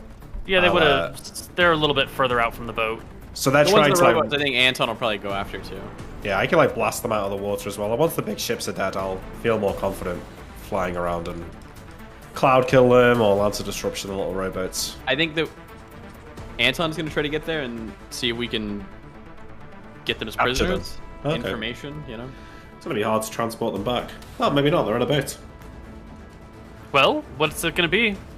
Anton goes. I don't know who gets there first. Well, you'll have to get there before me because I'm in a frenzy of murder here. I'll kill them if I get the chance. Yeah, Imric spends 1 round as a fish to catch his breath. That is Anton 1 round that probably starts Anton moves going. in that direction. Emric then does it take a full round Swims to over polymorph? here. Probably 1 round to swim over. Then 1 round to polymorph back. And then on the 3rd round, I'll kill the ship. So you're looking at least 4 rounds before It's I going to get be an to the initiative. rowboats. Well, no, because you swim on the round that you're breathing. So That's fine, yeah. you then take a round to polymorph, and then it's going to be an initiative roll to see who can get to the boats first. Well, Got a 1. Mr. Mooten, you get to the boats. Anton will look at the boats, survey who's on them. It looks like ordinary sailors. Okay. And he will 3 ask them on to each boat. stop rowing, or he will kill them. He wants to take. I want to take you as prisoners.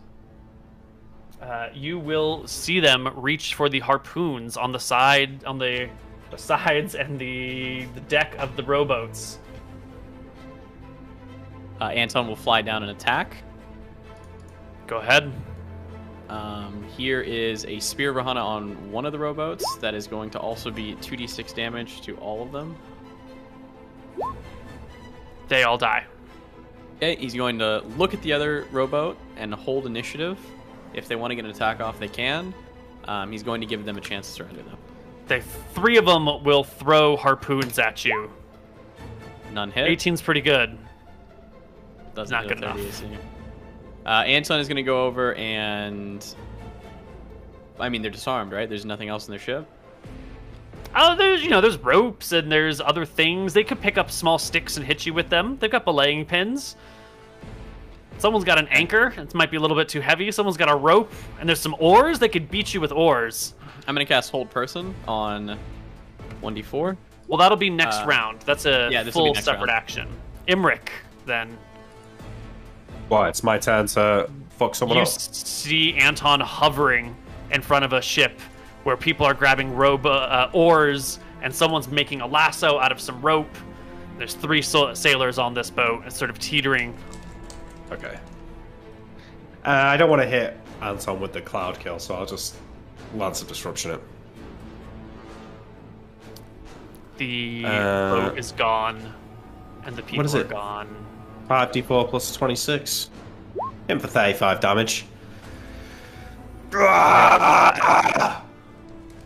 Anton will fly around. I should be able to find someone who's survived in the water. Yeah. There are some survivors. People who managed to dive overboard or were inside the ship when the flames went on top of the deck and jumped out a window or a hatch, or a side of a ship that got blown open they managed to swim out of. There's a few stragglers here and there. People clinging to pieces of wood. Some of them hold a hand think out. are alive, and turns out Does they're anyone dead. want to, I'll ask them, would you rather live or die? And I'll hold a hand out. Does everybody say yes, or? No. None of these people God, they all are want to going die. to go with Anton. Yeah, well, he'll get tired of that pretty quickly, so he'll find, if he finds, like, whatever he thinks is the last or whatever, he'll grab him and take him forcefully. We need some information, so. I spend I'm my... gonna need you to physically overpower someone. I'll hold give me person then. opposed- Ah, there we go. So they have a save on this to negate? Saving throw at -2, they fail. You've got 1 held person for how many rounds? 2 rounds per level. 22 minutes. 24 minutes. Half an hour, practically. I use the Detect Magic Wand and scout the area for magic items in the water.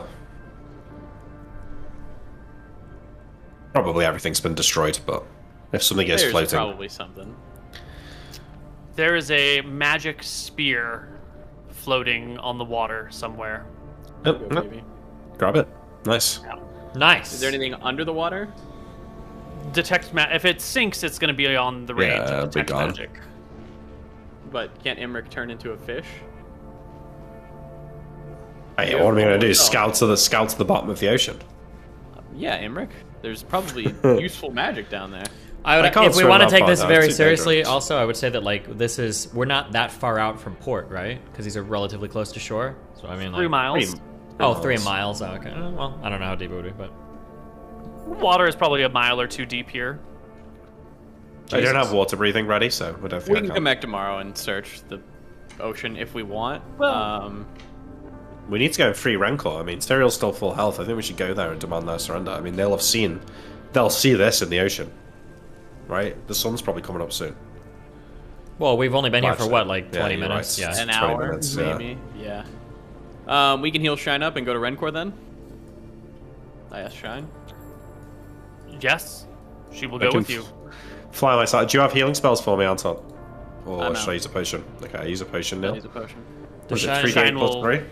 Shine will grab your prisoner in 1 claw.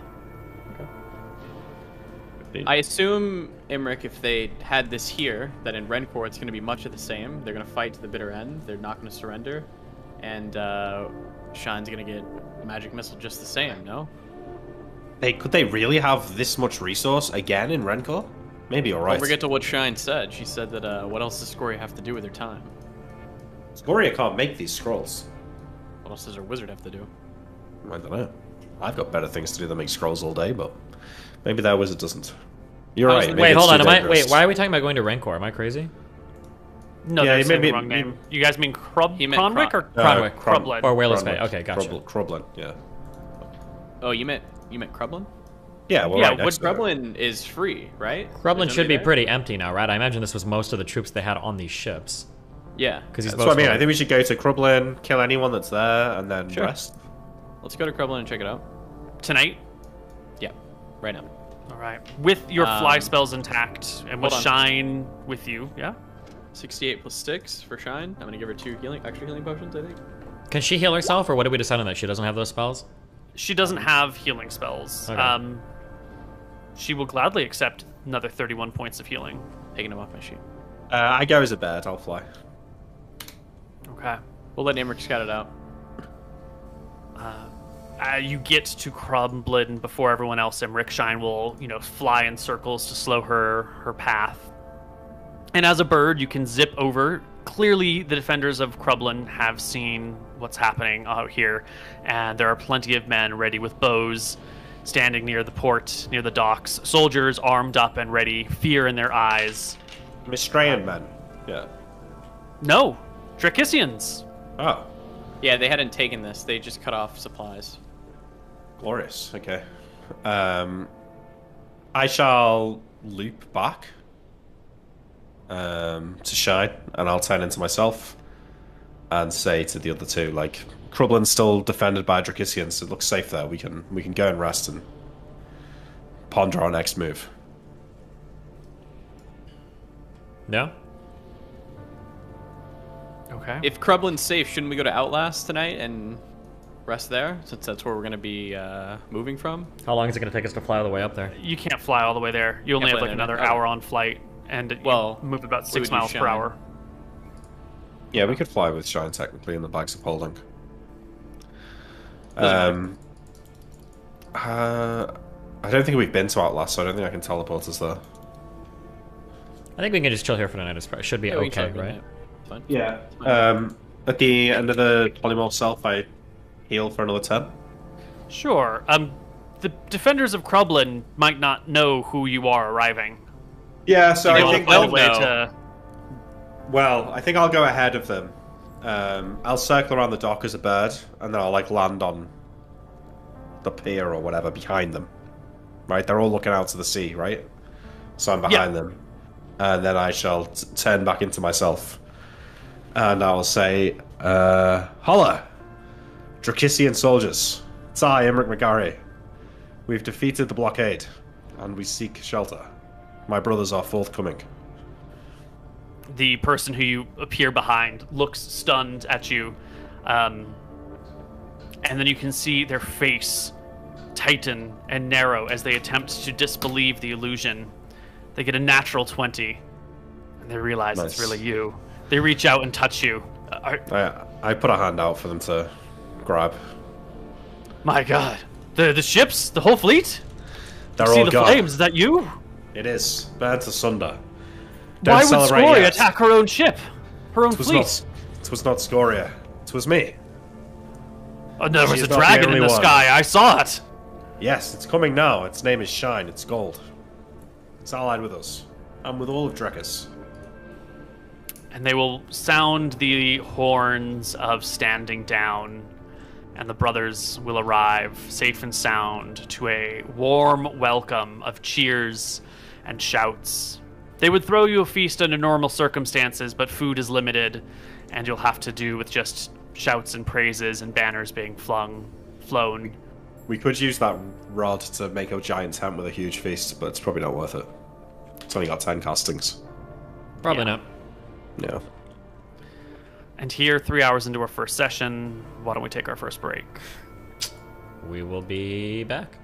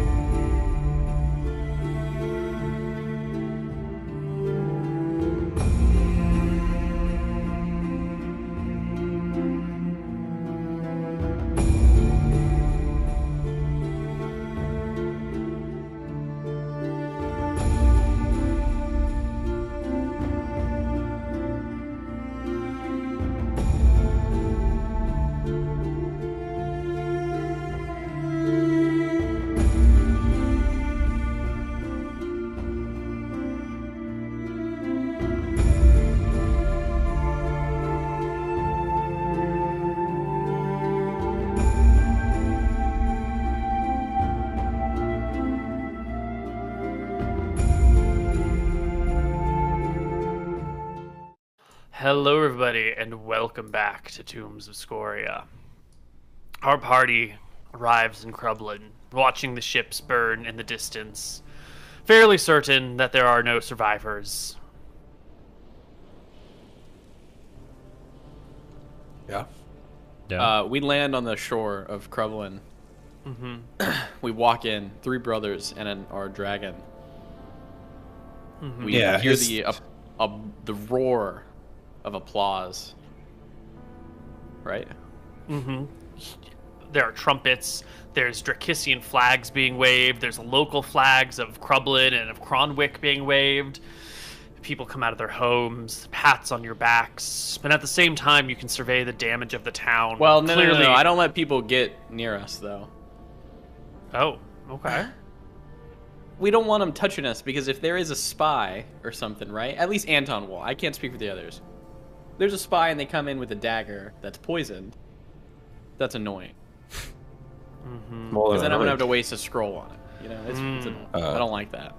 So you keep them at bay. We'll have the town guard kind of keep people away from at least Anton. I don't know about the others. And we're dragging our prisoner. We get chains hold on, no, we need to stop right here. Yep. Because the exact precaution that you've called out is unfolding. Oh, well, there you go, boys. People do try to get close to you, and you maybe ask guards to keep them at bay, and someone breaks through the ranks. And at first, at first glance, it's sort of just... There's people, everyone's trying to mob you, to touch you or whatever. And what lets you know that this isn't just a normal person trying to get to you is you can feel the grudge on them. You can feel the burning hate for Anton in their chest. It's just an ordinary civilian standing here. It's a young woman. You know, she looks like any of the other young women in this cloud. She's got a Drakissian flag in one hand, and she tries to squeeze between the guards, and you can roll for initiative against her. She is rolling in with a dagger. You are rolling in with a spell. She will slip between the guards and make her attack against you. She only has +3 to hit. It is not a great attack. The dagger strikes hard on your armor, turned aside by the golden scales turned black with permanent illusion. Does not interrupt your casting. What Anton spell are you commands casting? her to... he uses command. And I will command her to kneel. She immediately drops to one knee before you. Dagger on the ground, flag on the ground. Probably pull some rope off of his belt and tie her hands behind her back. And then drag her along with the other prisoner. Yeah, some of the guards see what's happening. They see the dagger in her hand and help with the arrest. The dagger poisoned? Magical? You will find out later that the dagger is indeed poisoned. There's it's a metal sheath that it's in with a tip at the bottom, like a condom reserve for poison.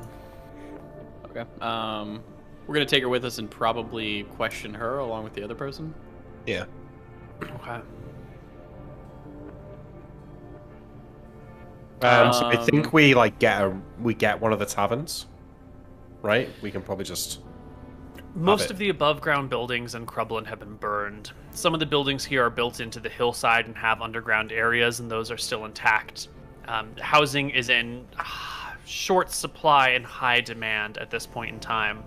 They will clear out a room for you and drag in something soft on which to sleep, but you're essentially in someone's living room. Yeah, that's fine. We can set up shop here, ask for a bit of privacy.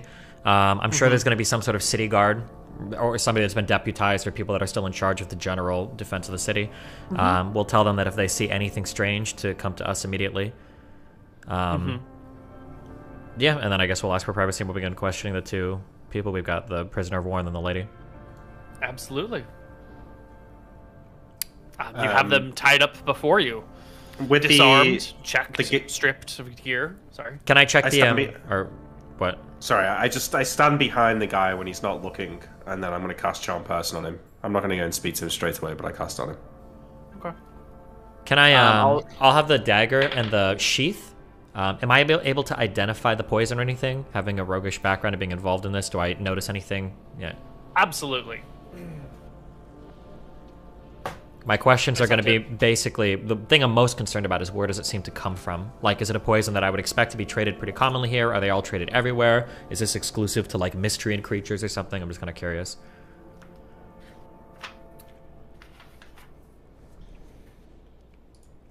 This is Ettercap poison. It is very deadly. It comes only from the Ettercap monsters. Some of them are found in Drekis. Some of them are found in Eridon. It's not a super rare creature, but it is very difficult to get a hold of because they are, they bite you and you usually die. And usually in the process of killing an Ettercap, you damage them beyond the ability to extract this poison. It's not the rarest, but it is quite potent. Gotcha. Were you saying something, Anton? For our questioning, I'm going to use dictate. And I'm going to say answer all of our questions truthfully. Up to 6 creatures, so it's going to be for both of them, and it should be 12 rounds if they fail their save. Okay. Oh my god. One rolled a 20 and one rolled a 19. They actually both passed their saves somehow. Do we know that? I would know that the spell failed, right? Something to that effect. Okay. You'd work it out pretty quickly once they started being uncooperative. Yeah, I guess I'll start with the lady. Where'd you come across this dragger? Why are you trying to kill my brother? It's Anton McGarry, isn't it? The one and only. Prince of Drekis? Are you asking me or are you telling me? Am I correct? Then that is Anton McGarry, Prince of Drekis. Yeah, I'm talking to the lady, right? Yeah. Is she speaking Drakisian or Mistrian? She's speaking Drakisian. Okay. Fairly fluently. If that is him, then that... You're the enemy. Okay, it's a Mistrian spy. Okay, this is just what I was... Okay, don't care. Soldier, do we want to ask him anything? Yeah, let's ask him about the wizards and the scrolls and how long they've been planning that ambush. Yeah. How did they wreath me in light? Yeah, that's a directed question at the sailor. Yeah. Well, no, I was more or less saying it to Tyrael and get him to interrogate. Sure, yeah, I mean, I can ask, like, were you waiting for us in the dock? Or, I guess, out to shore? The sailor looks at you, exhausted, but with defiance in his eyes. You bloody bastards. You think I would ever try to cooperate with you? Like I would give you an inch of ground? I'd sooner die than tell you anything. I'll look over to Anton. He tries to struggle to his feet. Yeah, we don't care. I look over to Anton. Is there a way in the morning that you can recast your dictate? I don't think we're going to get anything out of these guys. I'll go and get a glass of water and come back while this conversation's happening. Absolutely, we can fix it in the morning. Okay. I crouch down next to the guy and say, listen, you've had a tough day. Drink some water. And I'll hand him the cup. His hands are tied behind his back. You'll have to hold it to his lips for him. I'll untie him. Brothers, you're okay with this? Water. Not really, no. If he starts, he's just going to fight, and then we're going to have to kill him. Why would we untie him? We won't have to kill him. Okay, if you want to blow spells and stuff. I don't know why we're going to untie him, but sure, go ahead. Because I've got Charm Person cast on him. He should, if I show him a bit of friendliness, he should open up. Did he save against that, or is there no save against that, or? Well, I rolled it in secret. Oh, well, if you have Charm Person, why don't you just start asking him questions? Why would we untie him and risk all of that nonsense? Well, because it makes him friendly. It doesn't necessarily make him give up his loyalties. Okay. I super don't understand this, but go for it. We should probably just do the... Yeah, it seems like tomorrow morning we have like a 100%, like we just dictate, we do it. Fine. Yeah, we skip time and just cast dictate tomorrow, whatever. Yeah. Fine. I don't roleplay with the guy. Good, don't. I leave him tied up. I don't want you to. I hate this guy in particular. I hate them sailors. both tied up overnight? My character lived past lives where he had huge issues with other sailors, so... Yeah, we're gonna leave him tied up in our room. We're gonna sleep. I wake up in the morning. You're gonna have to give me a minute because I'm gonna need to figure out my spell list. Would you say a human is a monster? Depends on context. Okay.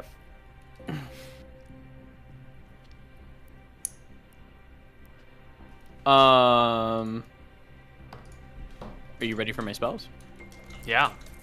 I will cast Dictate again. Are we learning spells the next day here? Yeah. Yeah. Okay.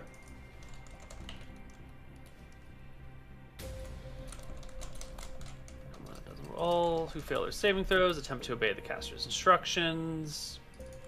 Stay here until I return. Throw down your weapons. Seize that elf. Are all legit. Die or feel sorry for him. Would cause the subject to stand still in confusion. Poorly worded or confusing commands grant subjects bonuses to their saving throws. Blah, blah, blah, blah, blah. You want? I can also memory read him. Yeah, well, let's see. Do memorize all your spells first, and then we will run through them. You cast Dictate, and what are you dictating this person to do? Answer our questions truthfully. Okay. You are attempting to use Dictate as a Zone of Truth spell. Yeah. Yeah, okay. You go ahead and ask away. Okay. Go ahead. Any question you want. And I'm also going to cast Detect Lie on him. I'm doing my spell list as we go. Or I'm doing it right now, but... Okay, yeah, I'll ask him. How long were you waiting for us in that dock? Were you prepared for us, especially?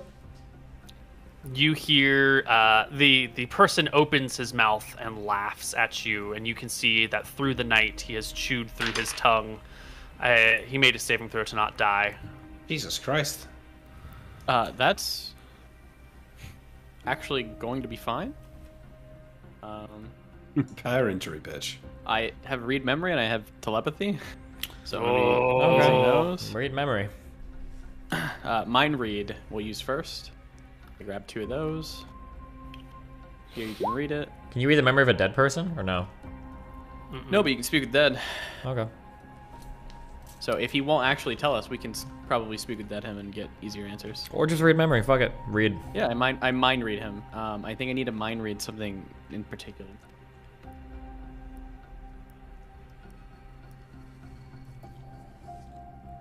Detecting the surface thoughts, and you can probe deeper.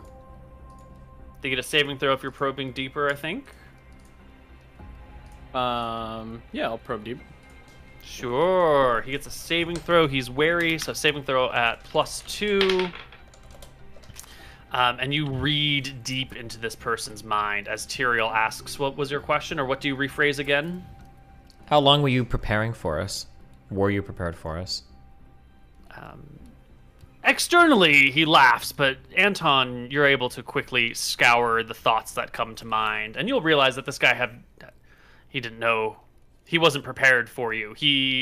The mind flashes to like the waiting at sea and looking at Crublin over and over again, and then to a quick memory or a quick notion as the sun was going down, like a word went through the ship that they should be ready for something special. And then an hour or so later, a word came through the ship again that the alternate plan should be ready. And you get this sensation that they sort of have some sort of vague training for certain situations that come across, and one of them they were alerted to maybe right around sundown, and another thing an hour after sundown or something like that. So they had plans, contingency plans in case for if we showed up or anything. Mm-hmm. Yeah, you get the impression that was a contingency, but not the core of their operation. Mm-hmm. Can I try to put together, or am I able to figure out, like, how do they know we were coming? Or did they how much advance warning do they have that we were coming? Like, at what point of the day did they get this, like, the other plan is in effect? It's a little bit before sundown and a little bit after sundown. When did we leave for them? Did we teleport into the forest at sundown, or was it a little before, and we waited, or what? You got to the island around sundown. So it could be spies anywhere across the land that have the ability to cast sending and stuff that were able to do this, or that were able to... Or it could be scrying upon us as well. Or, yeah, that's true, too. Must be a spy. Did we go to Darcis, the town? I guess no, we didn't, did we? We just went straight to that forest. It could be a spy in Rencor. Hold on. For scrying, we're really high level now, right? I think I'm level 15 rogue. We should be getting checks to see if we can notice their... Yeah, especially if we've been scryed on pretty consistently. Not saying that we have been. Maybe we haven't been, or maybe you're rolling this in secret, of course. But Yeah, at some point, I think as a level 15 person, I should at least start to know if I'm getting scried upon like very frequently. I feel like I would know that. Actually, I don't know if I feel like I've heard that yet. Yeah, if you were getting scried upon, you do eventually get saves, and if it's a standard scrying spell, you should. Okay, never mind. I hear. You should notice from time to time. Anton's gonna call one of the guards over and say, "I need a basin of water," and send him on his way to go grab that.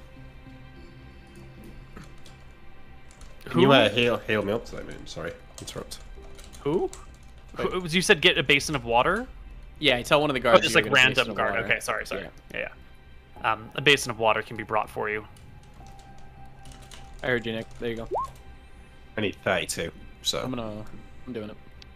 Oh wait, you rested nicely last night. Did you get your 1 HP back? Do you get 1 HP for that? No, not when we were fighting the day before. Oh, for the day before. How close are you? 13 more.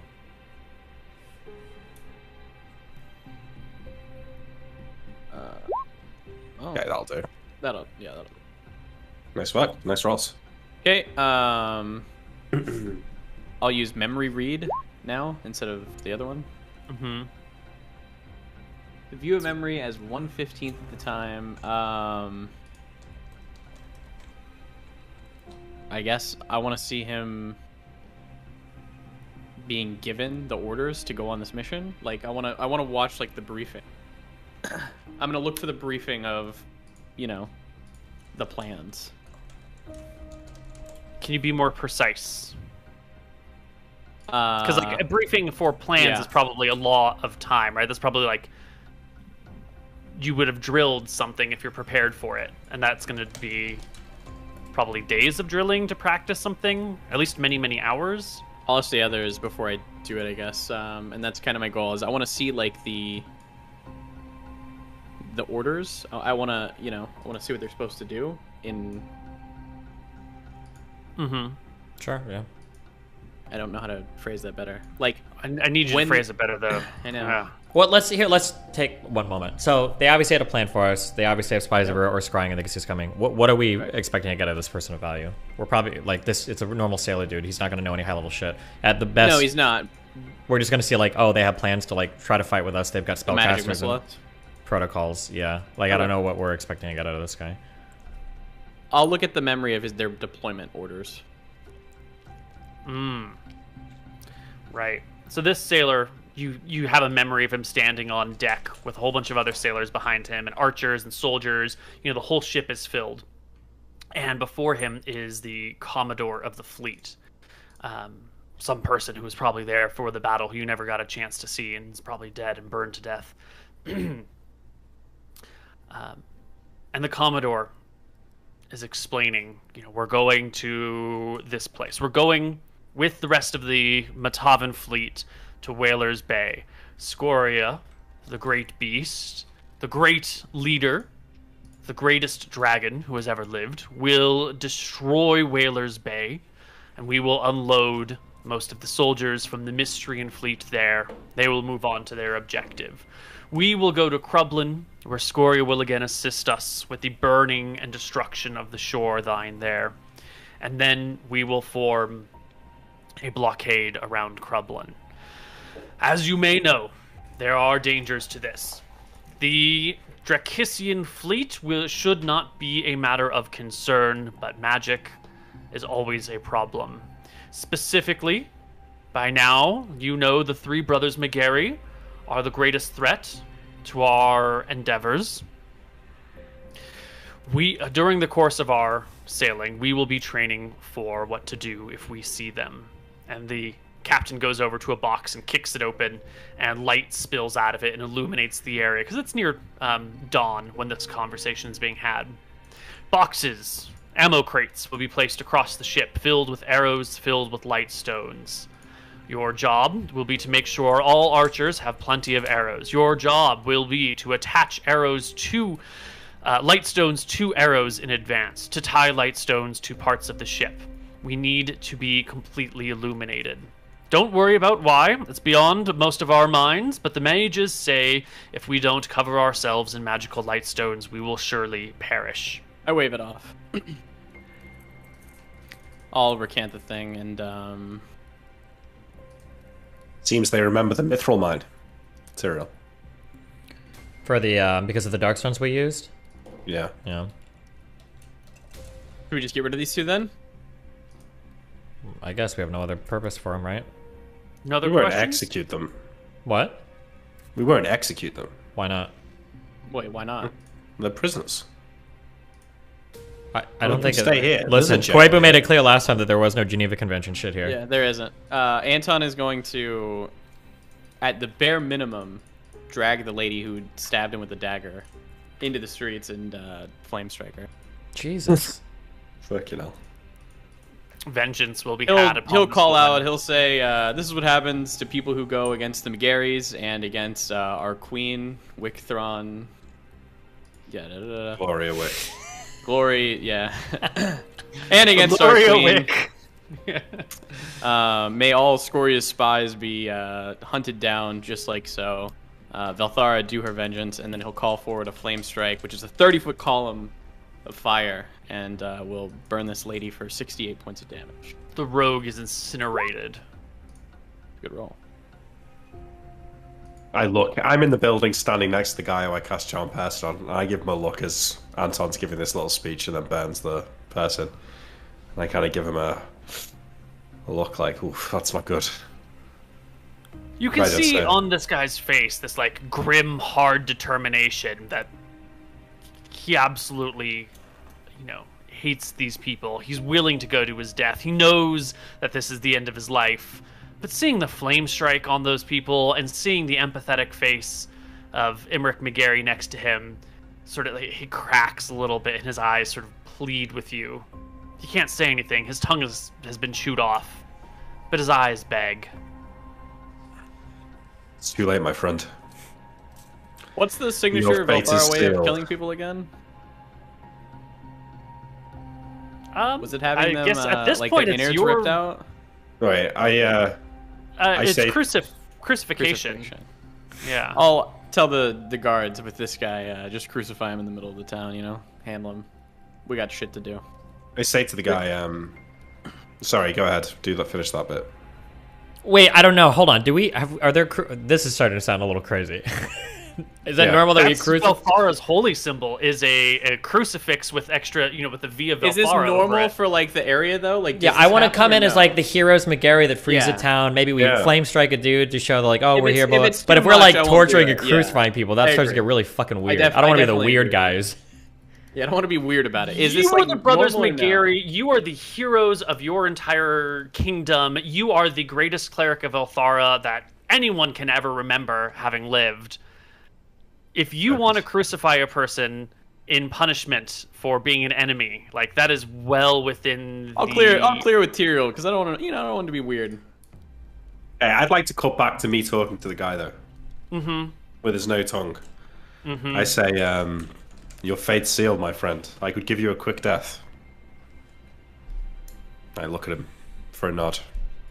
He looks out to the parade ground where the person has stopped screaming and the corpse is now lying there. The flame strike continues for a while, or it's instantaneous? I think it's just instantaneous. It should just be over. Yeah, instantaneous isn't the duration. Okay, yeah. So there's just like a charred corpse of the spy and assassin. And he looks to you and tear runs Gives a down his nod. eye and he gives a nod. I'm magic missile him. Anton will call out to the crowd, mark these grounds as hallowed, for Velthara has reached down and touched this one. And then the conversation about the crucifixion. That's very Velthara to crucify someone for vengeance. It's very Velthara. This guy hasn't done enough to justify that though. You'd crucify one of the wizards or something. Yeah, I killed him anyway, but...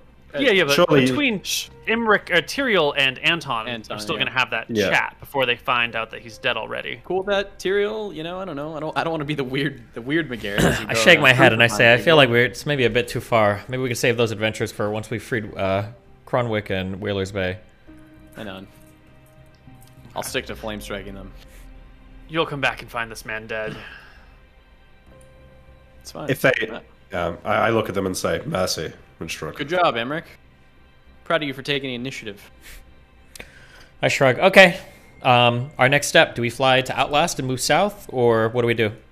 We fly to How about one sweep over Cronwick as we're going up?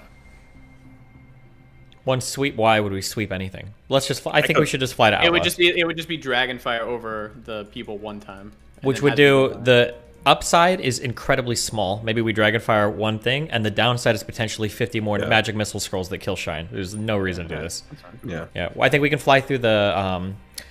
I don't know what that inlet of water is, but to the east of Cronwick, we'll just like over the water. We can kind of look towards Cronwick with our spyglass or something. Maybe take a break and like stop for a moment and look, and then we can just continue flying to Outlast and then come south. Yeah. Well, we're gonna have to all be in bags of holdings, right? Sure, but I mean, we can stop for a moment. You can. Do you have fly again, or? I don't have. Well, yeah, I could fly myself, or I could polymorph myself and go and fly over as a bird and check it out. That's still sort of risky though, if there's some sort of anti-magic field or something. Sure. Not even worth it then. Fine. Let's just go bags of holding, fly to Outlast. Yeah. I want to ask Shine. Is she familiar with the hidden martial arts of rock dropping? Yeah. Dropping large stones on the enemy? With Hawkeye accuracy from hundreds of feet in the air, or hundreds of yards in the air. She nods her head. Yes. Is that what you'd like to do? No, it's a slow process to siege the enemy, but I could drop stones on them from a great height. You don't happen to have stone to pebbles. No, pebble just to boulder, do you? Of course we do. I do not. No, I do not. Wait, don't we have that spell? No. Am I? Hold on. I might be just crazy. I thought didn't we drop a bunch of things in the past and use that spell? Reduced. Oh, it was a reduce and then to an enlarge. That's what it was. Okay. That's fine. We're flying north to Outlast. I trust you know where the island is, or where you know the city is. I've overseen the Queen's maps. It's on the far northwest end of the Drakissian continent. Emmerich, do you have shields? Do you have shield scrolls? No, but I should get some. I know. Before we leave, shall I scry on Cronwick? If you wish. And Whalers Bay, yeah. Well, I'll cast Clairvoyance on Cronwick, Neil, to get a guaranteed look at it. It's very easy to see that Cronwick is fully surrounded with siege. There are 2 gates out of Cronwick, one to the north, one to the south, and that is where the largest cluster of soldiers are. The northern gate definitely has more, but there's a thin selection of groupings of soldiers all the way around the perimeter. There are watchtowers built in the camps, scattered about, so that there are heights and positions of advantages. There are tents, large pavilion tents, and small soldier tents, campfires, supply wagons, patrols, a few people on horseback. How many men are we talking about in this siege? Hundreds or thousands? Probably around 1,000. Okay. It's about 1,000 men surrounding the city. They have encampments, tents, towers. It's well defended. The city itself looks relatively... How damaged is it now? Crippled, Not right? damaged at all, in fact. No, it's been fucked by Sporia now. No, Cronwick has not been. It's just been surrounded and besieged. It says crippled, but is that not? Is that just the siege? It's unusable. It's taken out of play. Right. The city itself is in good nick. Perfect. If we can lift the siege, then Cronwick should be well saved. How long can the siege last for? What are ships continually resupplying them from Whalers Bay, or? That's a question for the Queen's advisors. It's a good point, but perhaps we should seek to end this sooner rather than later. I do a time pool of the wizard creating the scrolls of magic missile. Does that hit? You don't have direct knowledge of that event. It's only inferred. I know that a wizard... Where else do the magic missiles come from? You don't have direct... No, time pool isn't just to give me any information about anything that happened in the past. You need to have direct knowledge of an event to see it. Just curious, if I were to ask, I want to see the birth of Anton McGarry. I don't have direct knowledge of that, but I would know that he was born. You were his older brother. You were probably present for that birth. Okay, but the birth of... Yeah. What if it was someone else? Yeah, but what if you knew their date of birth and the time of their birth? Then presumably you could do it. If you knew the date... And the location. Location and time, I think you could probably view the thing. But if you just come across, random peasant number 5... Or, point to random peasant number 5 in the street, you probably couldn't time pool. There's like some really deep like epistemic concepts here that could be at play. Let's say somebody tells me some fact that they don't know is actually true, but it is true, and then I time pull that. Would I be allowed to time pull that? We get into some really dicey ground with this magic here. So, just like if I walk up and lie and it's like, oh, Anton, he was born at whatever, and I think at that date, and it was right, and then they time pull that and they say, well, I have knowledge of it because I was told of it, but that person didn't know what they told you, but they did tell you the right thing. But we don't have to remember that. Right. Okay, it gets really messy. We've decided that we can't march troops between Krublin and Cronwick, right? So even if there was an army here, we decided the mountains are impassable, essentially, like in any quick time. It's a slow march, and that area, that is the slower area. It's faster to go from Outlast down the peninsula than it is to go up from Krublin. Sure. I'm just asking, does Krublin have any military forces left, or are they pretty much exhausted on that? Let's see. Krublin has basically nothing. They have local guard to defend the town. They do not have enough to fight anything at Cronwick. Okay, not worried about it then. Okay, then I think all we're doing is going up to Outlast and we're beginning to march south, yeah? I think so, yeah. Yep, I know so. That's what we're doing. Yeah. Before you go... I will cast a time pool now. Yes, on what? I know that this happened. Show me Shine getting rid of the Dragon's Bane weapons.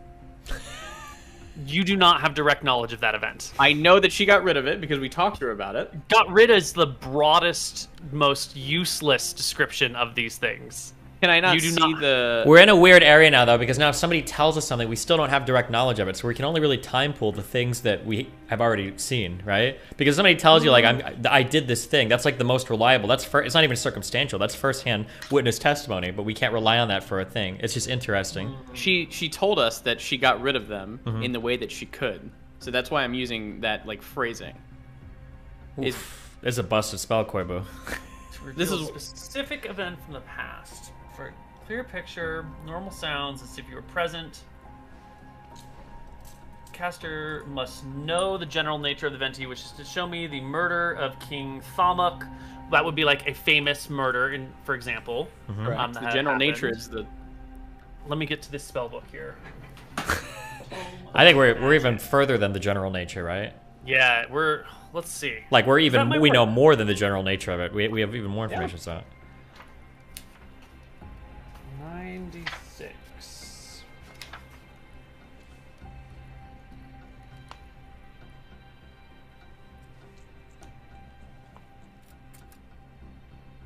The caster's base chance as follows. Describing the scene. 5% for each point of wisdom above 15. 20% if you have successfully time pooled the event. 20% if you've participated. 10% if you're well informed. Oh, this is not exactly how I thought it was. 5% if you're slightly informed. The caster cannot communicate or otherwise interact with the images. Spells cannot be cast into it. Material components are... Okay, so it's less direct than I had thought. You essentially have a 50% chance of any event. Right. And then it gets a little bit better if you have more direct knowledge of it. Yeah. This is a busted spell. And I rolled a 75. Also just a DM's worst nightmare.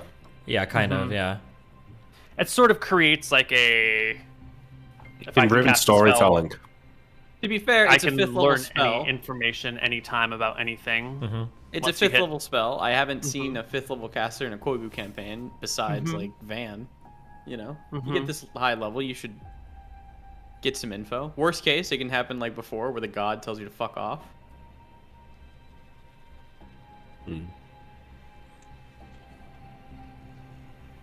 Okay, and you rolled a 75? Yep. Oh boy. Also, wait, where are we doing this at? Away from Shine, I'll tell you that. Yeah, okay, just making sure. Any reflective surface to reveal an event from the past. I'm not like, Shine, get over here. I want to show you something. Did that say any reflective surface? Could we cast this on like a marble tabletop then, or something? I think so. Or in a mirror? We have a basin in here already, but yeah. Basin of water. A mirror, yeah. A good way to nerf it would be to just increase the cost of casting it. How about we stop nerfing spells? Well, this spell and divination are pretty strong, I think, but yeah. Yeah, asking for deep lore that I have to do exactly perfectly on a moment's notice. Yeah, careful, because this this episode will be cited in the future, Koibu. Why don't you just tell us next week? That's... Stop giving him outs. Well, no, because it's right. He You don't should want have to cheapen known the what story. happened. He should, you know. Well, there might be like some he's got an fudgery, idea. like, maybe it was sealed in a certain place. Maybe she Correct. destroyed one and then not the others. Maybe she gave them to somebody else and they did something with it. You know, who knows? Okay. Here, Buck. Let's get into shit. No, Nick, you don't want to go away for this. He's got his earbuds. I can hear you. Oh, okay, yeah, get out of here, get out of here. Shine takes the dragon weapons wrapped in that blanket woven with silver, and she flies out over the ocean. Do you get the whole event or just the moment?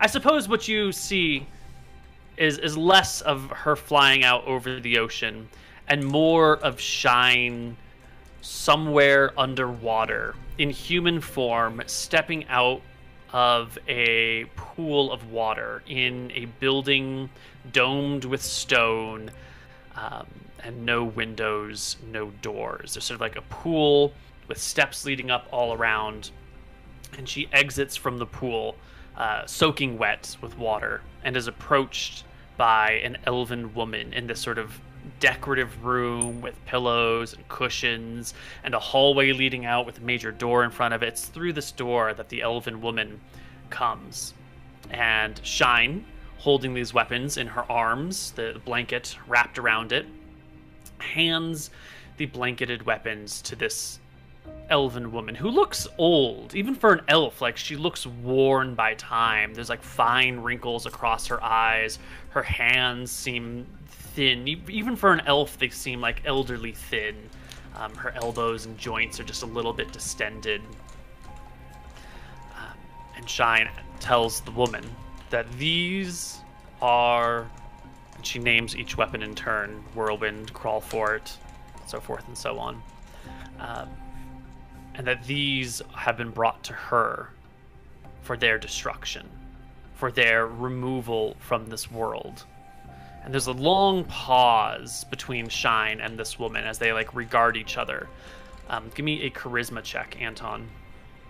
And the others give it too, because they're watching.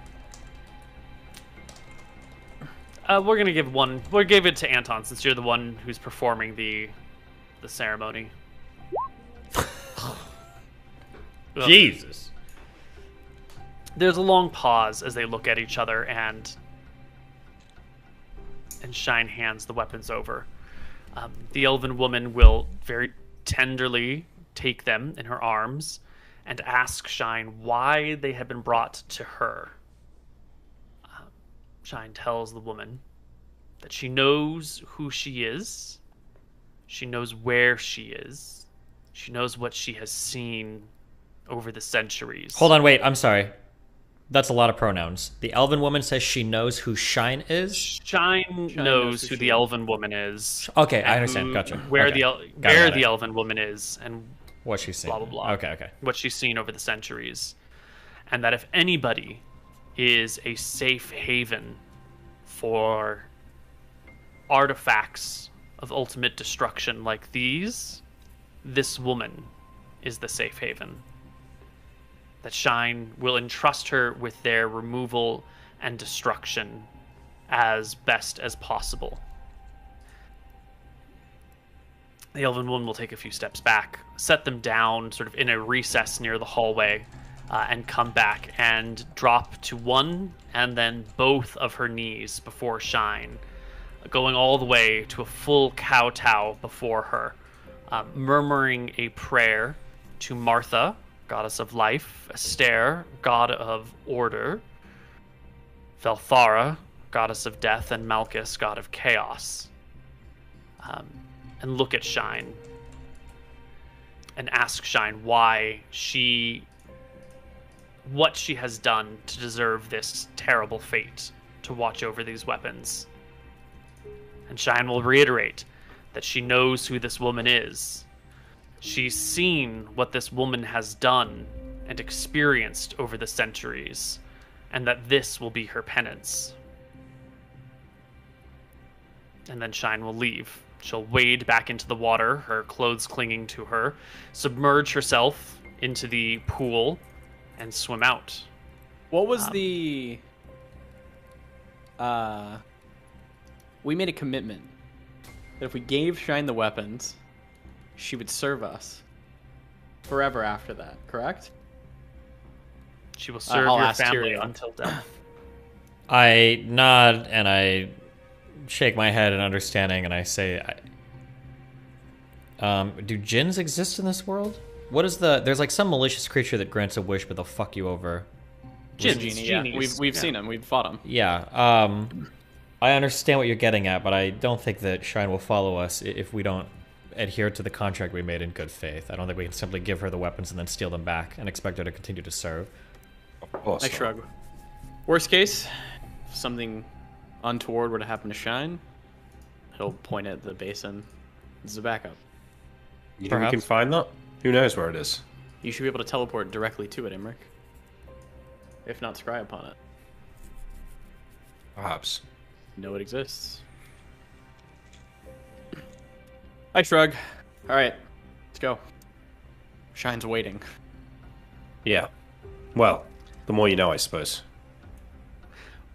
When you get to Shine, before the four of you take off, still in human form, standing around so as not to disrupt the small town, she will ask you, she'll pull you aside before everyone leaves and ask you,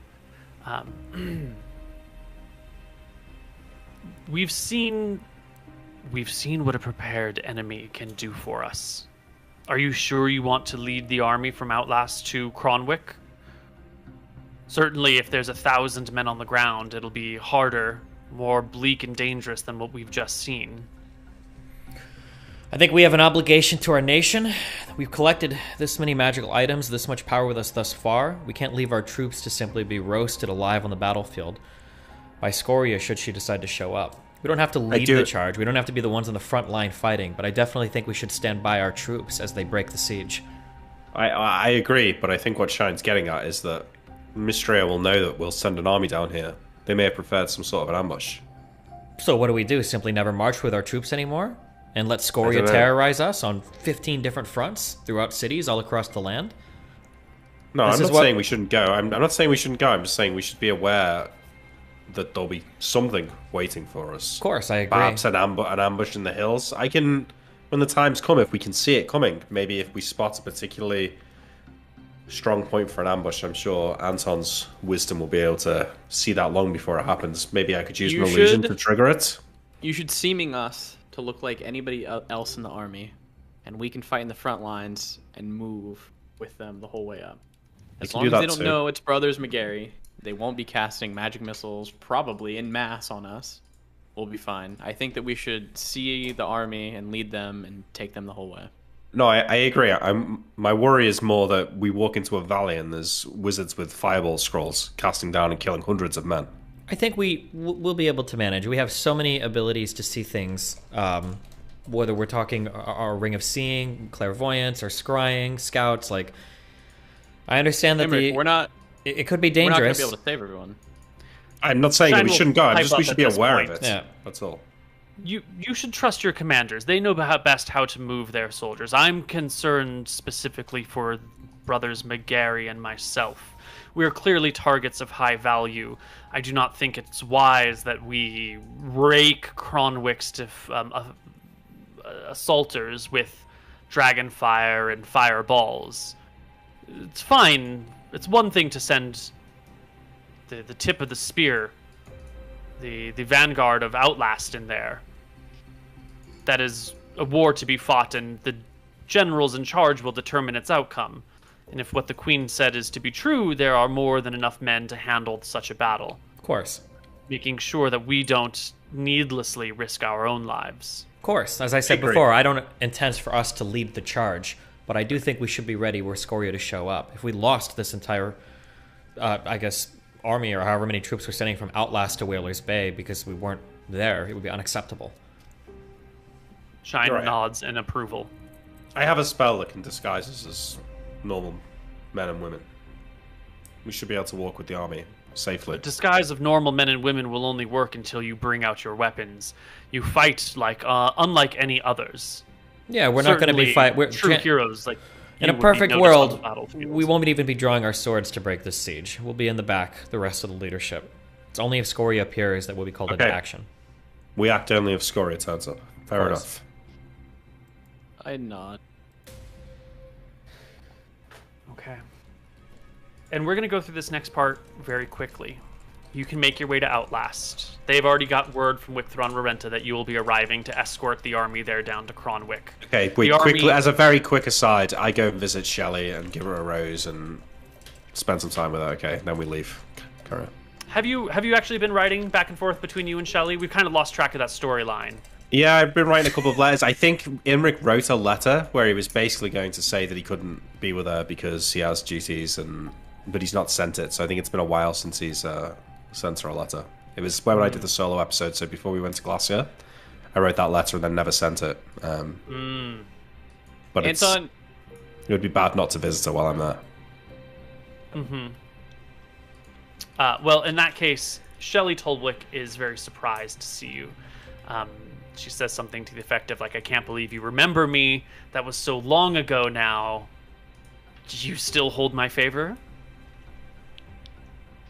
I do. I've not met anyone else. My life's been busy, Shelley. You're the only woman, really, that I've been talking to. Wow, you know how to woo a woman. Sorry. I haven't met anyone else. You're the only one around that I can talk to. Shit, yeah, okay. Yeah, you're pretty much the only woman available. She oversees the slight. Yeah, I apologize. Bats her big eyes at you. Will you call on me again? Once this is all over, I'll decide what my future holds. But I'll be in touch. But we're close to the end now, and I can't afford any distractions. Give me a charisma check here. With a +4 for your heroic stature. Yeah, shit. Ooh, still only a 20. Bonus? Look bonus? No. Okay. She is a little disappointed. You are not the same amicable Imric McGarry that you were so long ago. It's true. You've clearly been weighed upon by the war, by the 500 men you just killed. Yeah. There were 80 sailors, 80 soldiers on each of those ships, and there were 8 of them. They died in agony. Yeah. Yeah. Shine killed one of them. 640. Shine killed one of them. Yeah, but you've killed hundreds of people now. Yeah. And she can see the lines on your face and the tone of your voice. She'll retreat and give you your privacy. Since the march. Before we do the march, we're in the end game now, and Anton thinks of who else we need to kill. There's not really much else. We're most worried about Scoria, so Anton is going to mark Scoria for vengeance. Nice. We're at that point, so where's she at? We're for sure not doing any of her generals or anything like that. We're going to mark her for vengeance. We can still. We're marking her for vengeance. Worst case, we can still find the generals. We don't need to mark them. But I think at this point, we need to know where she is. That's the biggest risk, isn't it? Turning up unawares. Yeah, it is. Scoria is within Dragon Peak in her lair. Loser. And that is the last person you will mark for vengeance. Well, not true. Not true. For this Anton's campaign. going to Solemn. For this campaign, yeah. All right. For this campaign. You, at any moment, you can know Scoria's location. Good. The army will be ready and waiting. It'll take a day to finish marshaling people, and 7 days to march to Cronwick. The army moves slowly. The army moves carefully. Over the plain is fairly quick. From Darcis to Cronwick is fairly slow. There are scouts on horseback. There are flying scouts as well. There are a few mages, many clerics, many soldiers. The army How is much split. time is passing through here? 7 days from Outlast to Cronwick, and one more day to ready everything. The battle that happens at Cronwick is fierce and deadly. Thousands of men will die. Our heroes will stand by and watch from a safe distance, waiting for Scoria to teleport, to appear, to be an illusion or to be gated in by some method, but she will not arrive. The battle will last all day long, and eventually, the people from Outlast will be victorious. It was a numbers game. At the end of the day, Outlast had far more, and the people of Cronwick were dug in to defend against someone breaking out from Cronwick. There was not much place for them to go. From there, this army of Outlast will march on Whalers Bay and take what small defenders are there. Yeah. Does Imric go and meet Balorian? He. Well, I've got a week. absolutely I wouldn't think forgot. I've got like 5 days. I think. Well, yeah, this march is 7 days, so. Okay, you if do the it in march the is 7 time. days, I'll have to go then. Yeah. You'll have to leave the brothers behind and go meet. Yeah, I think so. Anton casts Sacred Guardian on you, so he knows you're fine. Mm-hmm. Okay. You can meet Balorian. Yeah, I asked Anton to help me with the divination. Over the days, I'll scry on the town and pick a spot on a roof or something, and then have Anton divine it for me so that I know I can teleport there safely. And the day before, if I have a successful divination, I'll just go a day early, just so I know that the teleport's going to work, because I don't want to risk being late. When we're alone and he's probably divining it for you, Anton will throw in, when you're there, I want you to scry on the place that we saw. Below the waves? We need to know everything about it. Then he'll do the divination. Is it safe? Yes, it's safe. Cool. I'll teleport there then. And then I'll make my way down from the roof and get a room in a You tavern or had something. 5 days from the attack on the ships to get to Balorian. Yeah. Okay, So that's 1 on day the to 2nd Cronwick. of June. Sorry, it's Outlost, sorry. Well, I think it was You will 5 see- days. I don't actually know. It was a week from when I spoke to him last, and I think it was about 2 days after that we ended up That's in. close enough then. Yeah. You will meet Balorian on the 2nd of June. The Battle of Cronwick will be on the 5th of June. The Battle of Whalers Bay will be on the 7th of June. Okay. Balorian. Yeah, there he is. You want to do this now? Okay. Yeah. Where do I meet him? Outside of Yatel. Yeah, well, South I learn ascending the day that I arrive. So I'll sending him and say, Balorian, it's Imric. I'm in Yatel. Where shall I meet you? And then he'll say outside. Okay. Yeah, he says, It's she, head right? We south keep of saying town. he. She. Valerian is a she. Thank you. She says, go south of Yatel, I'll meet you on my way. And sure enough, you will see Balorian, the dragon, flying overhead, spotting you, walking across the ground, and coming in for a landing. I will wait. Mm-hmm. Give her the great... before you left. I would have said, give her the gift of knowledge of Glacia Imric. I'm sure that. Yes. I'll stand there waiting for Balorian to land. I will try to resist any breath weapons if she tries to put me to sleep. She does not open up with any breath weapons, but she does land nearby and dips her head in acknowledgement before breaking open a broad, toothy grin. I see you've chosen the path of light. Indeed, it was a trying time, but now they are gone. My mind is cleared, and I can see the error of my ways. I should have listened to you sooner. All is well that ends well. I'm glad that it was you and your kin, and not others, who fell into this fate. Indeed. The people that had them before us were surely far more dangerous with them. But alas, those things are gone now. We shouldn't dwell on it. I have seen much, Balorian, that I'm sure you would wish to learn of. But my time is somewhat limited. I have traveled to the land of Glacia, to the north. A forbidden kingdom lost to the winds of magic. Have you heard of it?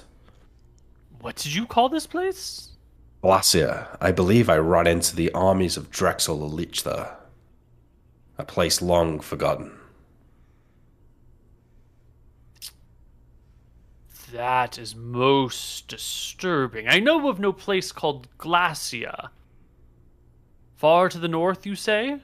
The north of Solemn, the frost ranges of Aowan travel there in search of magic. Ah, Lantia. Yes. Lantia.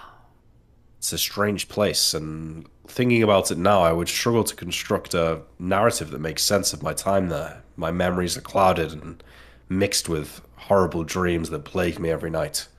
But once this is all over, I have some tales to tell you when I have some time. I'm glad to see that we're still friends. I've missed your counsel. Have you? You've journeyed far. You've made other friends of your own. I believe you have a gold dragon in your midst now. Many people call you sire. Many people call you lord. You have a strong keep being built. The backings of an entire nation behind you. The favor of frost rangers afar, it sounds like. Do you That's really true. miss me? You helped us before I had fought a single dragon. We've come a long way since then, but I remember your kindness, and one does not simply forget their friends due to success. I wanted to meet with you just to smooth things over, to make sure that we are still on good terms, and it seems we are. We are being advised by the Gold Dragon Shine. We have a deal with her that she will serve us, but I would invite you to perhaps continue to be our friends. You've seen our keep. It's nearby your mountains. Perhaps you could come visit once it's finished, once we've moved there. If I need anything in the short term, I could seek you out, but once this is all said and done, once Scoria lies dead, I would welcome to call Balorian a friend of the Megaris. What do you want out of this friendship, Imric McGarry? Nothing more than that. You would have me visit and land upon your keep, let my weight crush your... What are they called? Merlins? Perhaps you could be careful with the more intricate stonework. But Shine will be there anyway, so I'm sure our castle will bear the mark of dragons. I'm only distantly familiar with the Gold's Dragon. Named by reputation. Our paths may have crossed 1,000 years ago or so. Sure you'd be fast friends. Perhaps. All seriousness, those golds. Very little room for play and fun.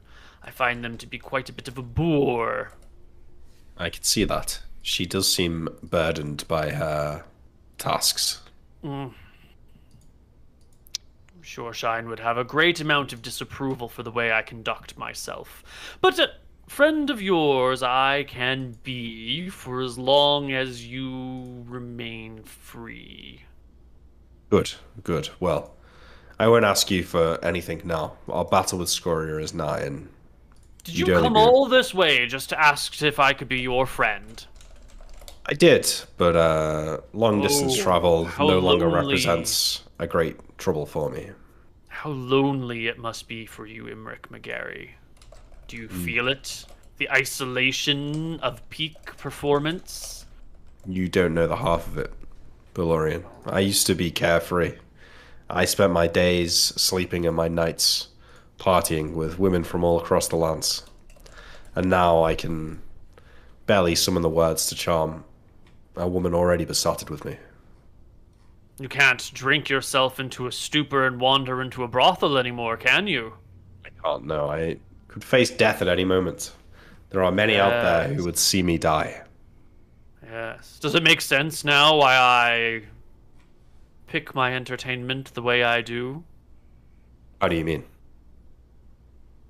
Taking a claw and like digging a man-sized hole Oh. and then motioning for you to hop in. It's a lot easier to converse freely when the people with which you speak are bound by earth. Sure, but I find that captivity doesn't always lead to the most fruitful of relationships. Of course But, not. No. A man's logic is not to be adhered to by a dragon.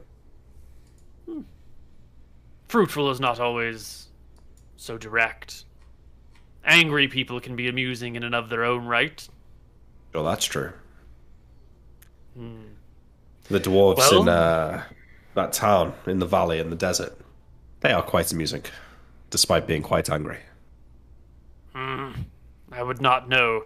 Their tower is a thing of pain for my mind. I was going to ask you that. It actually works. Perhaps I should not have said so if it is in question amongst the denizens of Arcadia, but yes. Yes, the great erection of Roxas does keep me and my wormy kin at bay. Interesting. I've heard, they asked me personally, but I've heard that every wizard who attends the town is asked whether or not they could find out if the tower actually is effective. Perhaps now that Azeron is slain, they're less concerned. Well, do me a favor, Imric McGarry, and keep it from the dwarves. Let them wonder still. I can do that for you. Why not? Thank you. When all is done, I shall visit you. Good. My brother wanted me to ask you a question. I'm not sure it's something that you would be able to answer, but I told him I would ask, so I shall. He has access to a spell called Gate. He says to me it will summon something from another plane, but he's unsure what. Maybe you have come across this magic before? You know how it works? I have known some who have used such spells. And is the thing that comes through usually in line with your needs, or could it just as easily be something? I don't have enough knowledge to say usually or not, but it is a dangerous spell. When you gate in a beast, if things go wrong, you could be welcoming anything. You could be welcoming a monster from the plane of demons, as your people call them. You could be bringing Scoria's mother to you from my homeland. You could bring things from deep, dark places of creation, long sealed away and lost, mistakes of gods past. Gate is a tool best used with great care. My understanding is it can be cast in the open with no preparation, and when that is done, you must be ready. But the proper wizard or cleric who takes precautions and creates magic circles and sets up defenses and countermeasures and divines the success of their events may use it with great reward. But do take care.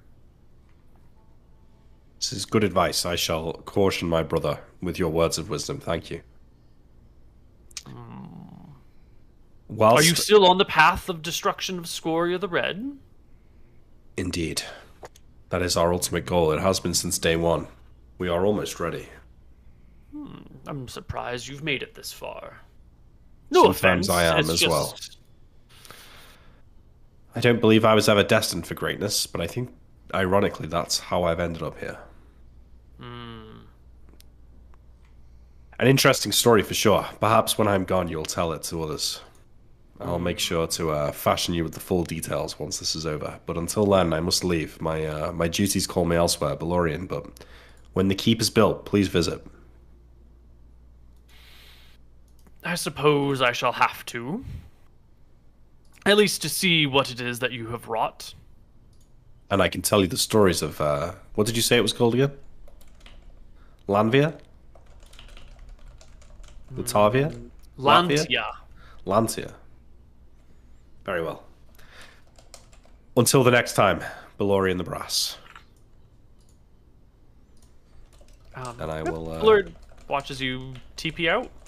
Yeah, I mean, I can't really TP to Outlast. Or back to them.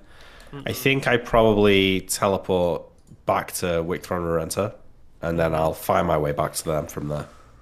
Yeah, that's fine. We can end our session today after the Battle of Whalers Bay. Wait, is that another battle we have to do? No, it's the army comes and they take Cronwick and then they come, and there's not very much left in Whalers Bay. It's a simple mop-up job. Okay, gotcha. Yeah, we don't have to deal Do we with get any any of that. interesting prisoners or interesting magical items that were from this whole thing? The army will take prisoners. It will take some time to go through the proper, interrogation process on the prisoners and whatnot. There will be loot that is found and divvied up in and amongst the army who's doing all the work. The people who are actually on the ground fighting. Soldiers will take personal loot. Some of it will have to be passed up the ranks. Magical items will be found and sort of given to commanders to figure out what to do with.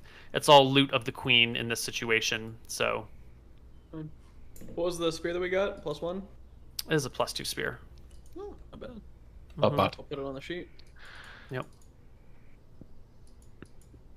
We did it. We're heroes. And we will end our session here-ish, unless there's anything else anyone wants to do. No, I got 3 questions for you, though.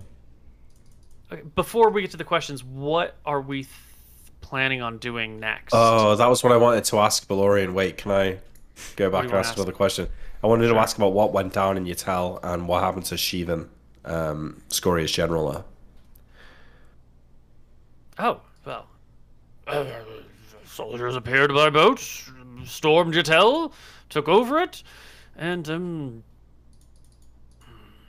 I do believe it was the bows of elves that drove them out. Thaden Laud is not far from Yatel, and elves are crafty creatures, skilled in magic and archery and warfare. Few in numbers, but mighty in strength. I think they simply picked off soldiers from the walls of Yatel over and over until they could not bleed anymore.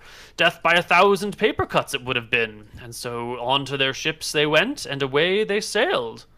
Back to Minimal Mistral? losses. No. They sailed west to Syro. Where's that? Okay. You think she's still there? The half-elf? Probably not. Very That was well. a long time ago now. I see no reason why they would hold Syro. I expect them to have sacked it and moved on, probably to Zakit, depending on their other plans, maybe to the Shade Coast, the Mohamda Forest, the Wakesha Bluffs, maybe the Tel Temeris Woods. Maybe they've You think sacked that they- Kalashar. Who knows? They still war in Akuba then? The war's not over, just the siege of Yatel. Who is they? The Mistrains. I think they look for easy marks, easy loot, anything they can to strengthen their position. If you find anything more out about this Shivan person, could you let me know? Siobhan, yeah, the half-elf. Yes. I've spoken to some of the goat herders of Yatel. Not very happy were they to speak with me under my circumstances, but they did say Siobhan the half-elf. They mentioned...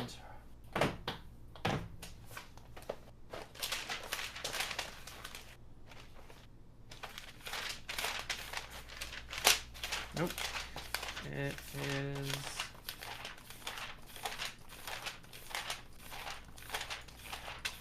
It's really far back here. Mm-hmm. Siobhan the half-elf.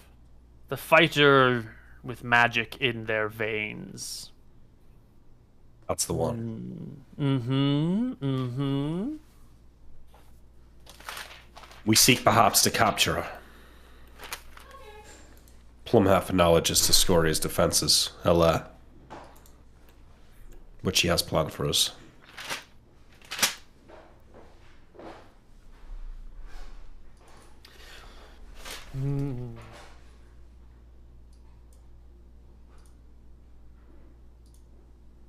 Let's see. By my count, by my understanding, Siobhan led... Siobhan's captain, Skriza, the half-orc. They were the first off the ships, 100 or so monsters together who overran the defenses of Yatel. Only some of, what would you call them? The direct soldiers under Siobhan, her knights and mages were there. see. Her scouts scoured the area on phantom horses or conjured horses, keeping a patrol near the city. They quickly were picked off, or some of them, until they all fell within the realm of the city.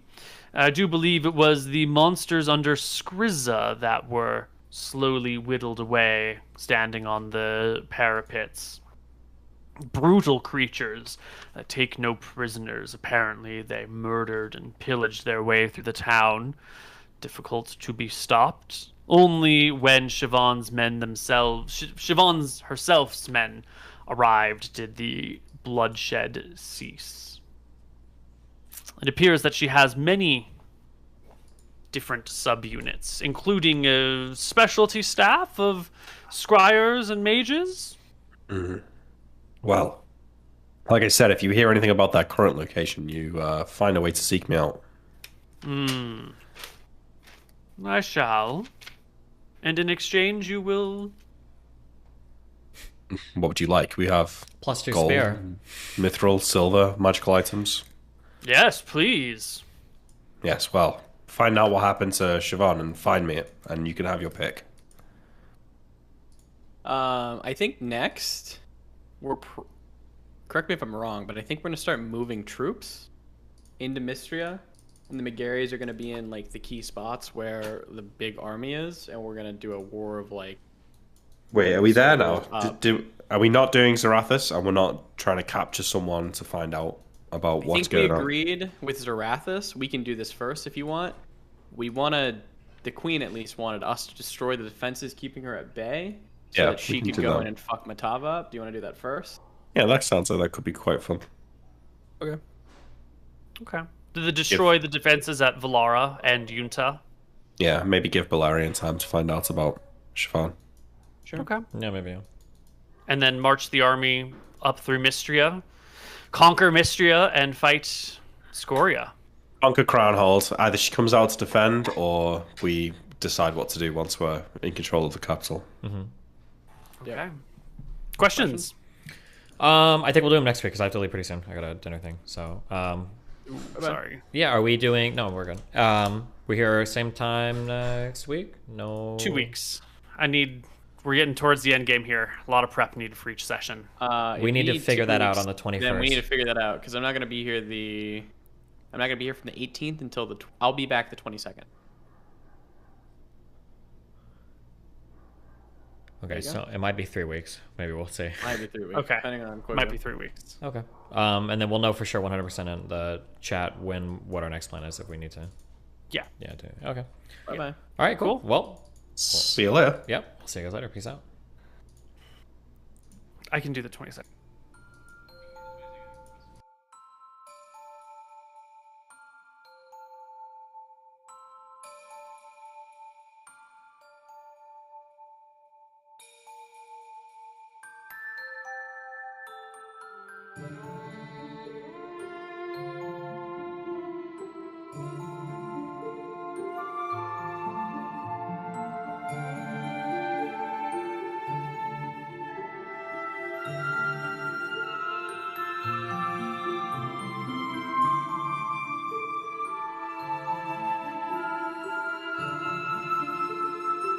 Okay, I'll leave you guys. I'm going out to do stuff. Be careful. I will be